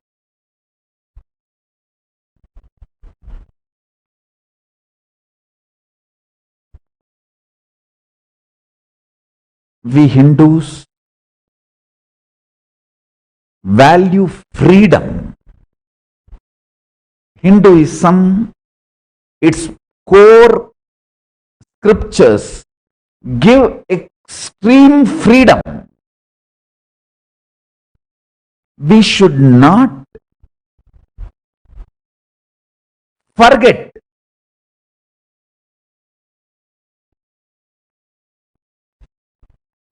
not sitting with each other cannot be considered as freedom. Please understand. Hinduism gives extreme freedom Unfortunately, human beings have started thinking because of the freedom Hinduism gives, we don't need to have cooperation amongst us. We should enjoy the freedom and have at least minimal common agenda where we all meet, cooperate, support each other to keep the Hindu heritage alive.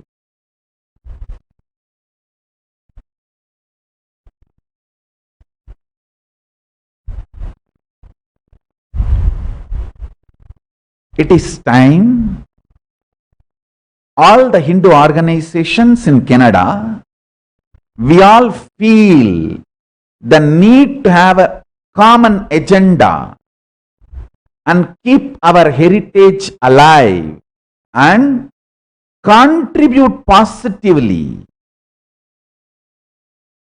to the nation we all call as home, Canada.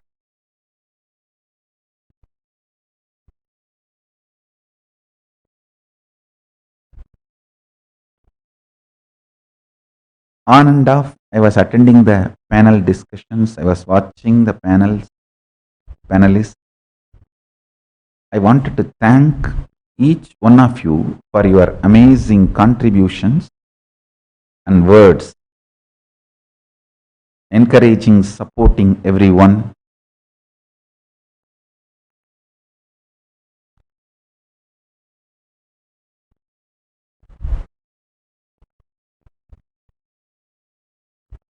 Basically, I want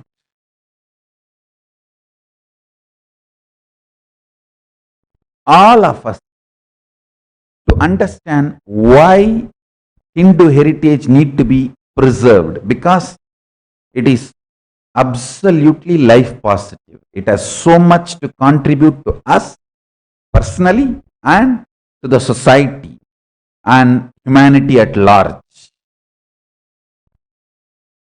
That's the first thing. Second, wherever Hindus went and settled, we are the most successful, richest ethnic minority. The reason is the core values of Hinduism makes us extremely life positive, hard-working, stable family, lowest depression, lowest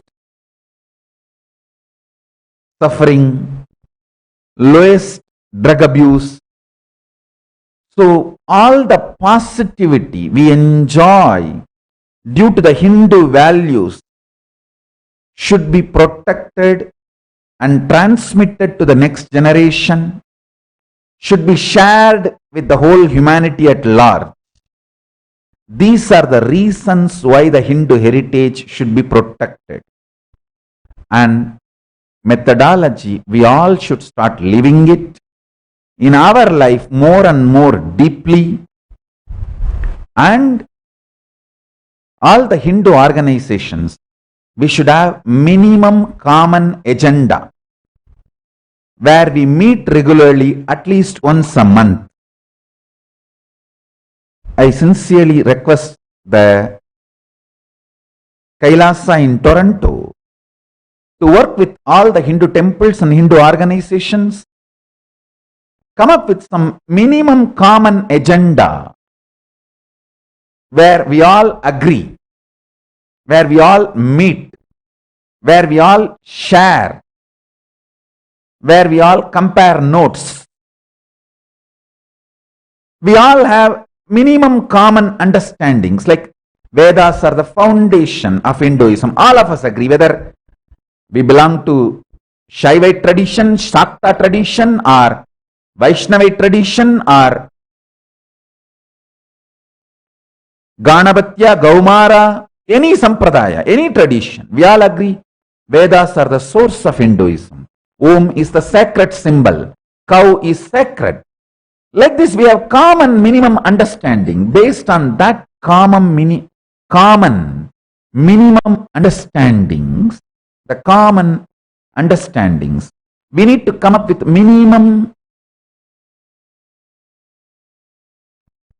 at least common agendas where we all agree.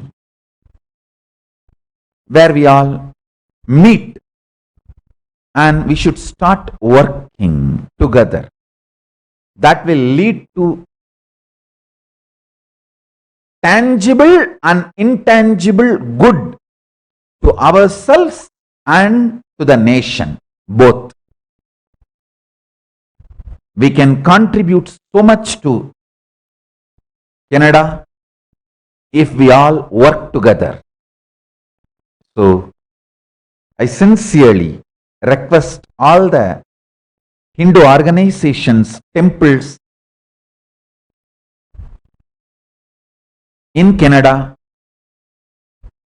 to take up a minimum common agenda and at least once a month meet and continue to work together and contribute to the nation Canada. I thank you all for being here, and I'll say a few words in Tamil also.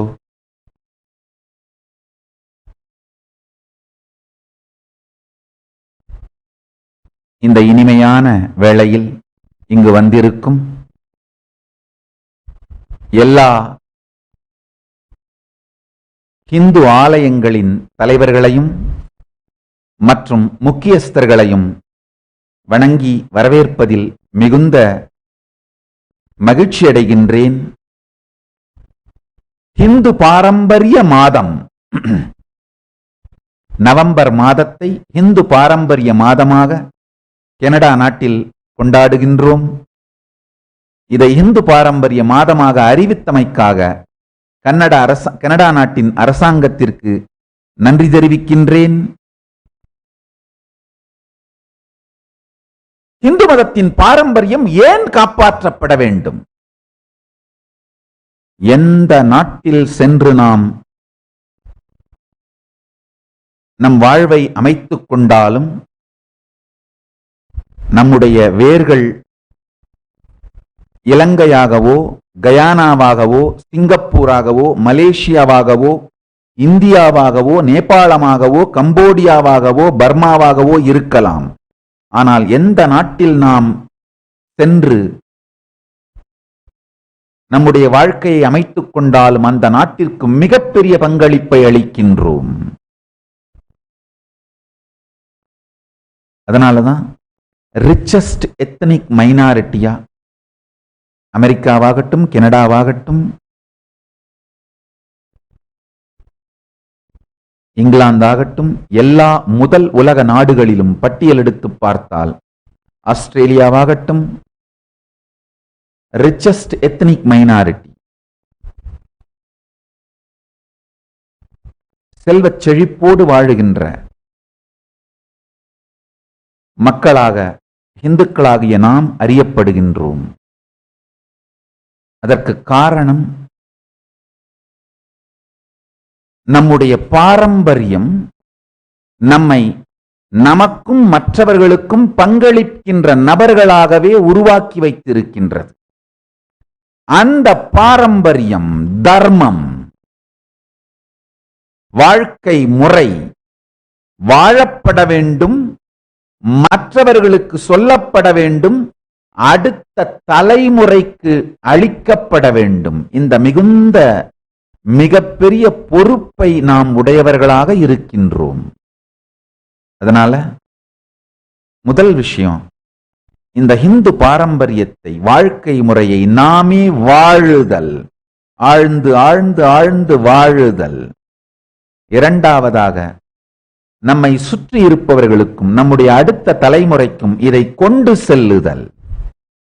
மூன்றாவதாக, கனடாவில் இருக்கின்ற இந்து ஆலயங்கள், பல்கலைக்கழகங்கள், இயக்கங்கள், தலைவர்கள் ஒன்றாக இணைந்து குறைந்தபட்ச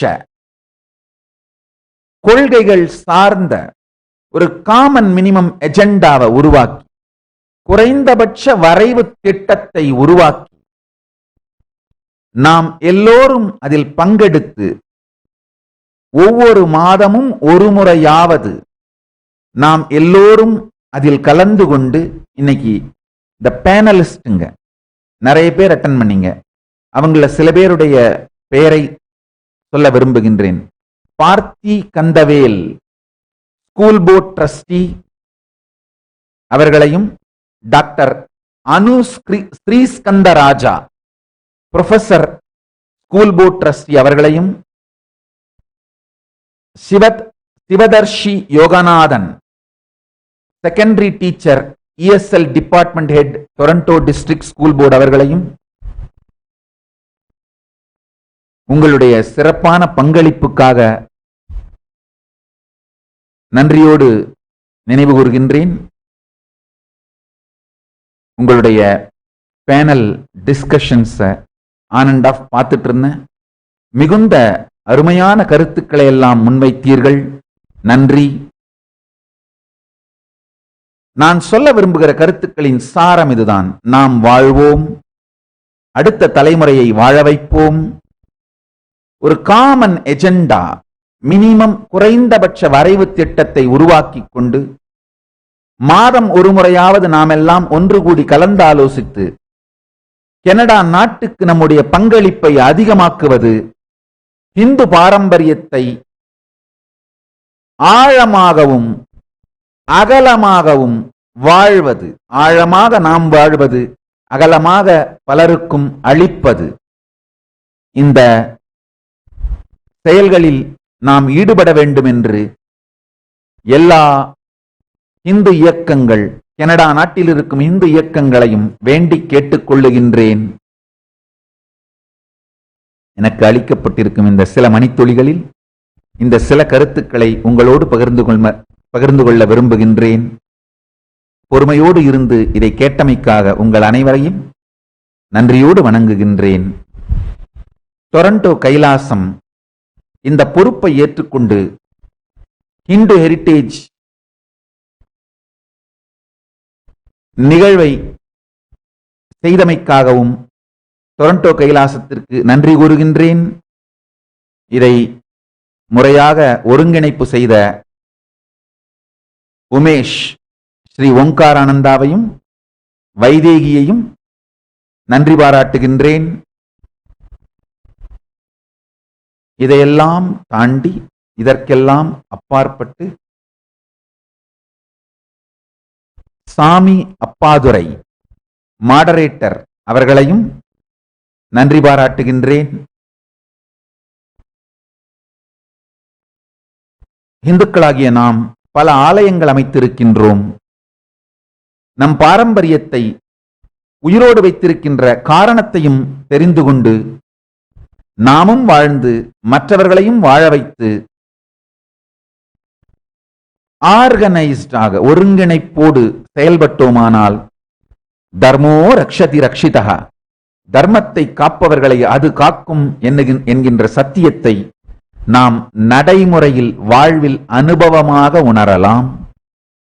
தொழில்துறை, பொருளாதாரத்துறை, அரசியல் துறை, சமூக கட்டமைப்புத்துறை, தனி மனித ஆன்மீக முன்னேற்றம் என்கின்ற எல்லா துறைகளிலும் நம்மால் இந்து பாரம்பரியத்தை காப்பாற்றி வைப்பதன் மூலமாக மிகப்பெரிய பங்களிப்பை அளிக்க முடியும் என்பதை புரிந்து கொண்டு அதை காப்பாற்றி வைத்து மிகப்பெரிய பங்களிப்பை அளிப்பதே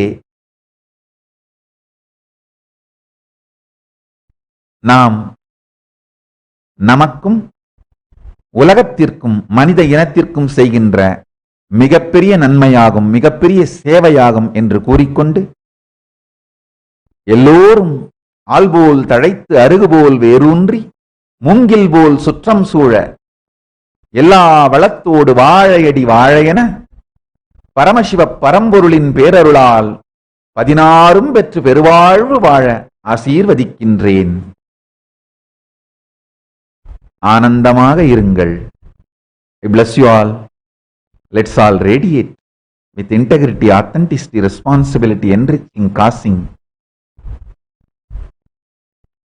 living and radiating the Shuddha-Advaita Saivam, the state, space, powers, being, superconsciousness and Kailasa of Paramashiva Paramashivoham, Nithyananda Paramashivoham, Om Nithyananda Paramashivoham. The eternal bliss, Nithyananda. Thank you. Be blissful.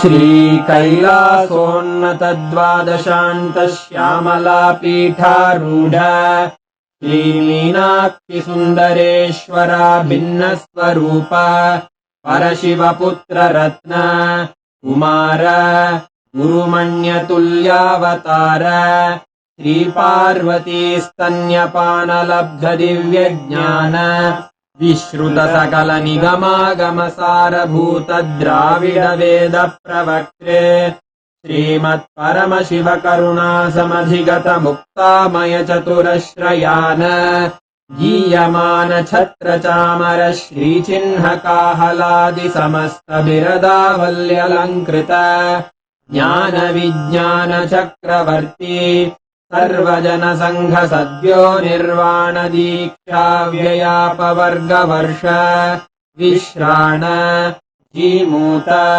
परमतकलभकेसरी शैवसिद्धान्तस्थापनाचार्य श्रीराजाधिराजपाण्ड्यमहाराजगुरु क्षपणशाक्यादिमहान्धकारनिवारणज्ञानभानु वीक्षणानर्हार्हध्वजोच्छेदनपूर्वक श्रीमद्वृषभध्वजस्थापक शैव समयकर्त्रे सर्वज्ञपीठारूढ श्रीजगद्गुरु श्रीज्ञानसम्बन्धदेशिकस्वामि वागीशसुन्दरमाणिक्यवाचकस्वामिनाम् अवतारभूत श्रीज्ञानसम्बन्धस्वामि पुनरुद्धृत श्यामलापीठ सर्वज्ञपीठ त्रिनवत्युत्तरद्विशततम गुरुमहासन्निधान अरुणगिरियोगीश्वर परम्परागत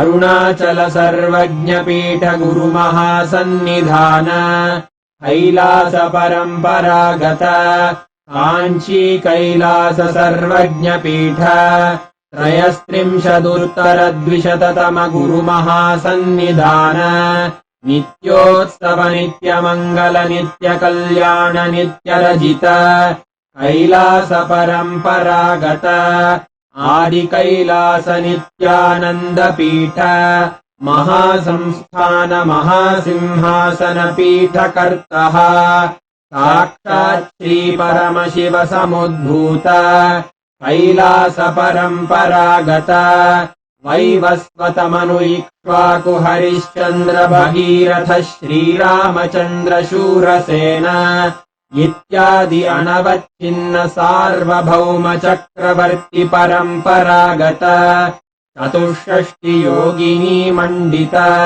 चतुष्षष्टि सम्प्रदाय प्रवर्तक मनुधर्मशासन सूर्यवंश प्राप्त सर्वज्ञपीठ सुराङ्गि साम्राज्य मूर्धाभिषिक्त चूडामणे साक्षात् श्री परमशिव समुद्भूत कपिल महागुरु पुनरुद्धृत महानिर्वाणिपीठ अष्टोत्तर सहस्र श्री महामण्डलेश्वर साक्षात् श्री परमशिव सिंहासनाभिषिक्त समस्त गणनायक श्री महागणपति समारंभ अनवच्छिन्न पीठाधीश्वर गुरु परंपरा प्राप्त अटल पीठ अष्टोत्तर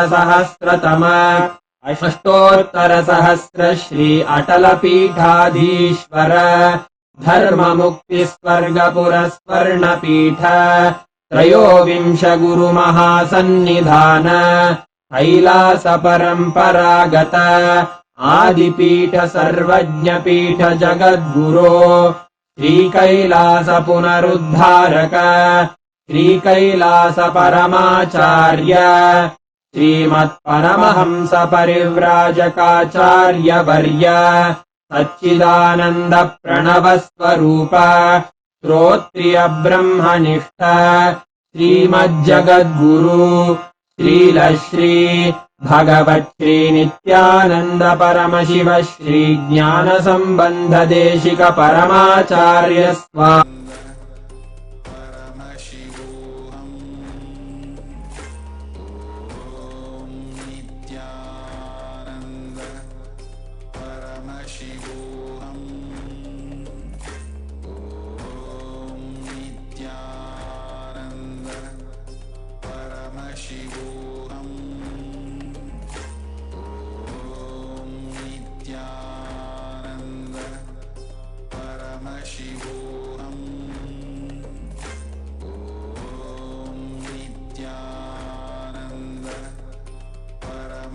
Paramashivoham. Om Nithyananda Paramashivoham.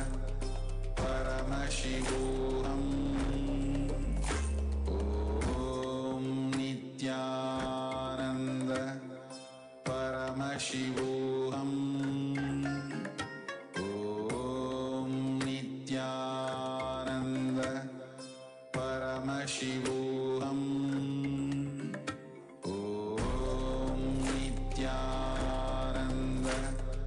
Paramashivoham. Om Nithyananda Paramashivoham. Om Nithyananda Paramashivoham. Om Nithyananda Paramashivoham.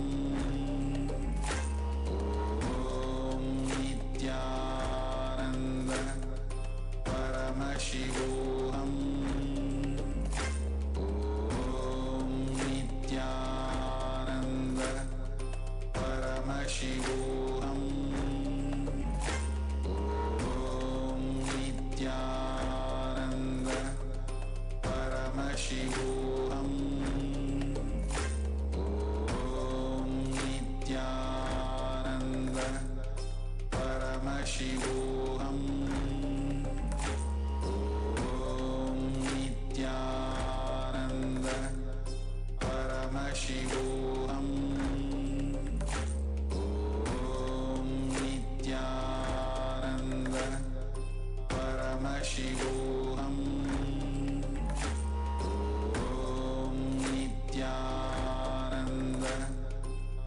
Paramashivoham. Om Nithyananda Paramashivoham. Om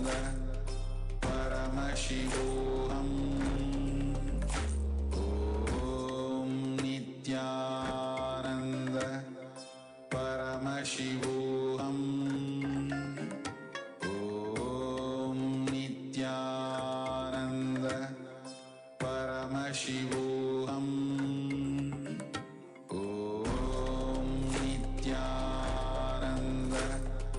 Paramashivoham. Om Nithyananda Paramashivoham. Om Nithyananda Paramashivoham. Om Nithyananda Paramashivoham. Om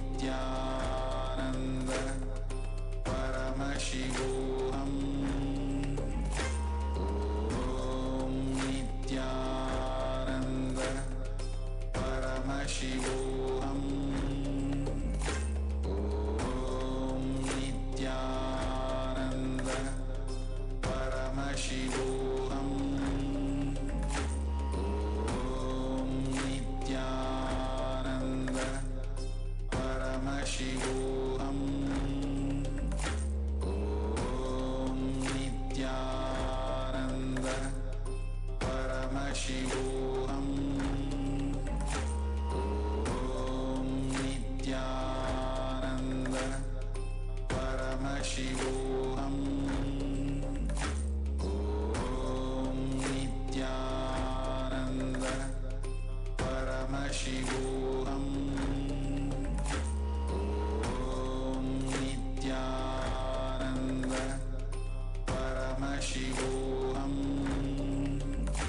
Om Nithyananda Paramashivoham. Om Nithyananda Paramashivoham. Om Nithyananda Paramashivoham. Om Nithyananda Paramashivoham. Om Nithyananda Paramashivoham.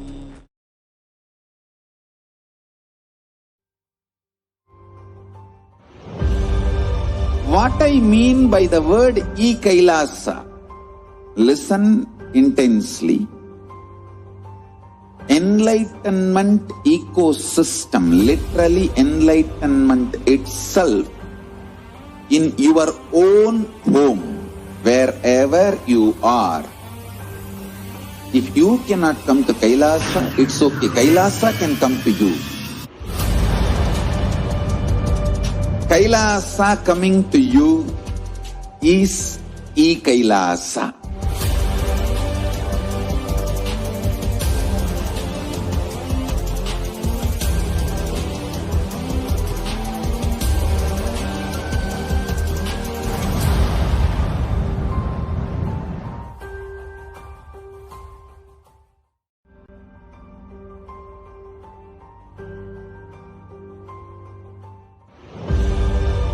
What I mean by the word KAILASA, listen intensely. Enlightenment ecosystem, literally enlightenment itself, in your own home, wherever you are. If you cannot come to KAILASA, it's okay. KAILASA can come to you. KAILASA coming to you is KAILASA.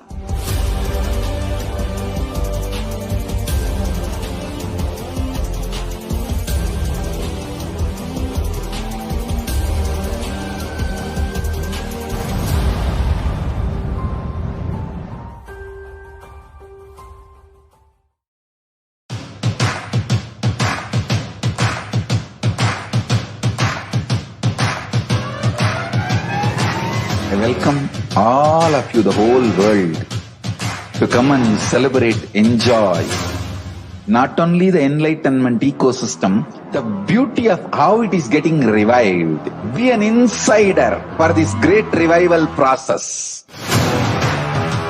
If you are an insider even for a startup company, you will understand not only the result of the company, even that being an insider is such a joy. Being an insider when it was happening is something extraordinary. So, I welcome all of you to come and be part of an insider of this revival of KAILASA, the enlightenment ecosystem, sovereign order of KAILASA, KAILASA nation itself. I request and welcome, invite all of you to become KAILASian. Get your free e-passport and make billions receive this free e-passport.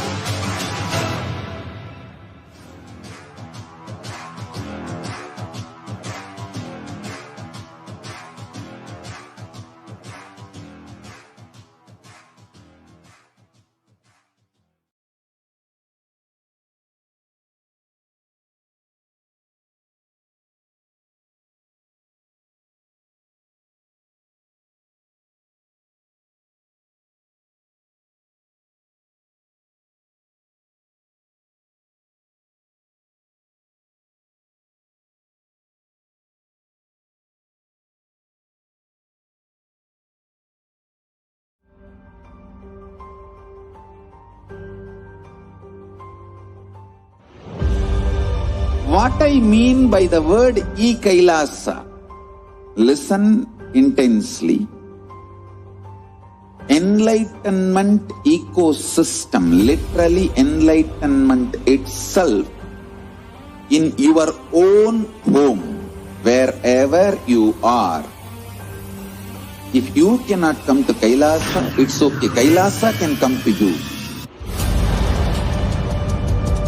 Kailasa coming to you is Kailasa.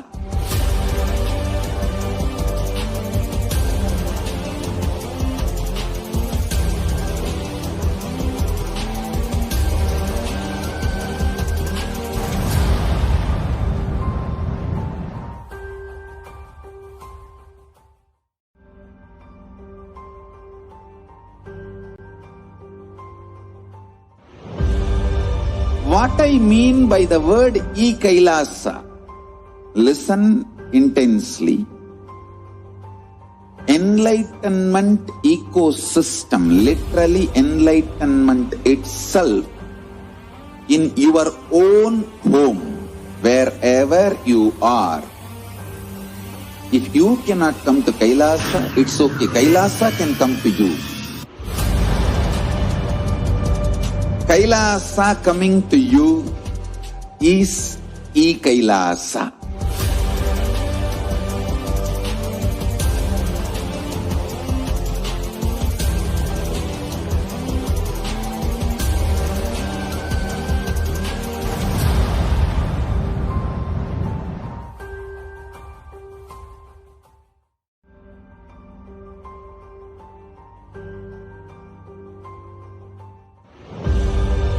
What I mean by the word KAILASA, listen intensely.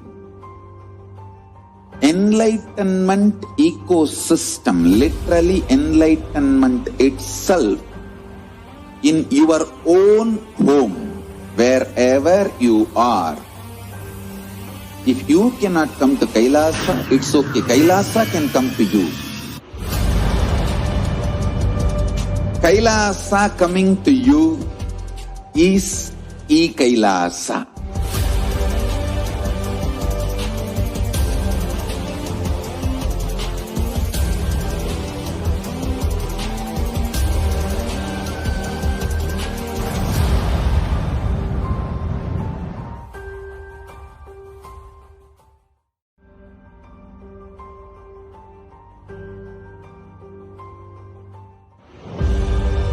What I mean by the word KAILASA, listen intensely.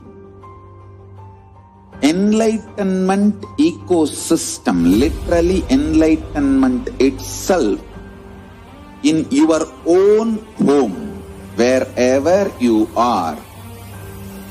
If you cannot come to Kailasa, it's okay. Kailasa can come to you. Kailasa coming to you is Kailasa.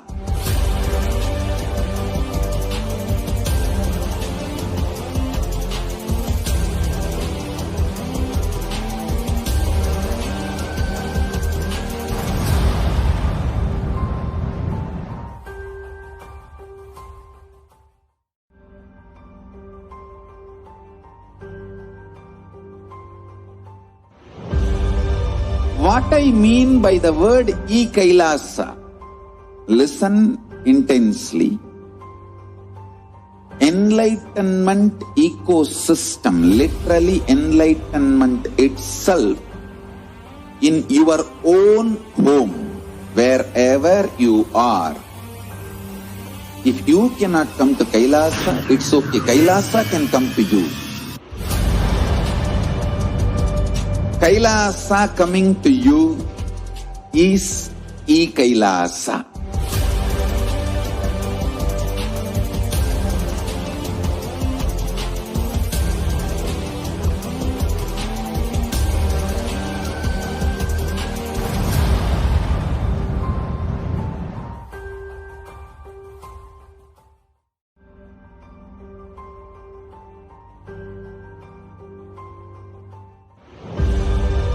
What I mean by the word KAILASA, Listen intensely. Enlightenment ecosystem, literally enlightenment itself, in your own home, wherever you are. If you cannot come to Kailasa, it's okay. Kailasa can come to you. Kailasa coming to you is E-Kailasa.